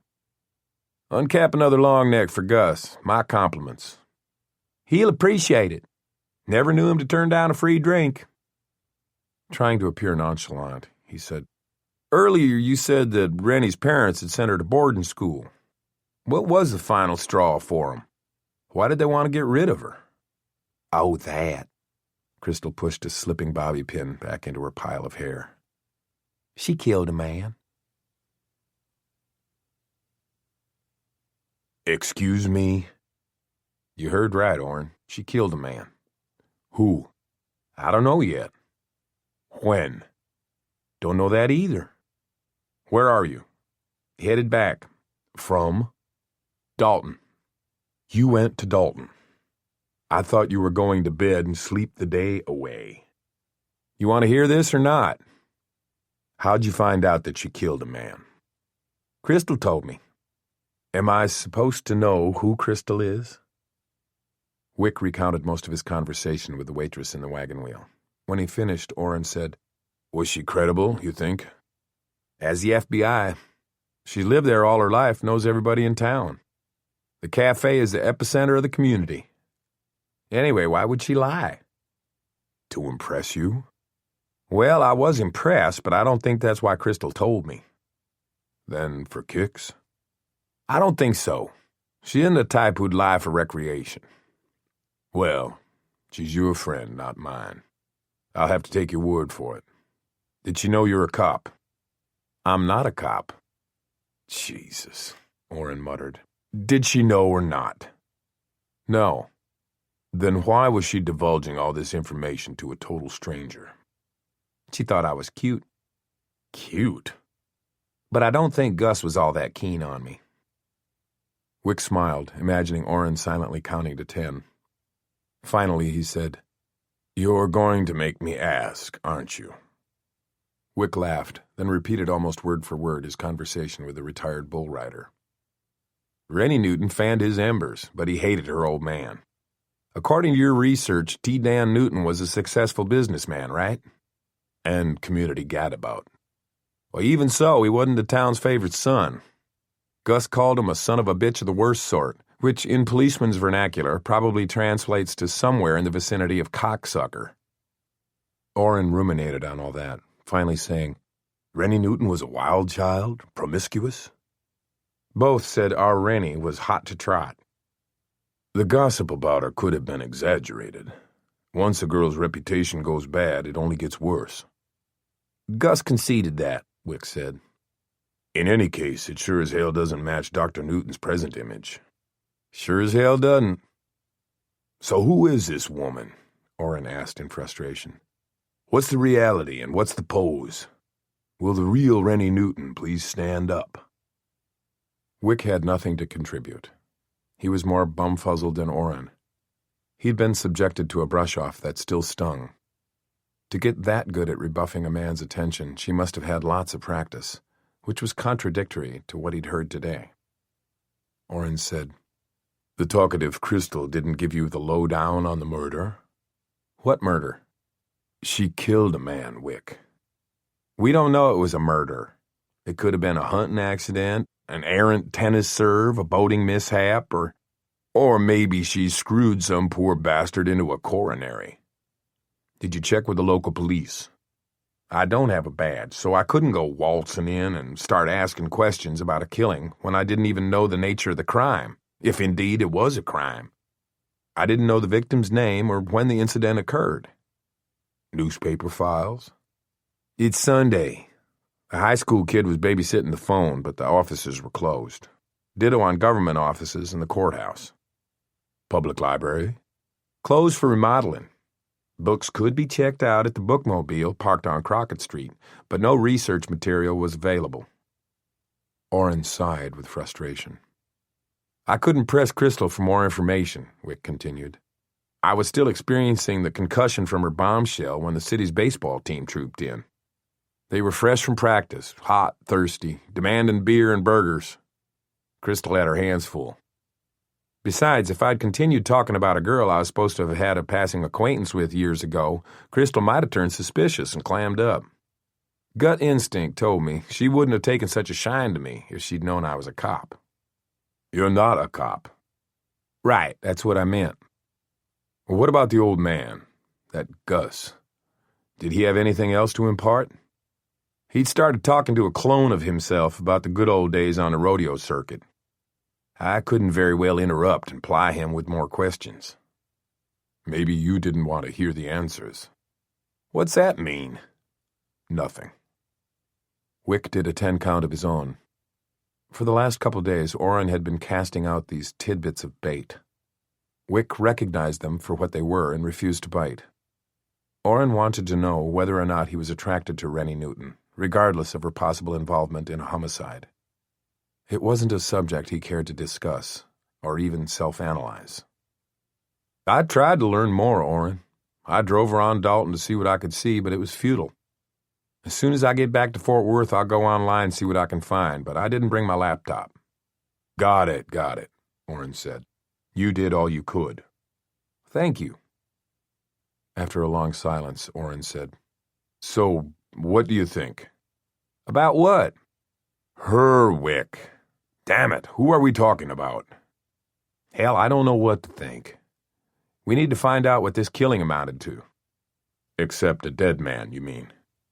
Wick's patience slipped another notch, but he kept his voice even. Until we know the facts surrounding that, we shouldn't jump to any conclusions. She took a life. Orrin said it as though that were enough for him, and it probably was.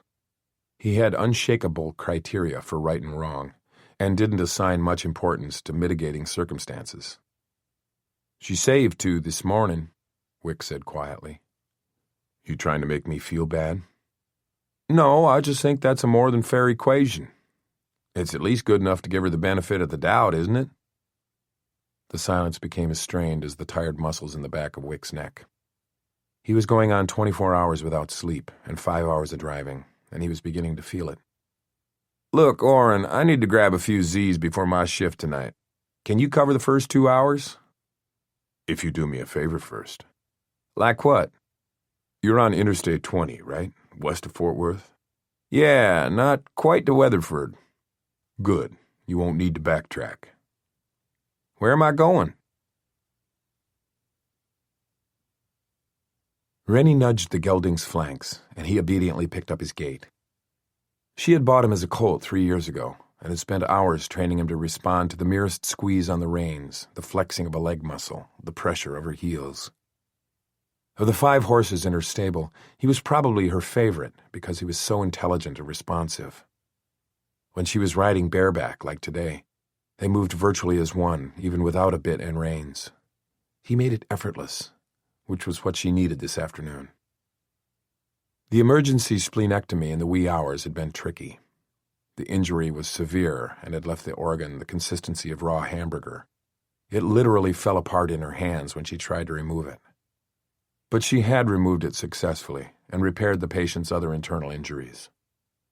Since his head wounds hadn't caused any permanent damage, he would live and recover. His frantic wife and parents had wept with gratitude for her saving his life. The ruptured appendix that followed had been easy by comparison, but it was no less gratifying to give good news to the patient's anxious husband. In her mailbox at the hospital was a letter from the board of directors putting into writing the offer they had extended to her earlier in the week and reiterating their hope that she would accept the chief of surgery position. She had also received a note from Myrna Howell, thanking her for the floral arrangement she had sent to Lee's funeral. She had concluded by urging Rennie to accept the post made available by her husband's death. Lee would be pleased, she had said. Rennie was still conflicted over that decision. The letter from the board and Myrna's note had eliminated her reservation in regard to benefiting from Lee's untimely death, but she couldn't dismiss Detective Wesley's suspicions. This morning she had done her job well, and had prolonged the lives of people who might have died. She was being courted for a position she wished to accept. She should feel exhilarated, able to enjoy a Sunday afternoon temporarily free from pressing responsibilities and serious decisions. But she found it impossible to relax because of the call she had received last night from Lozada. His intrusion into her life had upset her sense of order and was affecting a major career decision. How could she possibly accept the board's offer, knowing that if she did, Wesley would investigate her more thoroughly? And if the detective ever discovered that Lozada was contacting her... Damn him! He gave her the creeps and made her skin crawl. He had never actually touched her, but his voice had a tactile quality that made her feel as though he were stroking her with every word he spoke. Why in heaven's name had he chosen her to be the object of his affection? She certainly hadn't encouraged him by look, word, or deed. Quite the opposite. Usually her disdain worked on even the most die-hard would-be suitor. Around the hospital and within associated circles, she knew of her reputation for being cold and distant. Spurned men, both married and single, talked about her in unflattering, sometimes ugly terms. She accepted the nasty gossip as the price she must pay for being left alone. But Lozada was different. He wasn't going to be easily discouraged. Angered by the thought, she gave the gelding's flanks another nudge, and he surged into a full gallop. He ran as though he had only been biding his time until he received the subtle command. Now that she had given him permission, he applied his powerful muscles to the function they had been created for. His hooves thundered across the dry ground, creating a trailing cloud of dust. He had always run with heart, but this afternoon he seemed to be galloping with more determination than normal. Her fingers meshed in his mane. The hot wind scoured her cheeks and tore off her hat. She let it go. Astride a horse running full out was the only time she felt completely free.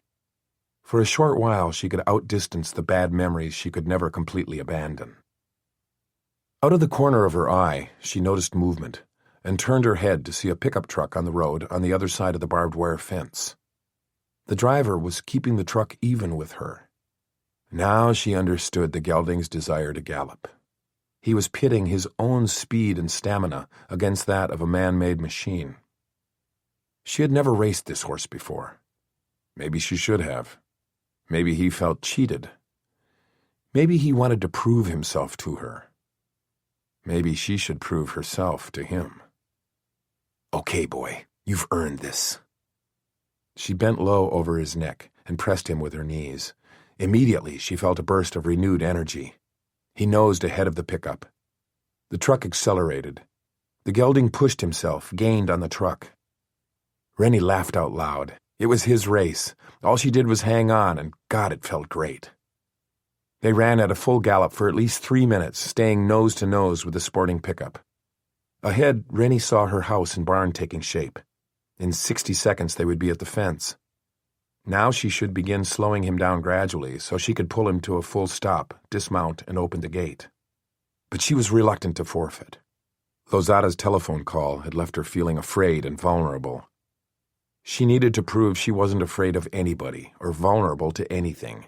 Never, ever again. Besides, how could she cheat her horse out of a victory when he'd been trying his hardest to win? "Are you game?" He seemed to understand. He sped up, marginally, but she could feel it in the muscles of her legs. "Okay, then, let's do it." Her heart was thudding in rhythm to his hoofbeats. She thrilled to the danger of it. She tightened her grip on the coarse hair of his mane. She sensed the pickup beginning to fall behind, but that didn't deter either her or the gelding. They had already won, but they needed to do this. "Here we go." She leaned into him, and he went airborne. He cleared the fence with a yard to spare and landed hard but gracefully on the other side. Again, Rennie laughed out loud. It was the crashing sound that caused her to pull back hard on the mane and bring the gelding around in a tight spin. The pickup had come to rest just beyond her gate. It was enveloped in a dense cloud of dust. As the dust began to clear, she saw that the driver hadn't allowed for the loose gravel on the road. Probably he had braked too quickly. The lighter rear end had spun around and slammed into the metal gate post. The post was intact. The damage to the truck remained to be seen, but it was the driver Rennie was concerned about. She slid off the gelding and ran toward the gate. "Are you all right?" The gate was on a track. She rolled it open and ran to the driver's side of the cab. "Sir?" His head was lying on the steering wheel, and at first she thought he'd been knocked unconscious. But when she touched his shoulder through the open window, he groaned and gradually sat up. He pushed back his cowboy hat and removed his sunglasses. "You are no good for my ego, Dr. Newton." She actually recoiled in surprise. It was the man from the wedding reception.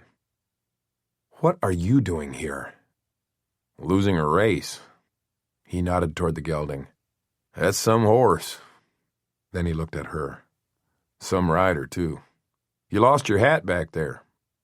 "I'm not believing this," she exclaimed angrily. "How did you get here?"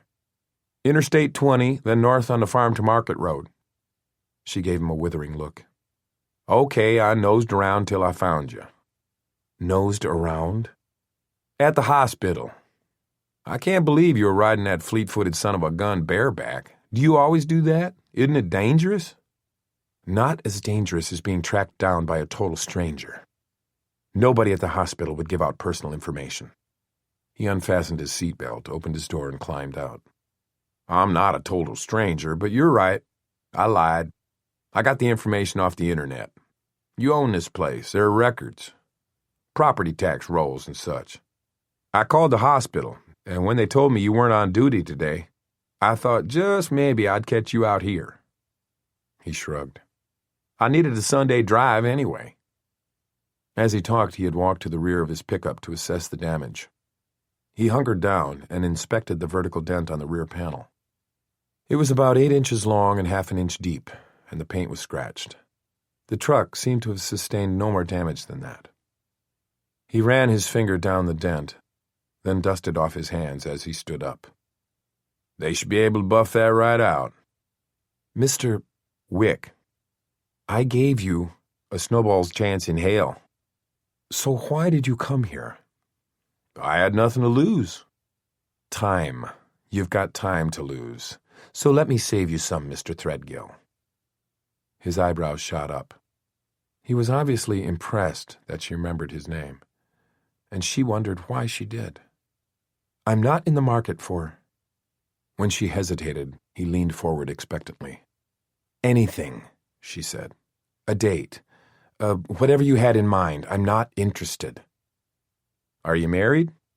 No. Engaged? I'm nothing and don't want to be. Huh. Is this aversion a general thing, or is it me in particular you don't like? What I like is my privacy. Hey, he said, spreading his arms at his sides. I can keep a secret. Try me. Tell me a secret and see if I don't carry it to my grave. I don't have any secrets. Then let me tell you some of mine. I got some dillies. He had a slightly crooked front tooth that added to the mischievousness of his smile, which he probably thought was disarming. Goodbye, Mr. Threadgill. She turned her back on him and started for the gate. After going through, she slid it closed with a decisive clang of metal. Hold up, one more second. He was good-looking and charming, and he knew it. She'd had to deal with his type before. Cocksure and arrogant, they believed that no one, especially a woman, could resist them. Please, Dr. Newton? She wasn't nearly as furious as she pretended to be, or should have been. In spite of her determination not to turn around, she did. What? I wanted to apologize for that parting remark last night. I don't even remember it, she lied. About your mouth and the dirty dream, that was out of line. That wasn't a cocksure and arrogant thing to say, and the disarming grin had disappeared. At least on surface, he seemed sincere. Besides, if she made a big deal out of the remark, he might think it had gotten to her. It had, a little. But she couldn't let him know that. Apology accepted. I was, well, whatever. It was uncalled for. Maybe I overreacted to your tipping the valet. He approached the gate slowly. Maybe we ought to give it another shot. I don't think so. What could it hurt? She turned her head away and squinted into the distance. To anyone else, this wouldn't have been a monumental decision. To her, it was equivalent to leaping off the crest of a mountain in an unreliable hang glider. When her eyes came back to him, he was staring straight at her. And though there was no longer a teasing glint in his eyes, they were unnerving nonetheless. What could it hurt? Maybe nothing, or only everything. In any case, it wasn't worth the risk, which made it all the more surprising when she heard herself say, There's an ice cream parlor on the square. In Weatherford? I was thinking of stopping there once I've finished my chores on my way back. You could meet me there. I'll help you with the chores. I'm used to doing things for myself. I believe that, he said solemnly. Then he turned and set off at a jog down the road. Where are you going? He called back. To get your hat. It took an hour and a half for her to complete her chores. First, she walked the gelding around the paddock to let him cool down, then led him into a barn. The rustic exterior was deceptive. Wick knew little about stables, but this one looked state-of-the-art. "I've got first-class horses," she said in response to his compliment. "They deserve a first-class home." He was no expert judge of horseflesh either, but he didn't have to know a lot to recognize that these were impressive animals. Rennie rubbed down the gelding, slowly and methodically, talking to him lovingly the whole while. Wick stood beside her as she combed the horse's long mane. "He seems to understand what you're saying to him." She took umbrage. "Why wouldn't he? I didn't know horses had language skills."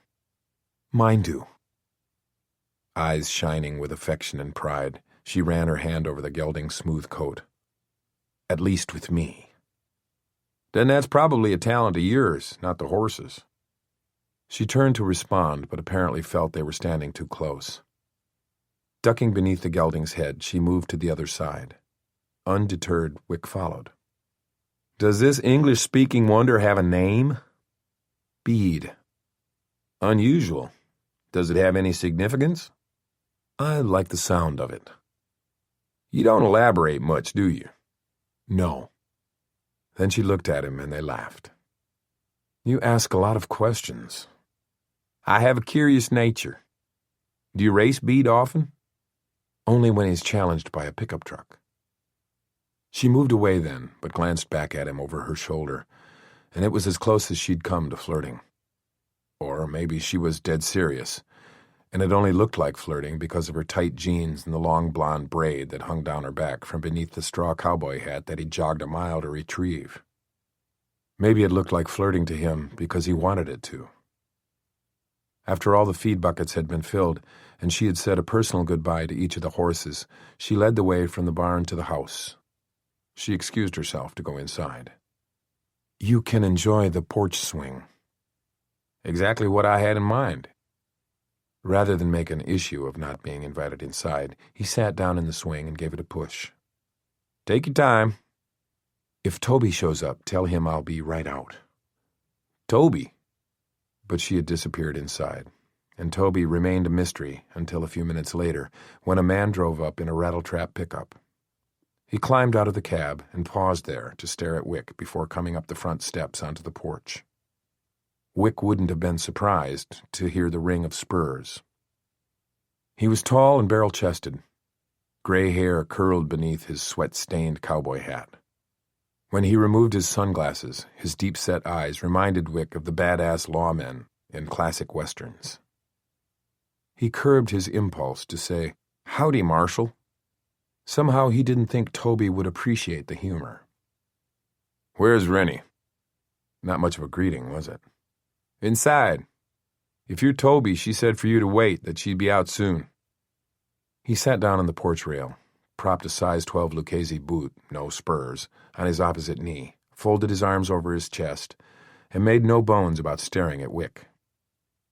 "Nice day," Wick offered. "If you say so." Okay, Toby hated him on sight. Why? After a lengthy silence that was broken only by the squeaking chain of the porch swing, the old man asked, "You live around here?" "Fort Worth."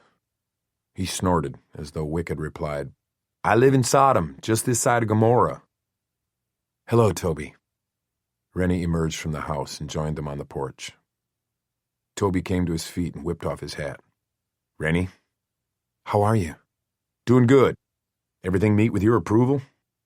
"You ask me that every time I come out, and the answer is always the same. Everything is perfect." The way she smiled at him would have made a jealous man murderous. Wick was afraid to define the spark it kindled in him. "Did you meet Mr. Threadgill?" "We hadn't got quite that far." Wick stood up, extended his hand, and said his full name. "Toby Robbins." He seemed reluctant to shake hands, but he did. His hand felt even rougher than Gus's. His palm was spiky with calluses. "Toby owns the neighboring ranch," Rennie explained. "He looks after the horses for me. Sometimes it's a week or more between my trips out here." "Then you're a good man to have around." Toby ignored him and addressed Rennie. The vet came out this week and gave 'em all a good going over. No problems that he could see. I hadn't spotted any, but I wanted to be sure. Thank you for arranging his visit. Will he be mailing me a bill? He left it with me. He removed an envelope from the breast pocket of his shirt and passed it to her. Thanks. I'll take care of it tomorrow. She stuffed the envelope into her shoulder bag.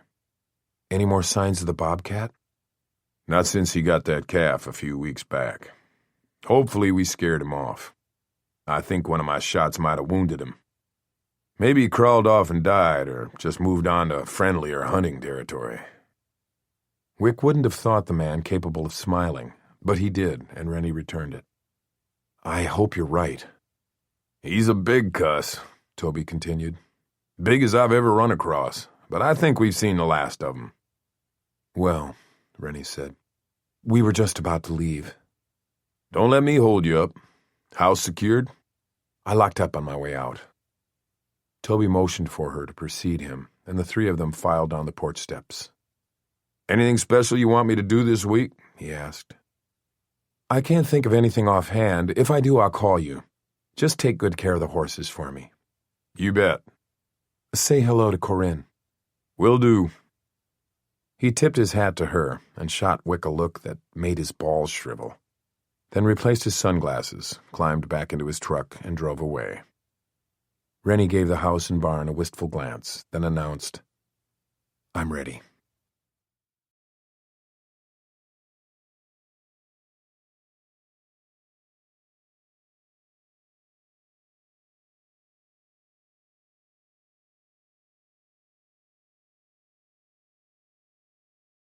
The ice cream parlor was doing a summer Sunday afternoon business.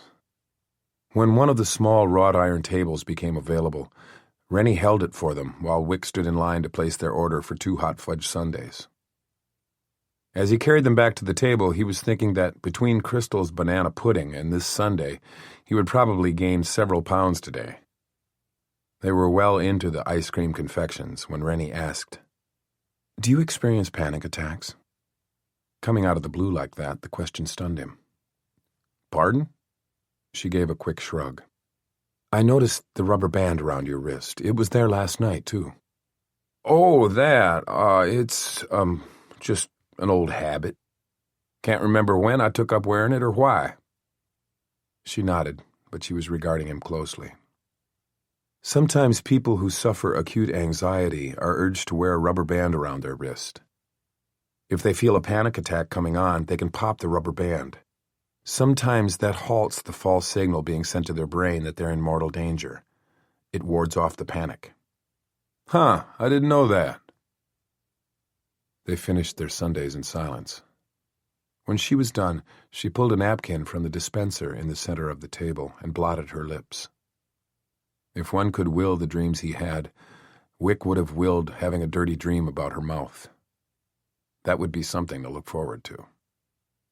What made you think I might own property outside the city? She asked. Last night when I walked you to your car, I saw a saddle in the back. I could have been a member of a riding club. You could have been a Canadian Mountie, too, but I didn't think so. You're very clever. Thanks, but probably not as clever as I think I am. That was going to be my next observation. Her smiles transformed her face. Unfortunately, she didn't smile very often. All afternoon, he'd been looking for evidence of the audacious barrel racer who slept around and had all the studs in Dalton standing 3 deep to catch a glimpse of her. He hadn't seen any. Other than the attire.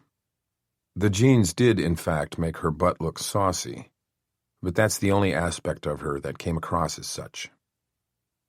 What had happened to that wild, reckless girl, he wondered. And who was this tightly contained woman who'd taken her place? He was interested to know what had caused such a dramatic transformation. Rennie was a puzzle he wanted to solve, whether or not she was Lozada's client. His mystified stare must have made her uneasy, because suddenly she declared, I need to be going. How come? I have things to do. That was what she said. What her expression telegraphed was, none of your damn business. He groped for something else to talk about so she wouldn't bolt. How many acres you have out there? 220. Ah, that's nice. A good place to escape from the grind. What do you do, Wick? Well, he'd made some headway. She was still seated, and she had asked him a question about himself, and she had finally called him by his first name. Computer software. Sales? And design. What? Just an observation. What? He probed. I can't see you confined to a desk all day working on computer software. Very insightful. My job is boring as hell. Then why don't you do something else? I'm in the process of looking. I guess you could say I just haven't found my niche yet. You don't know what you want to be when you grow up? He laughed. Something like that. Scooting his empty dish aside, he propped his arms on the table. You seemed sad when you left today. You must really like being out there on the ranch. Very much. I love the house. From what he could see, he could understand why. She had a pleasing place in Fort Worth, but this house appealed to him more. It was a typical two-story ranch-style home with a native stone and cedar exterior and a deep porch running the length of it. Casual but classic, and a lot of house for one person. Or was it occupied by only one person? Maybe Toby looked after more than the horses. Wick had assumed the mentioned Corinne was Mrs. Robbins, but she could have been an elderly aunt or a wire-haired terrier. Have you known Toby and Corinne long? Yes. Do they have children? 3.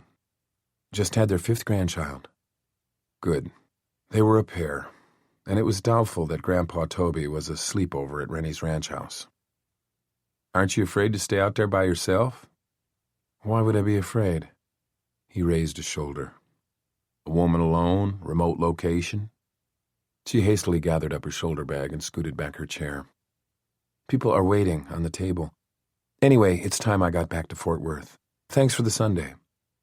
She made for the exit. Wick nearly mowed down a family of 4 in his rush to follow her out.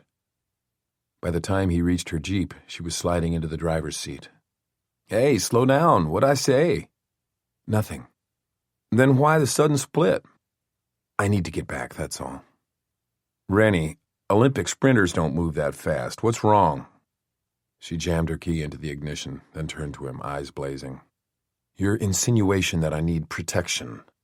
I insinuated no such thing. Were you hoping for an invitation to come out and protect me? I was making conversation. You're reading a bunch of crap into an innocent question. They wrestled over control of the door. Listen, if we're talking about fear, let's talk about mine. Yours?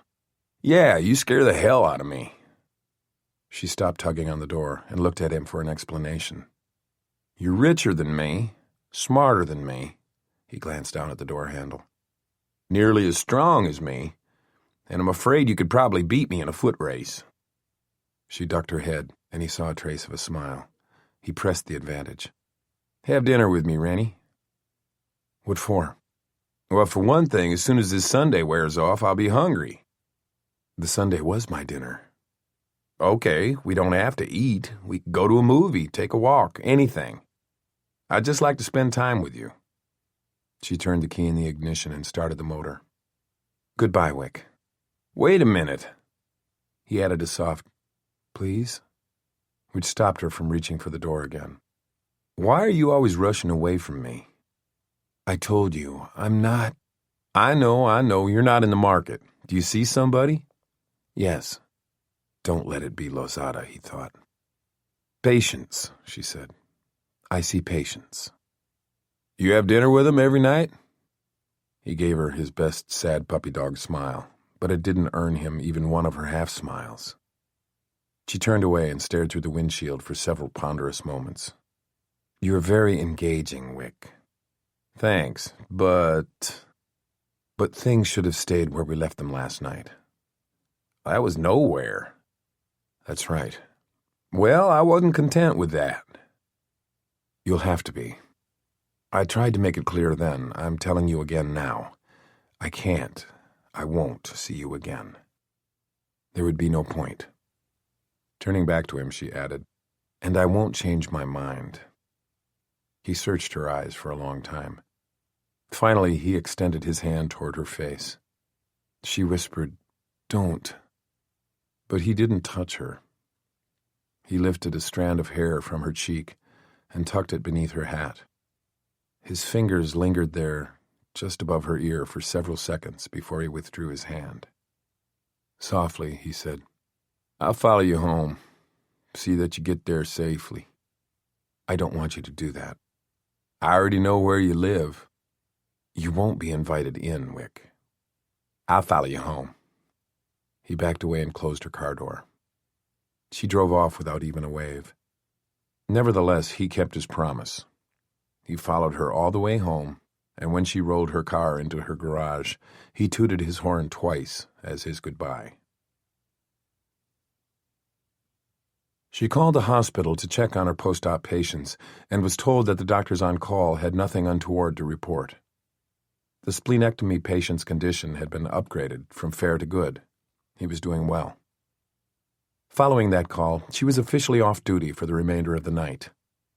10 minutes later, she was soaking in a tub of hot bubble bath. She breathed deeply and focused on relaxing. But when she closed her eyes, she saw an image of Wick Threadgill and smiled in spite of herself. It was impossible not to like him. She liked him more than she had liked anyone in a very long time. That was why she would never see him again. Her capacity for romance had ceased to exist. It had died along with Raymond Collier, that fateful afternoon in her father's study. She had killed that part of herself as surely as Raymond had been killed. Or had it died? Maybe it had only been successfully suppressed. She had denied common yearnings so effectively and for so long that she had convinced herself those yearnings no longer existed for her. What was natural for most women didn't apply to her. She didn't need love and romance. She didn't need anyone or anything in her life except her work. Work was what she desired, so work was what satisfied her. That had been her mantra, her anthem. It had begun to ring hollow. Her resolve never to marry and have a family had seemed courageous in her 20s. Now she wondered, had she spited only herself when she made that decision? Over the years, the line between independence and loneliness had become so fine that there was now little distinction between the two. This man, this lanky Wick Threadgill with the long legs and unruly blonde hair, had stirred longings that she had thought long dead. She hadn't wanted to say goodbye to him this evening. She liked his company, but feared what she felt when he looked at her in that certain way. His kisses were probably as potent as his smiles. Not that she would have allowed a kiss, but it would have been nice, when he replaced that loose strand of hair, to have turned her head ever so slightly and to have rested her cheek against his hand. Just for a moment, Her telephone rang. She sat up, scattering mounds of bubbles across the surface of her bathwater. Maybe it was Wick. He was just arrogant enough, persistent enough to try again. But it could also be Lozada. The caller ID registered no number. She hesitated, then cleared her throat and answered. "Rennie, are you all right?" Lozada thrilled to the sound of her light, rapid breathing. Only fucking or fear caused a woman to breathe like that. He would enjoy it either way with Rennie. "Why are you calling me again when I specifically told you not to?" "I was worried about you, Rennie," he said. "I'm calling to make certain that you're all right." "Why wouldn't I be?" "Because of the company you keep." He hadn't been able to believe his eyes when she arrived home, followed by Threadgill in his pickup truck. He could dismiss their meeting at the wedding reception as a bizarre coincidence, but 2 days in a row? It stunk to high heaven of police tactics. Threadgill had given 2 short honks of his horn as he drove away. The only reason the bastard was still alive was because he hadn't gone inside the house with Rennie. But where had they been? How long had they been together? An hour? All day? What had they been doing? Lozada had considered several ways he could kill Wick Threadgill. Which method would inflict the most pain? He wanted Threadgill's death to be painful, yes, but it must transcend normal pain. He also wanted the death to be ignominious. He didn't want to leave Wick Threadgill a martyr, a dead hero. He couldn't repeat what he'd done to Brother Joe. That would be unoriginal. And Lozada was known for his creative flair. He would devise something unique, something special. Perhaps he would incorporate one of his scorpions. The fear factor alone would be ingenious. However it came about, killing Wick Threadgill would be his masterpiece, the benchmark of his career. He must take his time and think about it very carefully. Of course, if Threadgill had gone inside with Rennie, he would have been forced to act immediately, killing them both. Threadgill for his poaching, Rennie for her infidelity.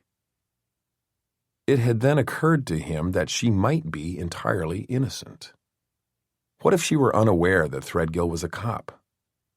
Threadgill could be using her in hope of getting to him. That was what he'd wanted to believe. To make certain of it, he'd placed this call. "I don't know what you're talking about, Mr. Lozada," she said. "Furthermore, I don't care. I don't approve of your friends." "I don't give a damn what you approve or disapprove. For the last time, leave me alone. I don't like your keeping company with cops." Her silence was sudden and total, indicating surprise. "I especially don't like your spending time with Wick Threadgill. He's a loser, Rennie. Unworthy of you. Unworthy of us." A few seconds ticked past. When she spoke, her voice was thin. "Wick? He's a—" Lozada's grin spread wide. He'd been right. She hadn't known. "Poor darling, I thought you knew." "Then what happened?" "I've told you about a dozen times." Wick rubbed his eyes. They were scratchy from lack of sleep. "Tell me again." "After we left the barn, she went into her house. I was not invited inside." "Do you think somebody else was in there?" "I never saw anyone else. There were no other cars around. I have no reason to believe anyone was inside, but I couldn't swear to it, okay?" "Why didn't she invite you in?" "Common sense would be my guess. She'd only met me once, briefly. And I show up at her place in the country with some half-baked explanation about how I tracked her down? If I were a woman, I wouldn't have invited me in." "Good point. Go on." "I have a question," Thigpen said. "Did you see any weapons around?" Wick snapped his fingers. "Now that you mention it, she was packing an Uzi in the pocket of her jeans." Thigpen muttered a disparagement. Orrin gave Wick a retiring look and motioned for him to continue. "I forgot where I left off." "She went in, you stayed out." "Right. Then this old man shows up. Toby Robbins, big, robust dude." He recounted his and Rennie's conversation with the rancher. "He seemed very protective of her and suspicious of me. Kept looking at me funny." "You're kind of funny looking." Thigpen was making himself hard to ignore, but Wick was determined to ignore him. He had hoped that by the time he arrived, Thigpen would have left for the day, and that he would have to tell his story only to Orrin. No such luck. He also noticed that the photographs of Rennie he had removed from the wall had been smoothed out and replaced. He didn't acknowledge their return. He refused to give the slob the satisfaction. "Is the FWPD going to pay for the damage to my truck?" Wick asked, changing the subject. "The cost of having it fixed will be just below my deductible. You watch." Orrin dismissed the dent with a negligent wave. "When I sent you there, I asked you to scout out the place. I didn't know it'd wind up being a date." Wick rolled his eyes. "We have differing opinions on what constitutes a date. I didn't know I was going to see her. The race just sort of happened, and things progressed from there. I went with the flow. I wasn't into it for fun." Liar, liar, pants on fire, Wick thought to himself. He had very much enjoyed watching Rennie attend to her horses.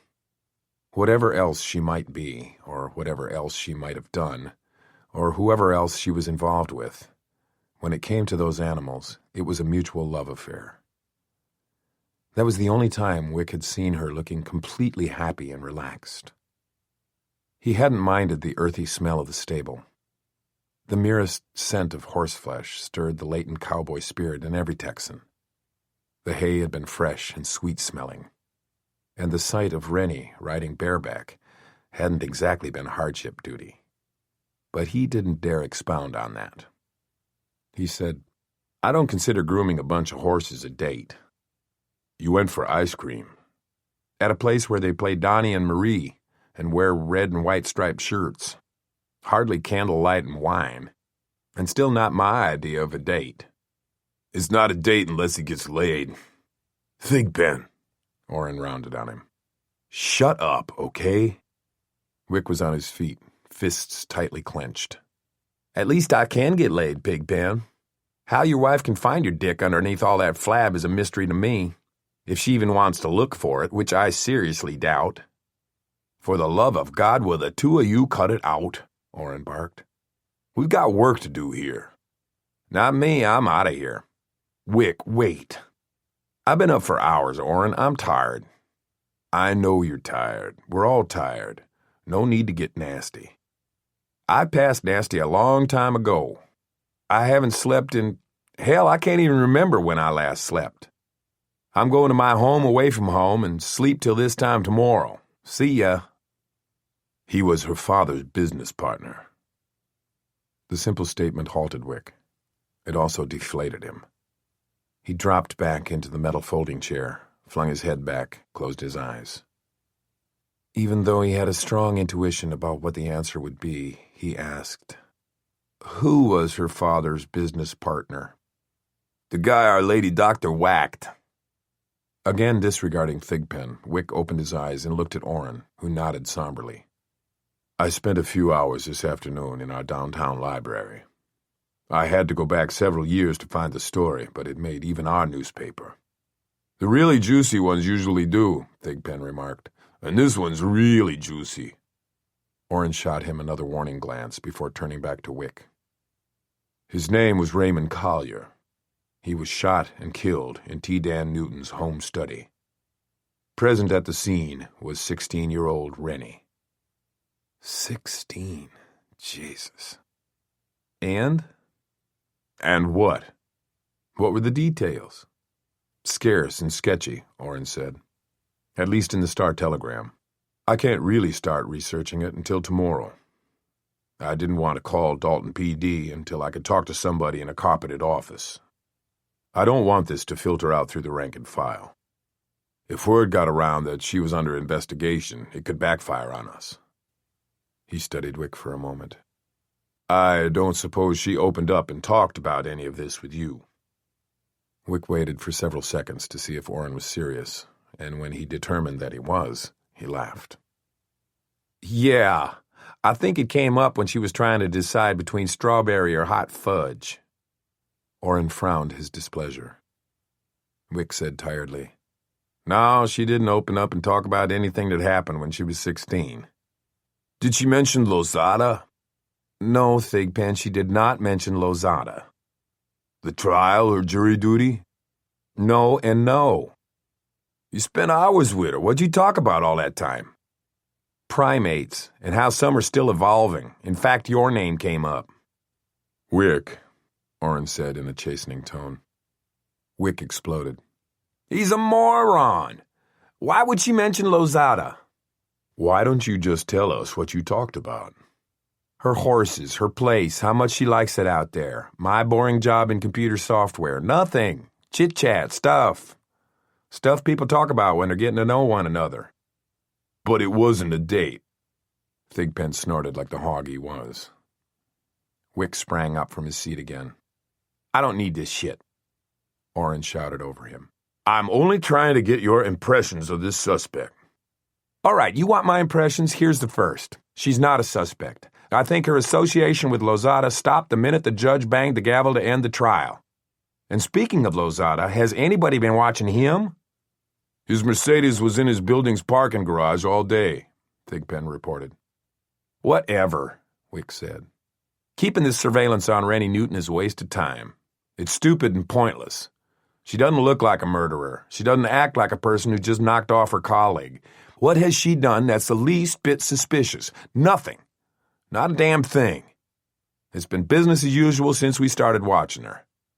Meanwhile, while we've been sitting here playing pocket pool to keep ourselves alert enough to monitor everything she does, whoever did knock off Dr. Howell is laughing up his sleeve at us because he got away with it.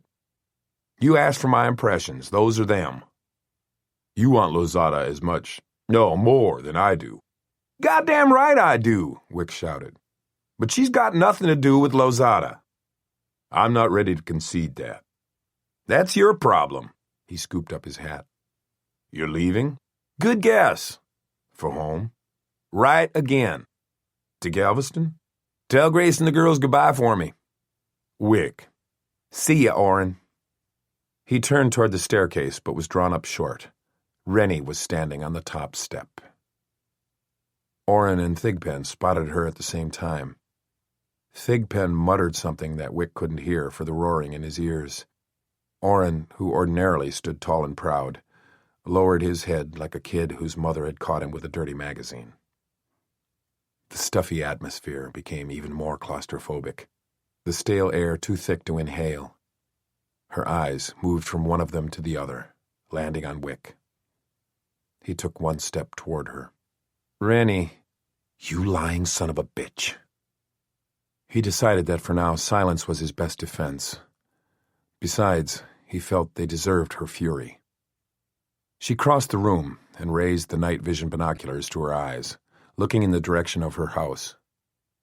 Wick discerned a slight sagging of her shoulders, but it lasted only until she returned the binoculars to the table and came around to face them. That was when she saw the photographs Thigpen had taped to the wall, the ones of her in various stages of undress. Her lips parted silently, and color drained from her face, but again her initial reaction was quickly replaced by righteous outrage. Which of you has the highest rank? Who is responsible for this? I am, Orrin replied. How did you know we were here? He looked suspiciously toward Wick. Wick returned a look that said, You know me better than that. Interpreting the exchange, Rennie said, I assure you that Mr. Threadgill was a master of deceit. You can be very proud of him, Detective Wesley. Then how did you know? It's my turn to ask questions, she snapped. What possible explanation do you have for watching my house? You left us with a lot of unanswered questions about Dr. Howell's homicide. And you expected to find answers to those questions by spying on me? We thought we might, yes. Did you? No. Have you also been eavesdropping on my telephone calls? No. Spying on me at work? To some extent, he admitted. You have invaded my privacy in the most despicable way. Your superiors will be hearing from my attorney first thing tomorrow morning. My superiors approve this surveillance, Dr. Newton. This isn't surveillance. This is window peeping. This is... She threw a disgusted glance at the photos, then, too angry to continue, headed for the stairs. You'll be hearing from my lawyer. She jogged down the stairs. Well, it's hit the fan now. Wick wasn't interested in Thigpen's editorial. He rushed down the staircase behind Rennie and caught up with her on the sidewalk in front of the house. He hooked his hand around her biceps to stop her. Rennie, let go of me. I want to explain. She tried to wrest her arm free, but he wouldn't release her. Listen, I need to say this. I'm not interested in anything you have to say. Please, Rennie. Go to hell. I'm not proud of myself.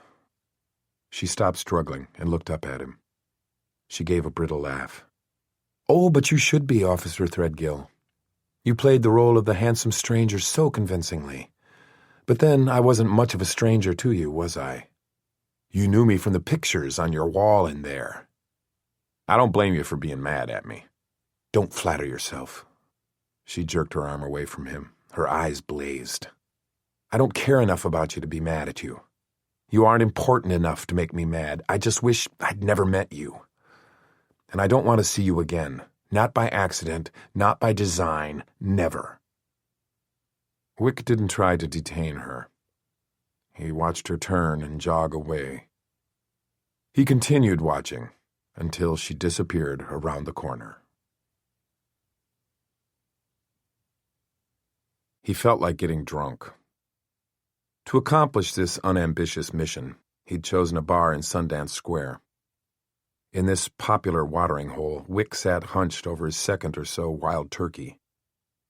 This bar wouldn't have been his first choice. He would have preferred a seedier tavern where the drinks were stiffer, the music sadder, and the customers unhappier. But this lively hangout was right across the street from Trinity Tower, where Ricky Roy Lozada lived like the fucking millionaire that he'd become by killing for hire. Lozada's affluence contributed to Wick's misery, and heaping one misery onto another somehow seemed appropriate and warranted tonight. Because of the proximity of Lozada's luxury digs combined with his overall feeling like shit, Wick estimated that it was going to take a couple more bourbons before he started feeling even a little bit better. "Hey, cowboy, how come you're drinking alone?" The young woman who plopped down on the stool beside him had dyed black hair and a red t-shirt with "You bet your ass they're real" spelled out in letters of silver glitter. "I warn you right now, miss, I'm not good company tonight. That's why I'm drinking alone." "Try me. I bet I can stand your company." Wick shrugged and signaled the bartender. She ordered a bourbon rocks like his. She thanked him for the drink. "I'm Sally." "Pleased to meet you, Sally. I'm Wick." "So, why the long face, Rick? You have a fight with your significant other?" He didn't correct her on his name. "In a manner of speaking." "That sucks." "Tell me." "What was it over?" "Our falling out. I did something dumb. Lied by omission, lost trust, you know." "Guys do that," she said with a resignation born of experience. "How come, I wonder?" "Nature of the beast." "Must be, 'cause you're all the same." She took a big slurp from her drink and tried to lighten the mood with a smile. "Change of subject. What do you do?" "When?"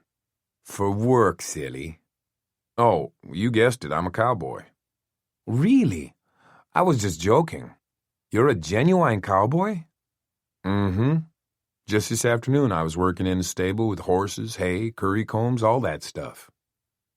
In his mind he was comparing the Rennie who had so lovingly groomed her horses to the one who had soundly rebuked a trio of Fort Worth's finest. Dr. Newton could not only skillfully wield a scalpel, she could slash with words just as effectively. He cleared his mind of these images, and playing turnabout, asked Sally what she did for a living. "I'm an exotic dancer." She gave him a wicked smile and executed a move that caused the shiny letters to shimmy. Wick wasn't impressed, but he let her believe he was. No sense in two people feeling like shit. "Wow." Flattered, she giggled. "Where do you perform?" Her smile faltered. "Well, see, I'm not actually performing yet. I'm still auditioning. Right now I'm working at this temporary job, over there, cleaning condos." She nodded toward the high-rise. Wick's instincts were stronger than the bourbon. His mind instantly sprang to attention. Trying to keep his sudden curiosity from showing, he smiled at her. "Well, let me know when you get hired to dance. I'd like to see you sometime." She laid her hand on his thigh. "Maybe I could give you a private show. On the house." "Where, over there?" He hitched his thumb toward the high-rise. "Do you live there?" "Oh, sure," she snorted. "Like I could afford it." "Man, I've always wanted to go inside that place." He gave the facade of the building a wistful glance. "See if it's as fancy as it looks." "Oh, it's fancy all right. Only rich people live there." "Like who?" She took a wary glance around. "I'm not supposed to talk about the residents. If we're caught talking about the people who live in the building, we get canned, no questions asked." "Oh, sure, I understand." "It's a privacy thing." "Right." He turned toward the TV behind the bar and pretended to have a sudden interest in the Magnificent Seven, which was playing silently. "But you look trustworthy." Sally nudged his knee with hers beneath the bar. Regaining his attention, she leaned close enough for him to hear her whisper and to feel the weight of her breast against his arm. "You know the race car driver?" Wick named a NASCAR driver who he knew lived in Fort Worth. Sally nodded vigorously. 10B. Honestly? What's he like? Nice, but that wife of his. She made an ugly face. A bitch royale. Any other celebrities? One of the Cowboys lived there through last season, but he moved after he got traded. And then there's some old lady on the 5th floor who used to be on Dallas, but I don't know her name or what part she played. He pretended that his interest had waned again and glanced at the close-up of a stoic Yul Brynner. The breast got heavier against his arm, and Sally's hand inched a little closer to his crotch. Did you see on the news where that guy just beat a murder rap? Wick kept his expression impassive. Murder rap? I don't think so. How long ago? Couple of weeks. His name is Lozada. Oh, yeah, I think I remember seeing something about that. You know him? She scooted so far toward him, he couldn't imagine how she was managing to stay seated on her own stool. Me and him are close. His condo is on the floor where I work, the penthouse floor. I'm in his place all the time, and not just to clean. She raised her eyebrows suggestively. You're kidding, right? A murderer? Shh. Again, she glanced around nervously. He got off, remember? Then she giggled and added, Now I get him off. Come on, Wick guffawed. I swear. He lowered his voice to a conspiratorial whisper. Does he do it different from, regular guys? She considered the question seriously before answering. Not really. Pretty much the same. We've only balled a few times. Mostly he just likes for me to blow him. And this is kind of weird. She moved closer still. He doesn't have any hair down there. Why? What happened to it? He shaves it. Wick let his jaw drop. Get out. I swear. Wick looked at her with feigned respect and awe. And you're this guy's girlfriend? Well, not officially. She cast her eyes down and trailed a finger along his arm. I mean, he's crazy about me and all. He's just not the type that shows his feelings, Have you ever seen him with any other women? No. Any ever come up to his fancy apartment? No. Are you sure? Well, yeah. And I would know. I pay attention to detail. There's never been a trace of another woman in the place, and believe me, I check things out when I'm cleaning. I'm always on the lookout for one of those damn scorpions. If one ever got out, I would freaking shit. Scorpions? Wick knew about Lozada's fascination with them, but it chilled him anew to hear Sally tell about the climate-controlled tank. I keep my eyes open when I'm in there. What about his phone? His phone? You ever answer it for him? Are you serious? I'd be fired for sure. Besides, he only uses his cell. Have you ever heard him talking on it? Once, but I didn't hear what he was saying. So you don't know if he was talking to a woman? She withdrew slightly and gave him an odd look. Hey, what is this? He smiled and patted the hand still resting on his thigh. Just trying to help you out, Sally. Looking for signs that the guy is seeing someone else, but it sounds to me like you got no competition. She snuggled closer. Both breasts were propped on his forearm now. You're cool, Rick. Would you like to go to my place? I got booze. Hey, I don't want this Lozada character after my ass. I see other guys, too. I thought you liked him. I do. He's good-looking and wears the coolest clothes. And he's rich. For sure. Then what's the problem? Well, he scares me a little. He doesn't hit you, does he? No. Well, sorta. I mean, he doesn't actually hit, but like the other night, he warned me not to talk. Wick, what the hell are you doing? Wick swiveled around. Orrin was standing behind them, glowering. Sally, glowering back, asked crossly, Who's this? My partner. Orrin, meet Sally. Did you say partner? That's right. You're a fag? Her screech drew the attention of nearly everyone in the bar. Even Steve McQueen seemed to do a double-take from the TV screen. Sally dismounted the stool with a hop that caused the breasts, of which she was so proud, to bounce like a pair of water balloons. She stamped away on her platform heels. "I'd still like to see you dance sometime," Wick called after her. "Bite me," she hollered back. Orrin grabbed him by the back of his collar and practically dragged him through the exit. Once they were outside, he gave Wick a shove that nearly sent him sprawling. "I've been looking all over town for you." Wick spun around. "You push me again, Orrin, and you'll regret it." Orrin looked ready not only to push him, but to slug him. "I've had every cop on the force on the lookout for your truck." "What for?" "Because I didn't trust you not to do something stupid." Orrin took several heavy breaths, as though forcibly tamping down his anger. "What's the matter with you, Wick?" "Nothing." "Nothing my ass. You're sulky, edgy, disagreeable, argumentative, defensive.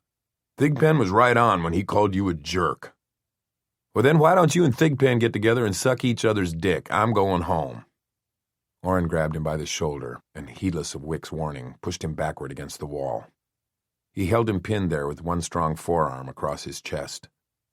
Orrin's first beat had been in a tough neighborhood rife with gangs and drugs, but he was just as tough as the criminal offenders and had come to be respected and feared by the meanest of the mean, he and Joe. "This time I'm not going to let you get away with copping an attitude. That's too easy. You got to be up your butt, and I want to know what it is. If Joe were here—" "But he isn't," Wick shouted. "If he were, he'd pound it out of you. Leave me the hell alone."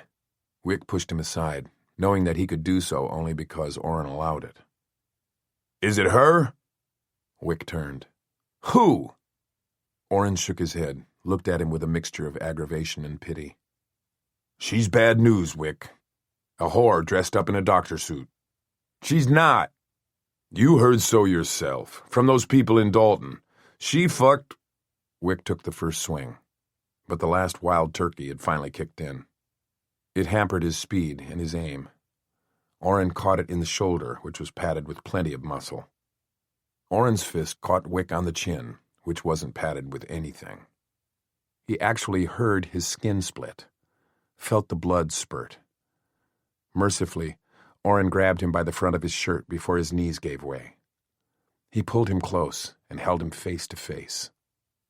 A few days before he was shot, Raymond Collier's wife filed for divorce. She cited adultery. Guess who was named correspondent? Before he heaved up the bourbon on a public sidewalk, Wick pushed away from Orrin, turned, and headed toward the parking lot where he'd left his pickup, which had apparently been spotted by a tattletale cop. It hadn't been that hard for Orrin to find him. "Wick!" He stopped, then came around and aimed a threatening finger at Orrin. "If you ever talk about her like that again—" He was breathing hard, gasping, in fact. He couldn't deliver the warning with the impetus he wished. He had to get out of there, fast. So he settled on, "Just don't, Orrin. Just don't." "You shouldn't be driving, Wick. Let me take you to the motel, or to my house." Wick turned away and kept walking. From the driver's seat of an SUV parked in a metered slot on the street, Lozada watched the scene play out between Wick and Joe Threadgill's former partner, Orrin Wesley. He was too far away to hear what they were saying, but the exchange was angry. To Lozada's delight, they actually swapped punches. This was better than he ever could have anticipated. Dissension within the ranks. Strife between good friends. Everybody close to Wick Threadgill was pissed at him. Perfect. Earlier, he'd had the pleasure of revealing Wick's profession to Rennie. While she was still trying to assimilate that, he had added the furthermore. Furthermore, the FWPD had her under surveillance. Earlier, after Wick had left her with those 2 cute blasts of his horn, Lozada had trailed him around the block to a house that was supposedly under reconstruction. Since he had been the object of surveillance himself, he knew the signs. 3 cars parked out front, including Wick's pickup. Building materials scattered around, but no evidence of actual work being done. An empty dumpster in the front yard.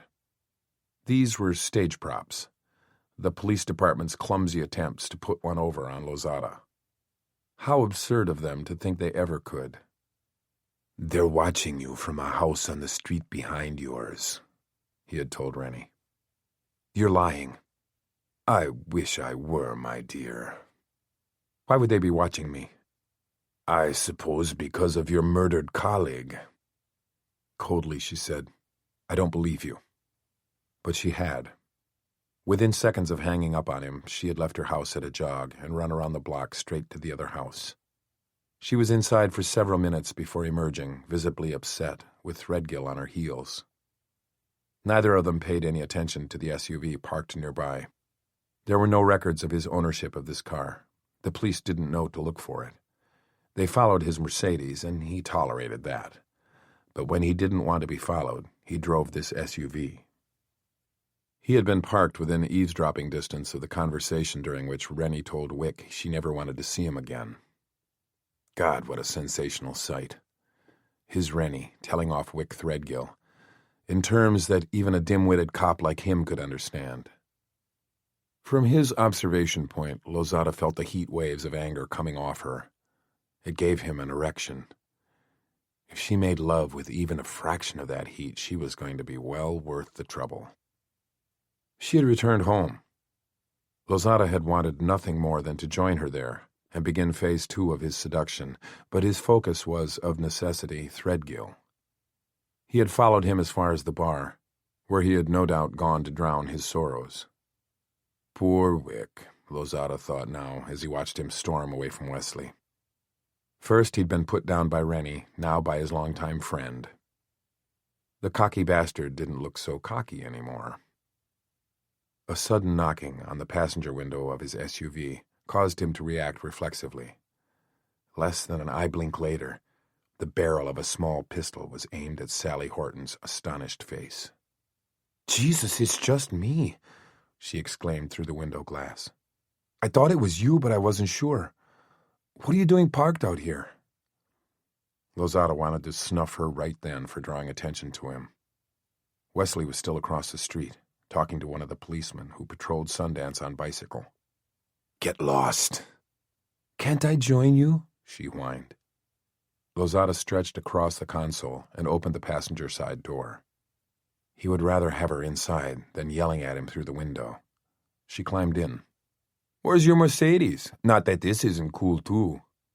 She ran her hand over the glove-soft leather upholstery. Lozada was watching Wesley. She followed his gaze. "He's gay." He looked at her. "What?" "He's a fag." Wesley was a family man. It was Lozada's business to know these things. Wesley had a wife and 2 daughters. "What makes you think he's gay?" "This guy I met in the bar, he bought me a drink and we were getting along pretty good when that man there comes along. Mad as hell. Turns out they're partners." She had been talking to Threadgill? He had bought her a drink? Was the other guy black, too? Sally shook her head. "Blonde and blue-eyed, a cowboy. Tough-looking but cute." Threadgill. "I'm not into being a fag hag. I don't care how cute the guy is." She reached across the console and stroked his fly. "Say, that gun of yours really turns me on. And so does your pistol." She laughed at her own asinine joke. "What did you talk about?" "Me and the cowboy? I told him about my dream to become a dancer. And then I told him about this guy I like, who likes me." She winked. "Wonder who?" Lozada forced himself to smile. "It wouldn't be me, would it?" She squeezed him playfully. "And he said—" "The cowboy?" "Yeah, he said that since there weren't any women coming in and out of your place, that I probably didn't have any competition. What do you say?" Lozada reached across and fingered her nipple through the ridiculous T-shirt. "How did he know there were no women coming in and out of my place? Did he ask?" "Yeah, but I told him—" Suddenly she stopped, looked at him apprehensively, changed course. I didn't tell him shit. You asked me not to talk about you, so I didn't. I mean, not by name. Good girl. He tweaked her, hard enough to make her wince. You know you've got me really hot. I can tell. Let's go somewhere more private. We can do it here. Not what I have in mind, we can't. Rennie looked at her bedside clock. It was after 3 a.m., and she was still awake. She was due at the hospital at 5:45. She fluffed her pillow, straightened the sheet that had become twisted around her restless legs, and closed her eyes, determined to clear her mind long enough to fall asleep. A half hour later, she gave up. She went into her kitchen, filled her electric kettle with water, and plugged it in. She assembled the fixings for tea, but her coordination was shot, her motions clumsy. She dropped the lid of the tea canister twice before she was able to replace it properly. Damn him. But exactly which him she was referring to, even she wasn't sure. Wick Threadgill or Lozada, take your pick. They were tied for first place on her shit list. Detective Wesley was a close second. She had every intention of making good the threat she had issued. Wesley's superior would be hearing from her attorney. Either he could arrest her or he could leave her alone, but she would not live under a cloud of suspicion for a crime she had neither committed nor knew anything about. The 5 dozen roses were the returned favor to which Lozada had referred. Anything else was unthinkable. He frightened her. He was a criminal. He was creepy. He was persistent, and she feared patient. He would continue the phone calls until she put a stop to them. The problem was, she didn't know how. Reporting him to the police would be the normal course of action, but she was reluctant to do that now. She had waited too long. Telling Wesley this far after the fact would validate and could even increase his suspicion. She would eventually be cleared of any involvement in the crime that had cost Lee his life, but in the meantime... It was that in the meantime that she must avoid. The incident in Dalton would be resurrected, and... The kettle screamed. She quickly unplugged it and poured the boiling water over the tea bag. Carrying the steeping cup into her living room, she switched on the television set and sat down in a corner of her sofa, tucking her legs beneath her. She channel surfed, trying to find any programming that would take her mind off her troubles with Lozada and keep her from thinking about Wick. She had lied about not being mad. She was mad. Furious, in fact. But she also had been hurt by him. And that was the most unsettling part of this whole thing, knowing that she still could be hurt. She had believed herself immune to caring that much. Obviously, she'd been wrong. She had discouraged him at every turn, but her rejection hadn't deterred him. She had begun to admire his tenacity, and she was flattered by his obstinate pursuit. In all honesty, she had been glad he turned out to be the driver of the racing pickup. When he pushed back his hat and drawled, "You're no good for my ego, Dr. Newton," she had felt an unmistakable flutter of excitement. But he wasn't a dogged suitor at all, only a detective hot on the trail of a suspect. His betrayal had been a wake-up call. Time had eclipsed hurtful memories. Years had dulled the pain of deep emotional wounds. Resolves had begun to diminish in importance. Wick's double-cross had been a cruel reminder of why she had made those resolutions. She was back on track now, more resolute than before. She should thank him for that, she supposed. But she wasn't grateful for his making her experience feelings and sensations she had long denied herself. She hated him for making her miss them, for making her yearn to explore them. With him. She set her half-finished tea on the coffee table and settled more deeply into the cushions. When she closed her eyes, she relived how grand it had felt yesterday afternoon, being astride Bede. The sun and wind hot against her skin. The exhilaration of speed. The feeling that she could outrun anything. Freedom. Had she known then that Wick was driving the pickup, she probably would have felt even happier. He made her smile, laugh even. That crooked front tooth.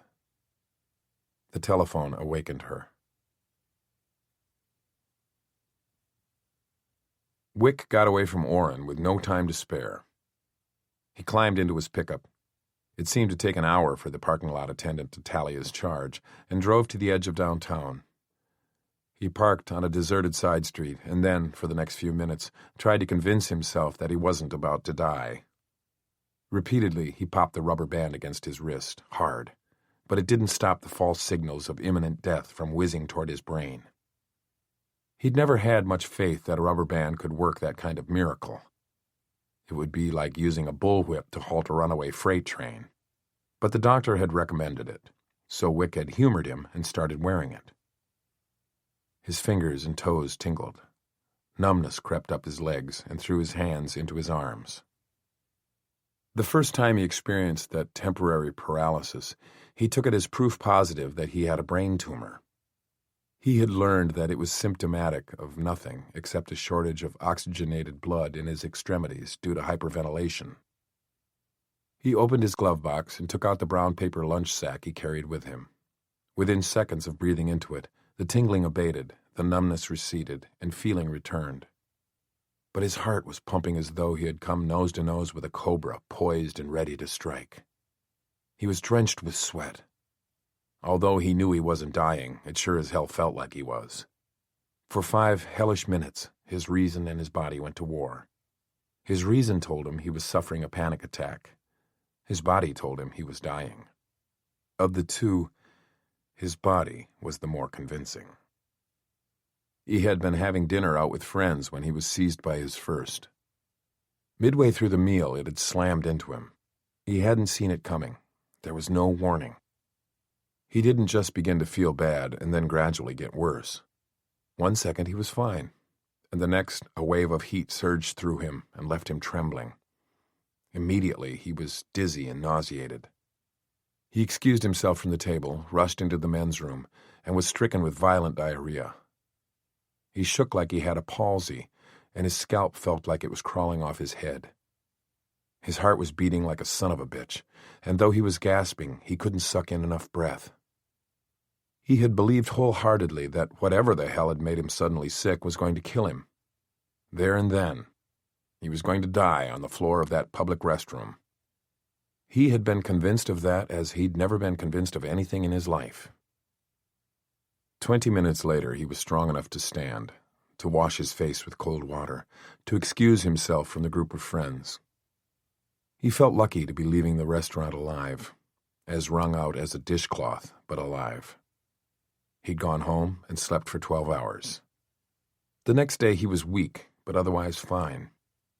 He figured he'd been gripped by a vicious strain of flu, or maybe the marinara sauce he'd been eating was toxic. 48 hours later, it had happened again. He woke up in his own bed. No nightmare, nothing. He'd been sleeping soundly when he abruptly awoke in abject terror of dying. His heart was hammering, sweat poured from him, he was gasping for air. Again he'd had the tingling in his extremities, the crawling scalp, and the absolute conviction that his time on Earth was ending. This had taken place shortly after all the shit with Lozada had gone down. The assassin was thumbing his nose at the department in general, and at Wick in particular. And now he'd been stricken with a terminal disease. That was his take on the situation when he made an appointment with an internist. "You mean I'm just crazy?" After putting him through a battery of tests, neurological, gastrointestinal, cardiological, you name it, the doctor's diagnosis was that he suffered from acute anxiety disorder. The doctor was quick to tell him he wasn't crazy, and to explain the nature of the syndrome. Wick was relieved to learn that his illness wasn't fatal, but the cause was imprecise, and that bothered him.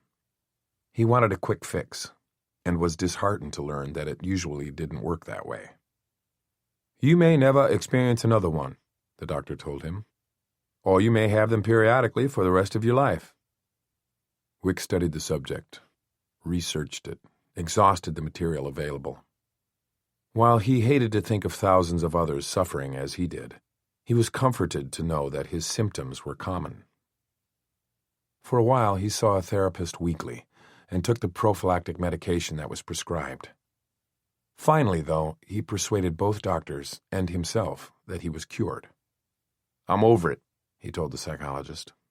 "Whatever triggered the attacks, and it was a combination of things, has passed. I'm good to go." And for the past 10 months he had been. That was how long it had been since his last panic attack.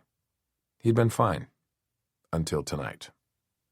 Thank God it wasn't a severe one, that it had been short-lived. He'd recognized it for what it was and had talked himself through it. Maybe the rubber band had helped after all. He waited 5 minutes more to be certain it had passed before he began driving again. He took an entrance ramp onto the West Freeway and drove with no particular destination in mind. In fact, his mind was empty except for thoughts of Rennie Newton. Surgeon. Equestrian. Lolita. Killer. His panic attack might have been precipitated by hearing that at 16 she'd been involved with a married man. Her father's business partner, no less, probably much older than she. She had been a teenage homewrecker. That jived with Crystal's description of a teenage hellraiser. A girl who would drive around town bare-breasted would also sleep with her father's partner, destroy his marriage, and probably laugh about it later. Dalton's moral majority would be outraged by such behavior. Throw into the mix the fatal shooting of her father's business partner, and it was little wonder that her parents had said good riddance when they sent her to boarding school. But all that was incongruous with the woman Wick knew. Granted, he'd been in her company all of 2 times, but from what he had observed, he believed he had a fair grasp on her character. Far from a party girl, she had the social life of a monk. Rather than flaunting her sexuality, she shrank from being touched, going so far as to say, "Don't," when he would have touched her cheek. Now, was this the behavior of a femme fatale? He couldn't reconcile the 2 Rennie Newtons, and it was making him nuts, and for reasons that had nothing to do with the Lozada connection and Howell's murder. His objectivity had flown, and Orrin knew it. That's why Orrin was monitoring his activities, tracking him like a damn bloodhound. But he couldn't really be angry at Orrin. Okay, he was pissed that he'd hit him so hard, and he was dead wrong about Rennie. But Orrin was doing his job. He had recruited Wick to help him do it, and instead he had added a complication. Suddenly he realized that his driving hadn't been as aimless as he had thought. He was on the street where he had grown up. He guessed his subconscious had directed him here. Maybe he needed to touch home base, get grounded again. He pulled the pickup to a stop at the curb in front of his family's house. He had sold it after Joe was killed. It would have seemed like a sacrilege to live there without Joe. He didn't know if the couple who'd bought it from him still lived here or if it had exchanged hands since then, but the present owners were good trustees. Even in the dark, he could tell the place was well kept. The St. Augustine was clipped and neatly edged, the shrubbery pruned. The shutters had been painted a different color, but he thought his mother would approve it. Her rose bed on the east side still flourished.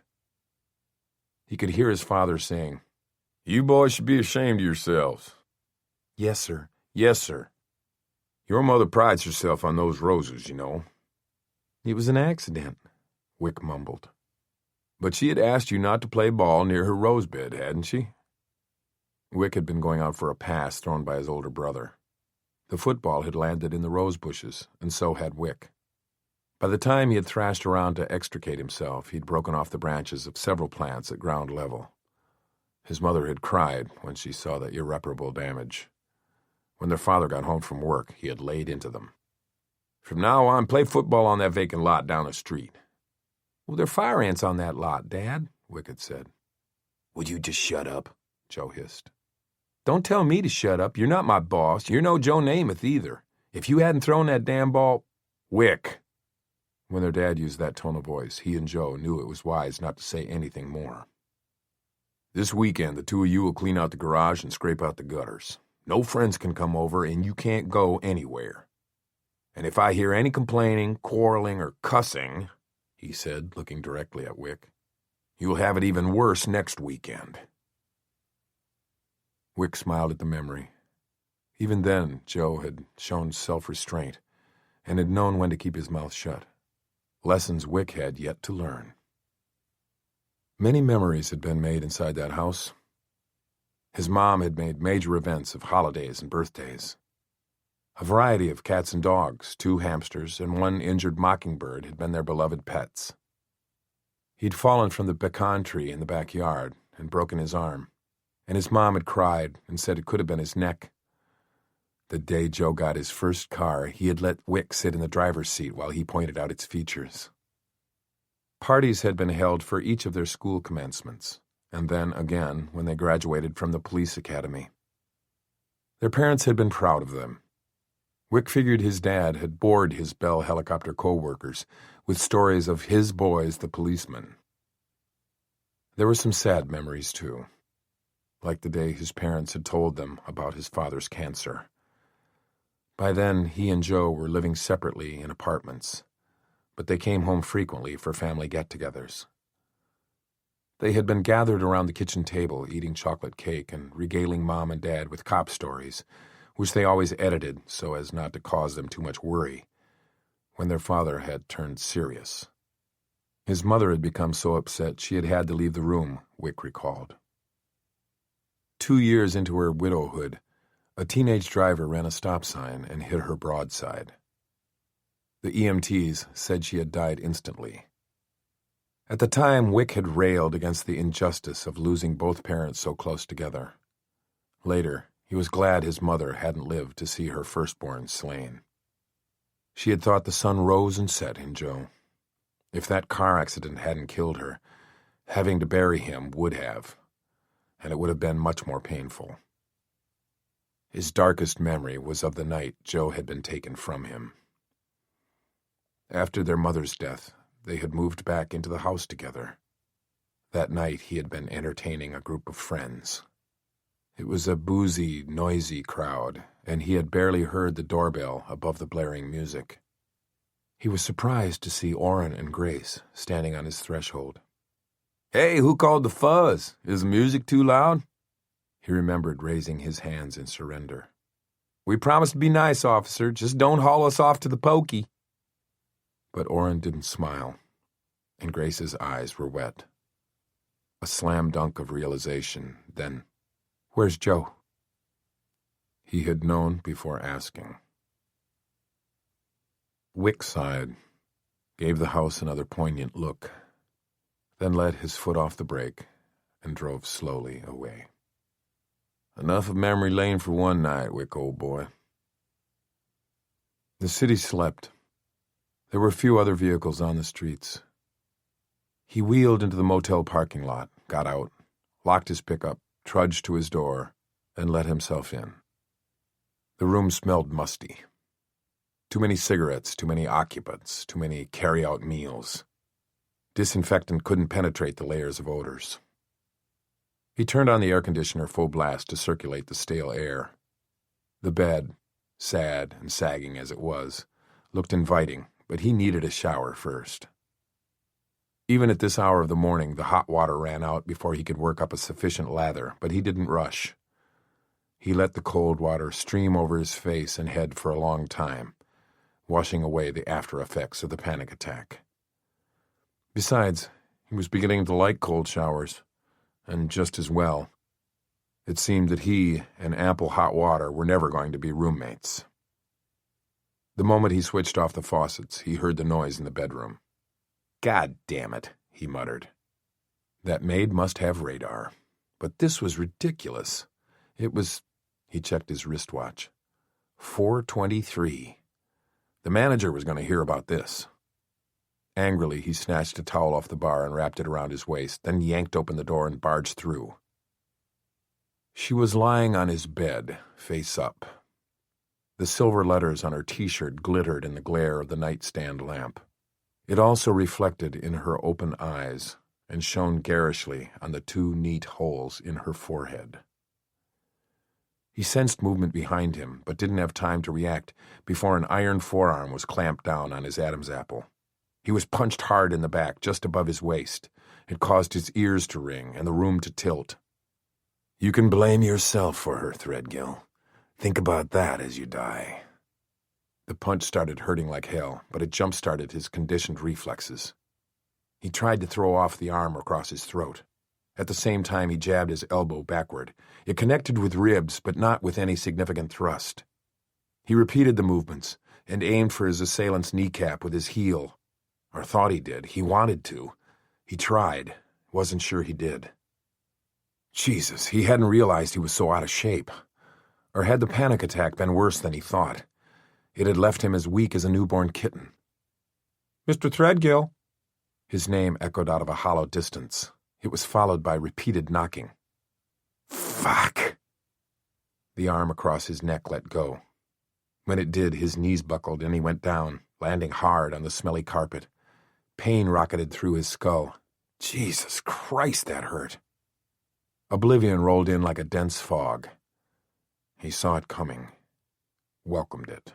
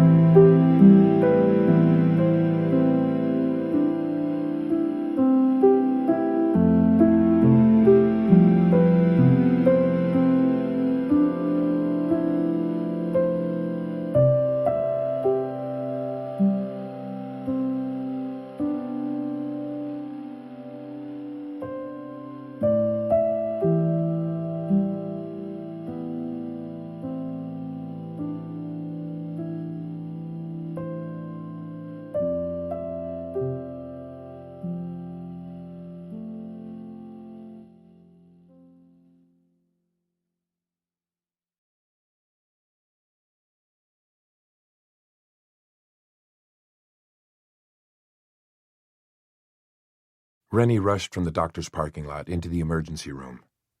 Number 3, Dr. Newton. She tossed her shoulder bag to the desk attendant. Watch this for me, please. She ran down the corridor. There was a lot of activity in room 3, numerous personnel, all busy. A nurse was standing ready with a paper gown for her. She pushed her arms through the sleeves and pulled on a pair of latex gloves. As she adjusted a pair of clear goggles to cover her eyes, she said, "Tell me." The ER resident said, 41-year-old male, stab wound in the back lower right side. Object still buried to the hilt. Kidney? Almost certain. Pressure's down to 80, a nurse said. Other nurses and an intern called out other vital information. The patient had been intubated. He was being transfused with O-negative blood and was getting Ringer lactate solution through an IV. He'd been rolled onto his side so she could inspect the wound. The handle of what looked like a screwdriver extended from it. His abdomen's swelling. He's got a belly full of blood. She looked for herself and determined there was no need to do a peritoneal lavage or CAT scan. The patient was bleeding out internally. Pressure's dropping, doctor. Rennie assimilated the barrage of information within 30 seconds of her arrival. A nurse hung up a wall phone and shouted above the confusion. "OR's ready," Rennie said. "Let's go." As she turned away, she happened to glance at the patient's face. Her wordless cry momentarily halted everyone surrounding the gurney. "Dr. Newton, you okay?" She nodded, saying gruffly, "Let's move." But no one did. "Stat!" That galvanized them. The gurney was wheeled into the corridor. She ran alongside. The elevator was being held open for them. They had almost reached it when someone shouted her name. "Wait up!" She stopped, turned. Detective Wesley was running toward her. "Not now, Detective. I've got an emergency on my hands." "You're not operating on Wick." "Like hell I'm not." "Not you." "This is what I do." "Not on Wick." The gurney had been rolled inside the elevator. She motioned the emergency team to take it up. "I'll be right there." The elevator doors closed. She turned back to Wesley. "He's in shock and he could die. Soon. Do you understand?" "Dr. Sugarman is on his way. He'll be here in 5 minutes." "Sorry, haven't got it to spare, Detective. Besides, I'm a better surgeon than Sugarman and have more trauma experience. A patient needs me, and I'll be damned before I'll let you stop me from saving his life." She held his stare for 10 seconds before turning away and rushing toward the elevator that had been sent back down for her. "The girl's all right? You sure?" "Orrin, you asked me that 10 minutes ago. I called the house. They're fine." He took Grace's hand and rubbed the back of it. "Sorry." "It's okay." She slipped her arm across his shoulders. "The policewoman you sent over was cooking breakfast for them. Another officer is watching the house. They're fine." She massaged his neck. "I'm not so sure about you." "I'm okay." He pushed himself off the waiting room sofa. "What could be taking so long? He's been in surgery for hours." "That could be a good sign." "But what—" "Are you Detective Wesley?" He spun around. A nurse in green scrubs approached. "Dr. Newton sent me to tell you that she'd be out in a few minutes. She asked you to wait." "What about Wick, the patient? What about him?" "Dr. Newton will be out soon." She turned and went back through the double doors. Grace reached for Orrin and pulled him back down beside her. He covered his face with his hands. "He's dead, or she would have told us something." "She didn't tell us anything because that's not her job." "He's dead, I know it." "He's as strong as an ox, Orrin." "It's Joe all over again." "No, it's not." "The only difference is that when I found Joe, he was already dead." "It's not Joe. It's not the same." "I wasn't there for Joe and I wasn't there for Wick." "You weren't responsible for what happened to either of them." "If Wick's dead." "He isn't." "If he is, Grace, I'll have let Joe down. He would have expected me to take care of his brother, watch over him, protect him from something like this." "Orrin, stop it. Don't do this to yourself. You can't take the blame for this." "I am to blame.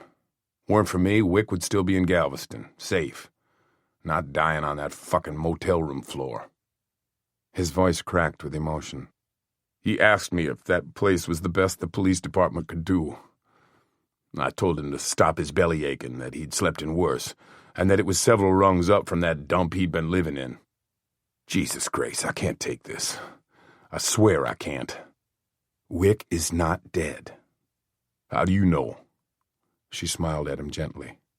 Because he's too ornery to die. He wanted to believe it, but Grace was a professional counselor. That was what she did all day, every day. She earned her living from knowing good things to say in bad situations. But even if they were platitudes, he was glad she was here beside him, saying the things he wanted and needed to hear. It was another 12 minutes before Dr. Newton came through the double doors. The sight of her wasn't encouraging. She looked like a battle-scarred soldier who'd lost the battle. She had pulled on a lab coat, but it didn't hide the blood-stained tunic of her scrubs. Strands of hair, damp with sweat, trailed from beneath her cap. Her eyes were ringed with dark circles, and she looked like she could stand a hot meal or two. She didn't prolong their suspense. As she approached, she said, "He survived the surgery." Orrin expelled a deep breath and hugged Grace tightly. She pressed her face into his chest and whispered a prayer of thanksgiving. They held each other that way for several moments. He finally released Grace and wiped his eyes. Grace extended her hand to the surgeon. "I'm Grace Wesley. Rennie Newton." "Thank you, Dr. Newton." After the two women shook hands, Dr. Newton handed Orrin a plastic bag containing a bloody Phillips screwdriver. "I'm the only one who touched it." Then she pushed her hands into the pockets of her lab coat and went straight to business. The wound was deep. The solid part of his right kidney was penetrated. The organ was repaired and should heal without any adverse effect to his renal system. He also suffered some muscle damage. I called in our orthopedic specialist. He did an outstanding job of repairing the muscle. He'll be available for consultation later today, if you wish. "He lost a lot of blood," Orrin said. She nodded. "Once I found the main source of the bleeding, a severed artery, I was able to direct the blood flow back to the kidney. Fortunately, we got to him when we did. Otherwise, he might have lost the organ or died of exsanguination. If they'd waited on Sugarman, he might not have survived." That was what she was telling him. Orrin asked when they could see him. "Right now, if you like. Come with me." She turned and they followed. Grace must have sensed the underlying animosity between them. She gave him a quizzical look and mouthed, "What's going on?" He shook his head. Later he would explain to her the intricacies of the situation. Once he did, she would understand why his conversation with the doctor was polite but stilted. She led them through 2 sets of automatic sliding doors into the surgical ICU. "He's still under heavy anesthesia, and I should warn you that he doesn't look very good. Something happened to his face." "He fell on it."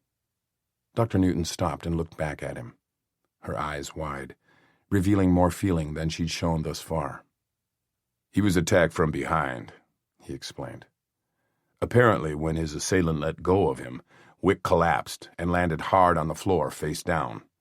That's how the paramedics found him." He was too ashamed to tell them that he was responsible for busting open Wick's chin. "The orthopedist x-rayed his face," she said. "His cheekbone wasn't broken, but well, you'll see." She motioned them into one of the units.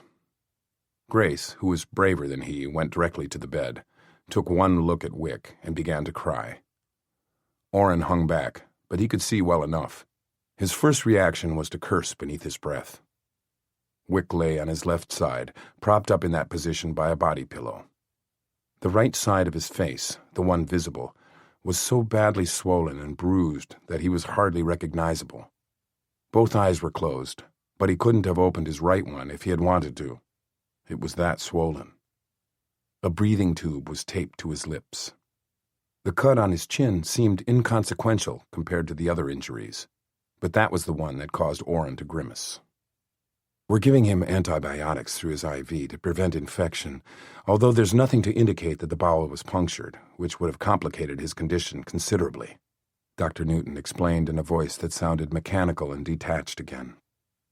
"He has a catheter. There was blood in his urine initially, but it's cleared. That's a good sign, right?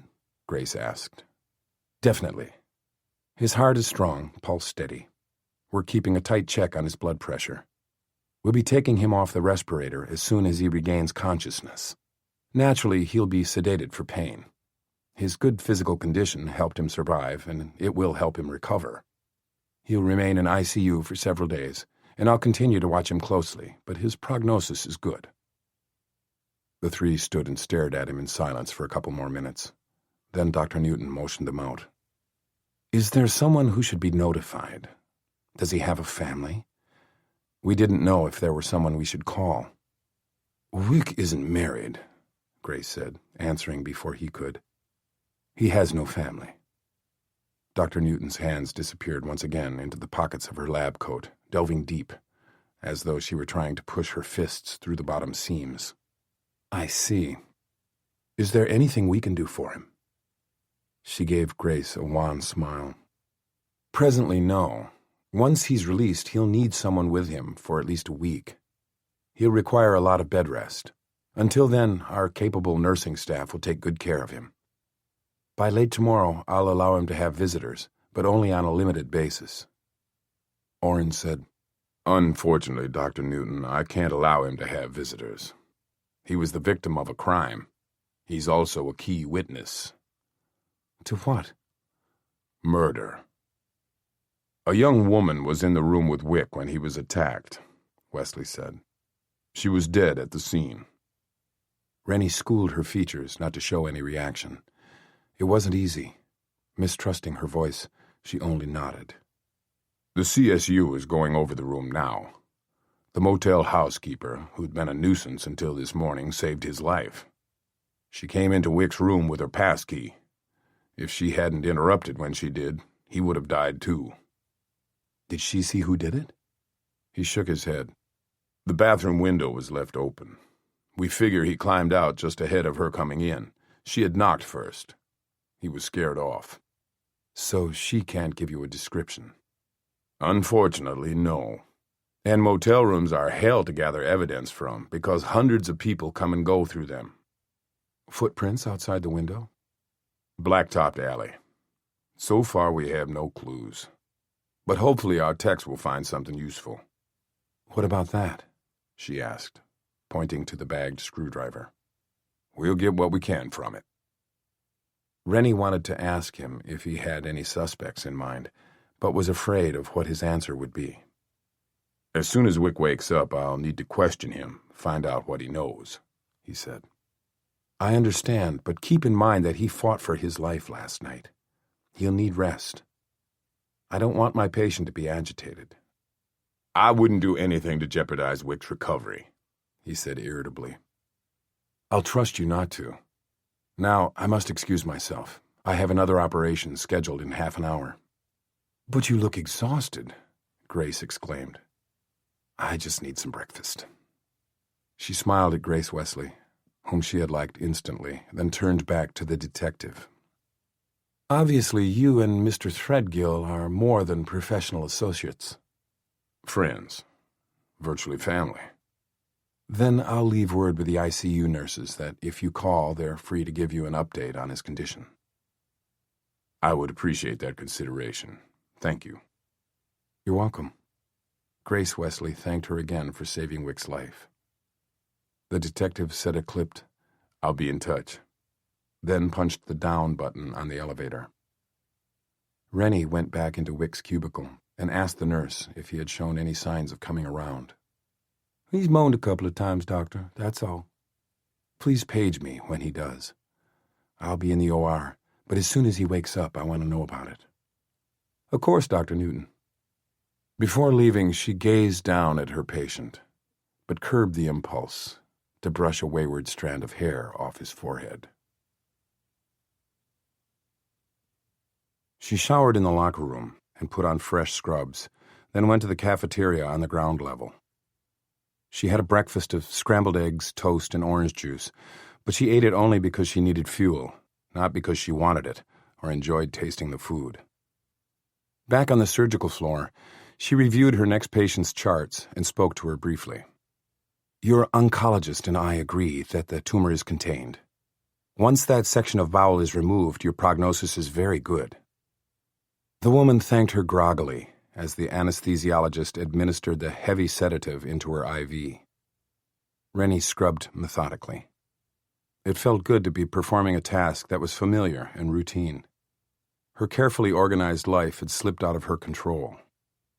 Ever since she heard about Lee's murder, ever since the appearance of the roses in her living room, nothing had been in order. But, she thought as she scrubbed ruthlessly between her fingers, she could get back that control. All she needed to do was focus on her work.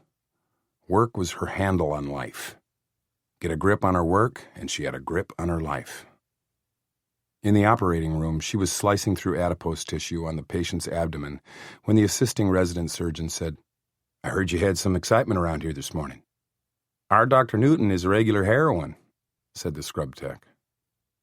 Rennie, whose mind was on her task, asked absently, "What are you talking about?" "It was all over the news this morning." Rennie glanced at the anesthesiologist, who'd spoken from his stool behind the patient. "What was on the news?" "How you saved the cop's life." The resident said, "Threadgill's brother died in the line of duty a few years ago. You prevented him from doing the same." "Except that this Threadgill wasn't on duty at the time," said one of the circulating nurses. "I don't know anything about him," Rennie said coolly. "Suction, please." "I responded to an emergency, that's all." "According to the news, the girl was beyond help," the anesthesiologist remarked. The talkative resident picked up the story. "I heard straight from the paramedics who responded to the 911 call that she was found in the cop's bed. Apparently, whoever attacked Threadgill killed her first." "Jealous boyfriend?" "Her husband." "Could be. The way they pieced it together, Threadgill was in the shower." "Speaking for myself," the resident quipped, "I always have a cigarette first, then shower. What about you, Betts? You ever smoke after sex?" "I don't know," replied the circulating nurse. "I've never looked." Everyone laughed. The scrub tech bobbed her eyebrows above her mask. "If this cop looks anything like the picture they printed in a newspaper, I'd say the girl died smiling." "Could we please get back to business here?" Rennie snapped. "What's her pressure?" The anesthesiologist replied in a subdued, professional tone. Rennie's brusqueness had quelled the joking. She kept her head down, her concentration focused on the surgery. But when her pager chirped, she asked the circulating nurse to check it for her. "It's surgical ICU, Dr. Newton. Would you call them, please?" She listened as the nurse placed the call. "Okay, I'll tell her." She hung up. "Threadgill's waking up." "Thanks." Although she sensed the raised eyebrows above the masks, no one dared to comment. From there, the talk related only to the procedure they were performing. Finally, Rennie withdrew her hands and nodded for the assisting surgeon to clip the last internal suture. She probed the area with her gloved finger to make certain all the sutures held. "Looks good." "Perfect," he said. "Excellent job, Dr. Newton." "Thank you. Would you mind closing up for me?" "Your wish is my command." "Thanks. Good job, everyone." She peeled off her bloody gloves and pushed through the door, knowing that as soon as it closed behind her, she would be the topic of speculative conversation. Let them wonder, she thought. She reported the satisfactory results of the operation to the patient's anxious family, then hurried to the locker room, took a second shower, and reached the ICU just as the nurse was urging Wick to cough up his breathing tube. He suffered the choking sensation all patients did, but eventually the thing was out. "Now, that wasn't so bad, was it, Mr. Threadgill? You did real good." He moved his lips, but the nurse couldn't hear him, so she leaned down close. When she straightened up, she was chuckling. "What did he say?" Rennie asked. "He said, 'Get fucked.' You don't have to tolerate that from him." "Don't worry about it, doctor. I got a husband and 4 sons. Rennie took her place at Wick's bedside. "Wick, do you know where you are?" He grunted an unintelligible reply. She placed her stethoscope on his chest and listened for several moments. "You're doing fine." "Thirsty." "How about some ice chips?" She looked across at the nurse, who nodded and left on the errand. "We'll start you out on ice chips, Wick. I don't want you to drink anything yet and get nauseated." He grunted again and was struggling to open his right eye, unaware that it was swollen shut. He would be groggy and disoriented for hours yet. "How's the pain, Wick? I can increase the dosage of your pain medication." He mumbled something else she couldn't interpret. "I'll take that as a yes." The nurse returned with a cup of crushed ice and a plastic spoon. "Give him a few spoonfuls every time he wakes up." She made the necessary notations on his chart. Before leaving, she said, "I'll be either here or at my office. Page me if there's any change." "Well, certainly. Oh, Dr. Newton, I think he wants to speak to you." Rennie returned to Wick's bedside. He groped for her hand. Despite the IV port that was taped to the back of his hand, his grip was surprisingly strong. She leaned down close. "What is it, Wick?" He whispered only one word. Lozada. Detective Wesley frowned at her from the other side of his cluttered desk. "Anything else?" "Just that. Lozada," Rennie repeated. "When was this?" "About noon today." "And you're just now telling me?" "I had to sort it out first." "Sort what out?" Other personnel in the Criminal Investigation Division appeared to be going about their business, but Rennie was aware that she was an object of curiosity. "Is there someplace we can talk more privately?" Wesley shrugged and indicated for her to follow him. He led her into the same room where the interrogation had been videotaped. They sat in the same seating arrangement. She didn't particularly like the implication that she was once again being placed in a defensive position, but she didn't remark on it. Instead, she immediately resumed the conversation. "Could that mean it was Lozada who attacked Wick last night?" "Oh, you think so?" She felt her cheeks turn warm. "Apparently that's not a news flash to you." "Hardly, Doctor." "May I ask you a question?" He shrugged with indifference. "What is it about me that rubs you the wrong way?" He shifted in his chair. "Nothing." "That's not true. You've disliked me from the get-go. Why?" "Why don't you just tell me what's on your mind, Dr. Newton? What did you sort out this afternoon?" "The day of Lee Howell's funeral, I received a bouquet of roses. This was the enclosure card." She opened her handbag and took out a plastic bag in which she'd placed the small white card. It was the second piece of evidence she had collected that day, although she tried not to think about having to pull the screwdriver from Wick's back. Wesley took the bag from her, looked at the card, and read the single typed line, but his reaction wasn't what she had expected. In fact, he didn't react at all. His expression remained unchanged. "Evidently, this comes as no surprise to you either." "I didn't know it had accompanied a bouquet of roses sent to you the day of Howell's funeral." "But you recognize the card, don't you?" "How could you? It's been—" She stopped, looked at him aghast. "You weren't content just to watch my house. You searched it. You did, didn't you?" "Not me." She sat back as though pushed by an invisible hand. "Wick." Wesley said nothing.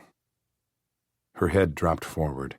She stared at her hands, which no amount of cream or lotion could keep moisturized because of the antiseptic soap she scrubbed with. Wick had been inside her house, rummaging through her drawers, going through her things. Before or after they'd met, she wondered. Although it didn't matter. Her privacy had been violated, and worse, Wick had been the one who'd violated it. After a brief but strained silence, she raised her head and looked at Wesley. The card came from Lozada. "He personally delivered the roses. He broke into my house and left them for me to find." "How do you know?" "He told me." "Told you?" "He's called me several times. I've asked him not to. I've insisted that he leave me alone, but he keeps calling." "And says what?" "Read the card, Detective. He developed a crush on me during his trial. He stared at me constantly, every moment he was in the courtroom, to the point where it became noticeable and embarrassing. Apparently, he's now deluded himself into thinking that I reciprocate his romantic interest." Because of the verdict? I suppose. Who knows why? He's crazy. He harumphed. Lozada is a lot of things, but crazy isn't one of them. He watched her for a moment. Why are you telling me all this now? I'm afraid that he killed Dr. Howell. I think he learned that Lee was named chief of surgery over me, so he killed him as a favor for me. He told me he wanted to return the favor I did him. By acquitting him? A 12-person jury acquitted him. His deep shrug said, "If you say so." Go on. Lozada is the one who told me about your surveillance. He's been watching me, too. He saw Wick follow me home yesterday afternoon. I guess Lozada followed him around the block to the stakeout house. Then he called me. He enjoyed telling me that my newfound friend is a cop. Wick would argue that.